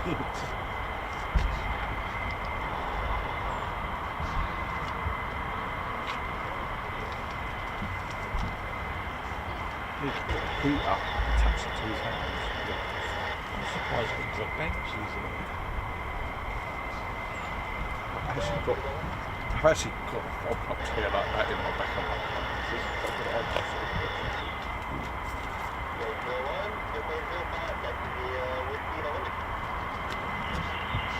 So it sounds like we've got an aircraft taxi into runway 05. Couldn't hear the call sign, but no worries. It does sound like we've got an F-35 taxi in as well to join them. I was definitely coming down today, but I had to do some shopping this morning. The last bin. I said to them, let them know when we come. Yeah. Because that's the route, so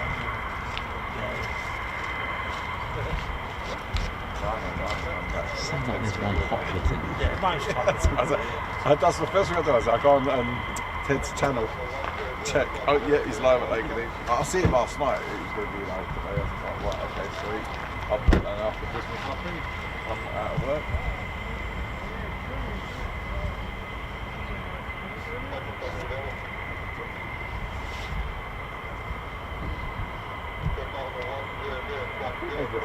They wait for the sun to get right in the position where we're looking, and then they start using the planes again, just so we all get blinded.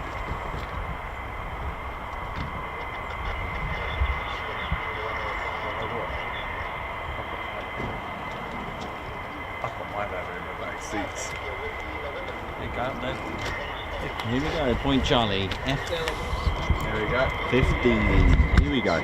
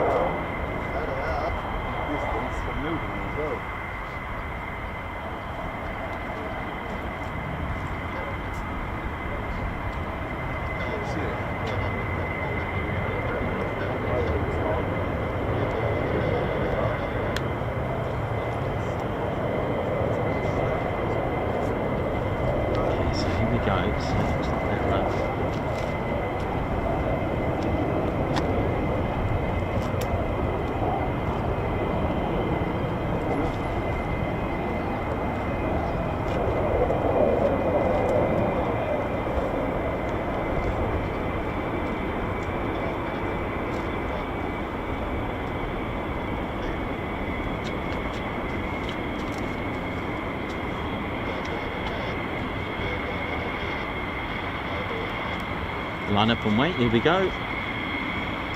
Departure time, here we go. Our last departures of the day coming up. But there are more taxiing out, by the way. So let's see what we're going to get. He's cheap.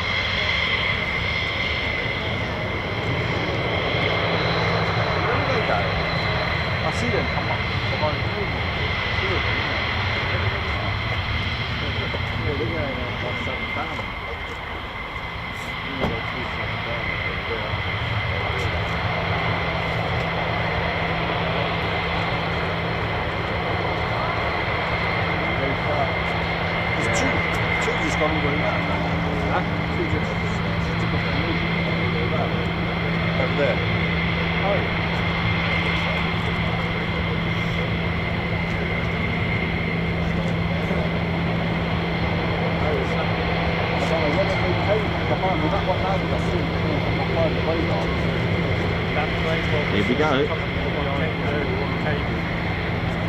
they come. Nikos, behind you. In front.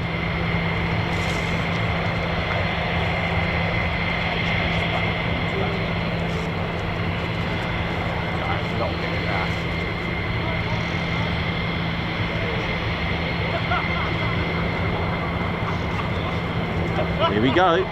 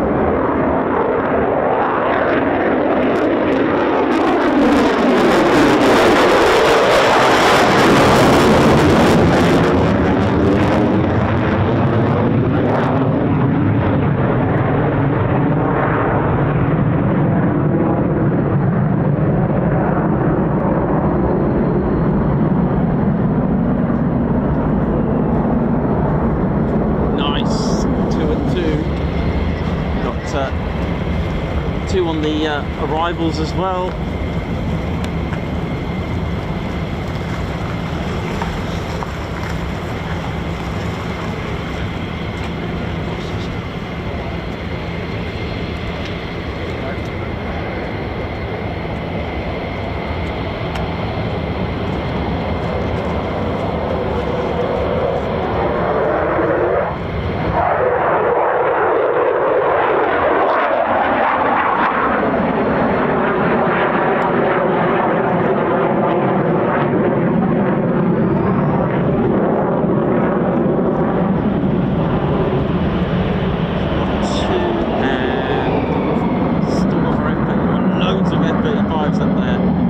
F-35s and 2 F-15E Strike Eagles for departure, so this is good.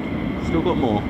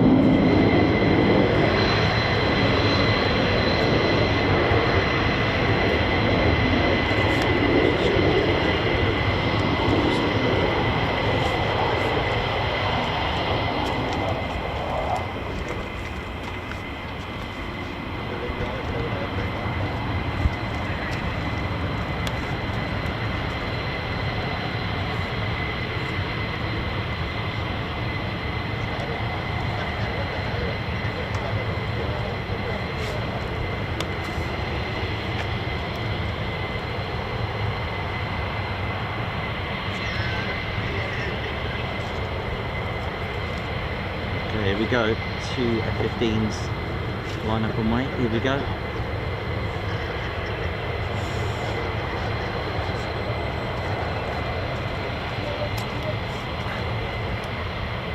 Oh yes, in town. What?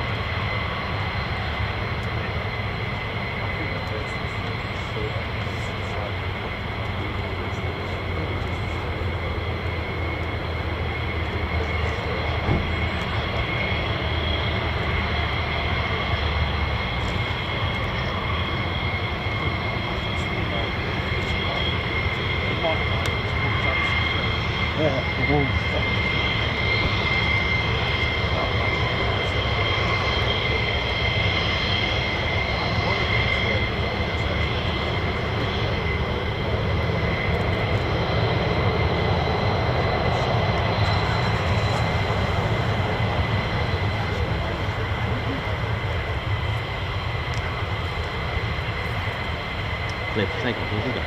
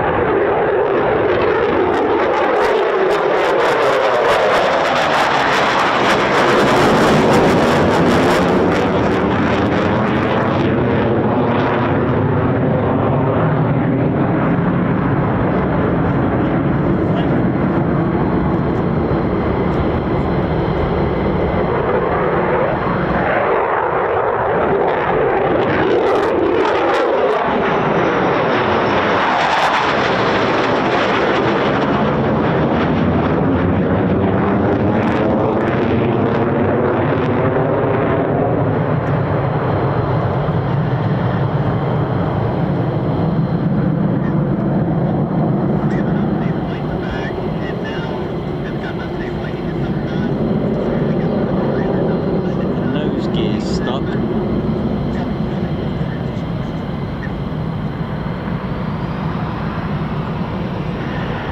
Nose gear stuck on this one.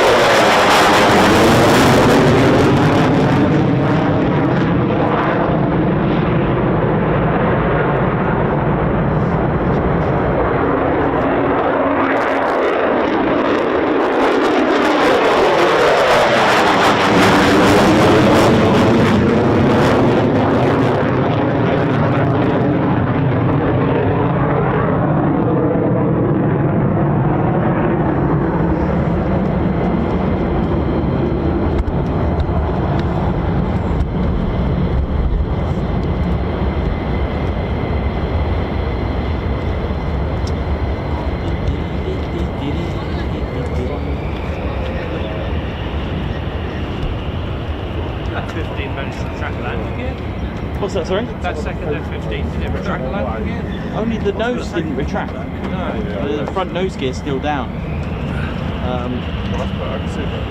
I think that's that same one again, isn't it? Oh dear. I'll take it. accidental, that one. I'll take it. I will do, yeah. Yeah, David will show me.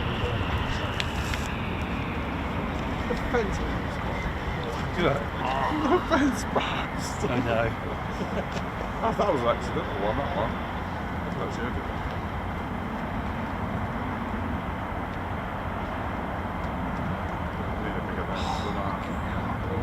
Okay, so there's another F-35 just taxiing across the runway now. Good website, yeah, it's an auto. Oh, you're on old Alta, yeah. Yeah, so I'm literally using this TV to shut priority at the minute. Yeah. That's why I'm learning. Yeah, I've always used shutter priority, but this is mainly for USAF. Yeah, this should be. But the other picture is.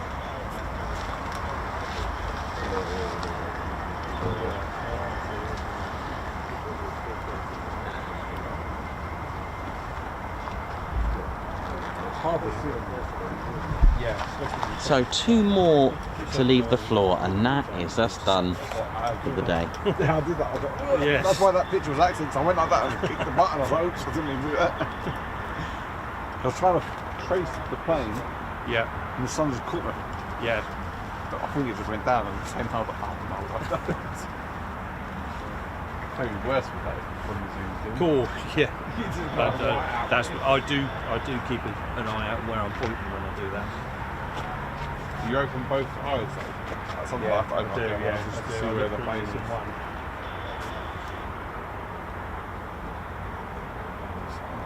That's the only downside to coming here rather than across the road, which is the fact that you've got the same front. Yeah. Now I know why people stand over Yeah, as well. probably to stand up on the side of the main road. That's definitely. Yeah. People are so resistant. I'm gonna get to the police and the police will be coming down. Well, all the people were here. I'm into the public, I'm worried it was going to crash. I'm like, oh, where? The right way everyone with the cameras on. I was like, oh, brilliant. It's gonna happen one day. It happens every day, man. Every bit that's saying 40 now along there is where there's been accidents. Yeah. As I say, my sister in 2007, she got hit by an airplane. That's the way. Oh really? Yeah. That literally is multiple times. Yeah. I mean, it's a dangerous road anyway, especially when it comes back. Yeah, but then of course you get people starting to got silent road. Yeah. They're not too bad. It's people that stop their cars, but pull up on this side of the road. Yeah. Like, you're better off just. For some of them will come this way, stop, and want to turn over a lane to get onto this. Just go all the way down, go in there, turn around, and make that and slow down. Yeah. And then move over. Yeah. What a safe one. Or just come over here and walk back. Yeah. Parking or just walk all the way back down.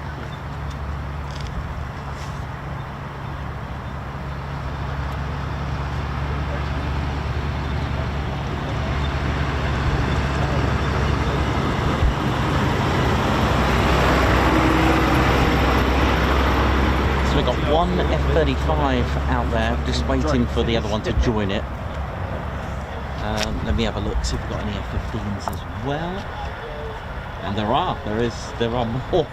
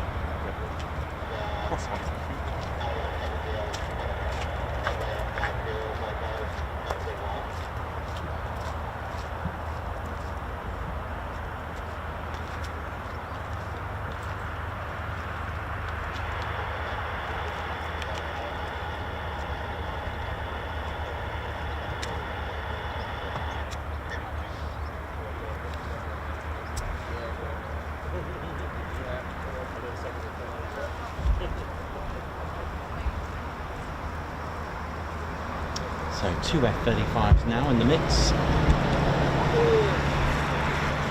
And 1 F-15E Strike Eagle for the time being. We'll go on the 2 F-35s.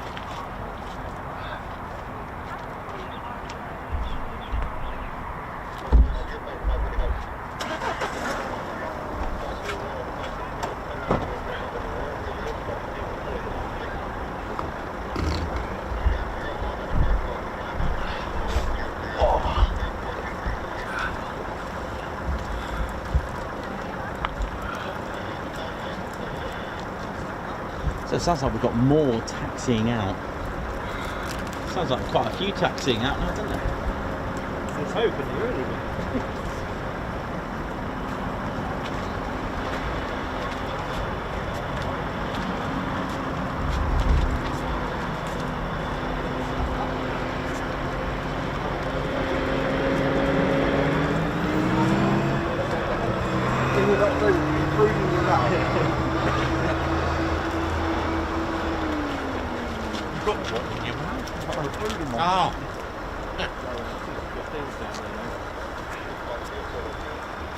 Police cars are blocking the right hand side. Don't tell him to move. Will you, Cynthia? Don't tell him what I said the other way. Clear for takeoff, here we go.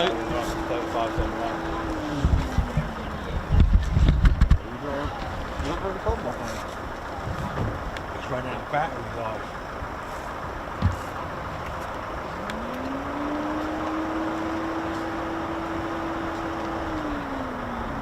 Teasing to see when here we go.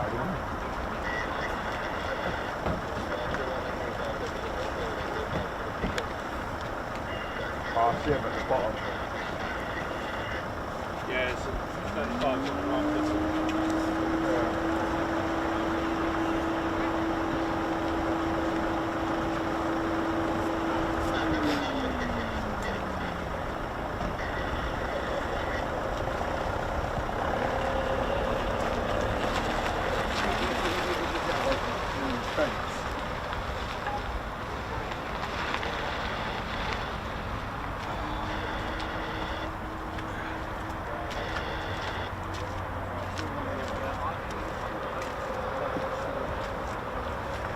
Here we go.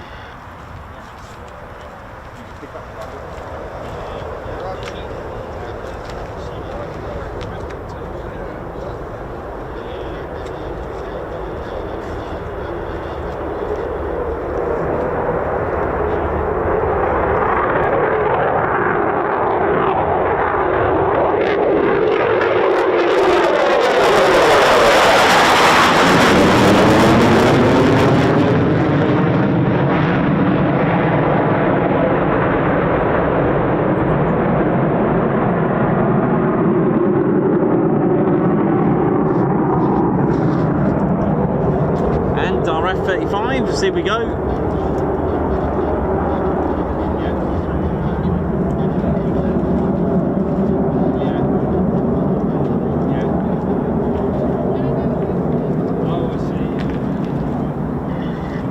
Go on, send it.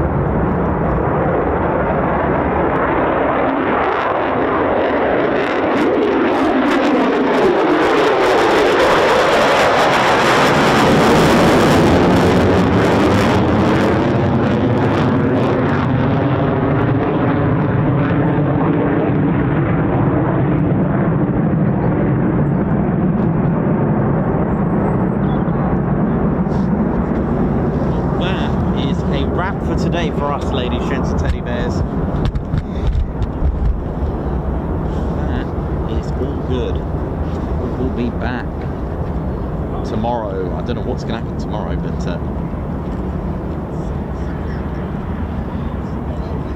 Ian Wright, thank you very much for the super chat as well. Thank you so much.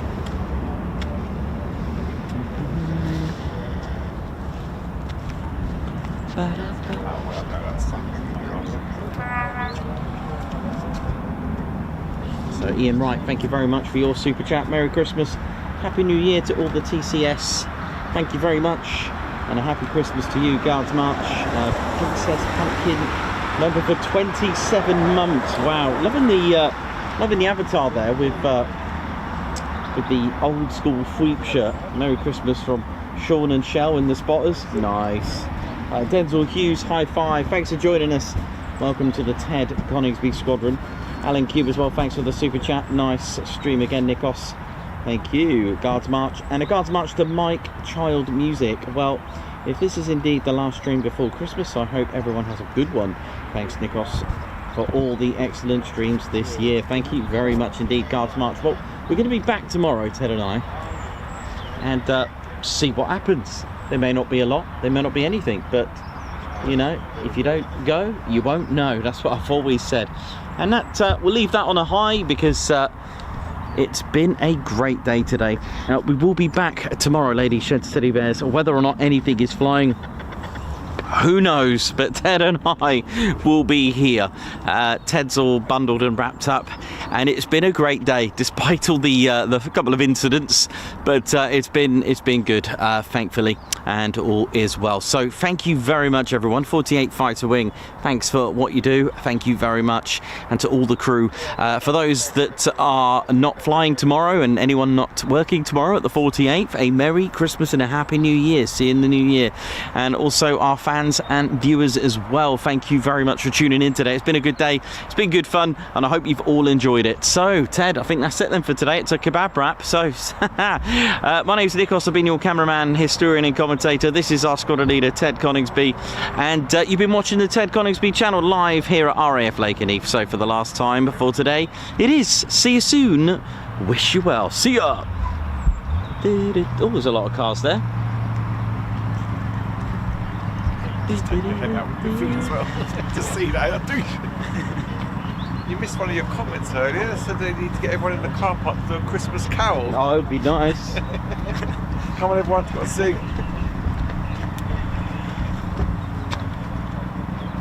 I think they are flying tomorrow as well. I think it's the last day of the year, though.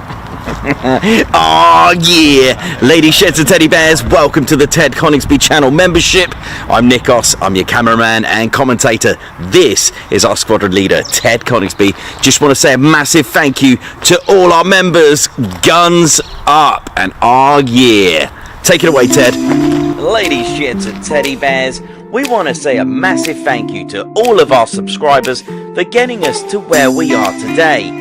We have gone all over the country, from as far as Lossiemouth to Bryce Norton, and military areas such as air weapons ranges, low flying areas, heritage centres and special flights for TED 2. We cannot do this without your support, and your support will be rewarded.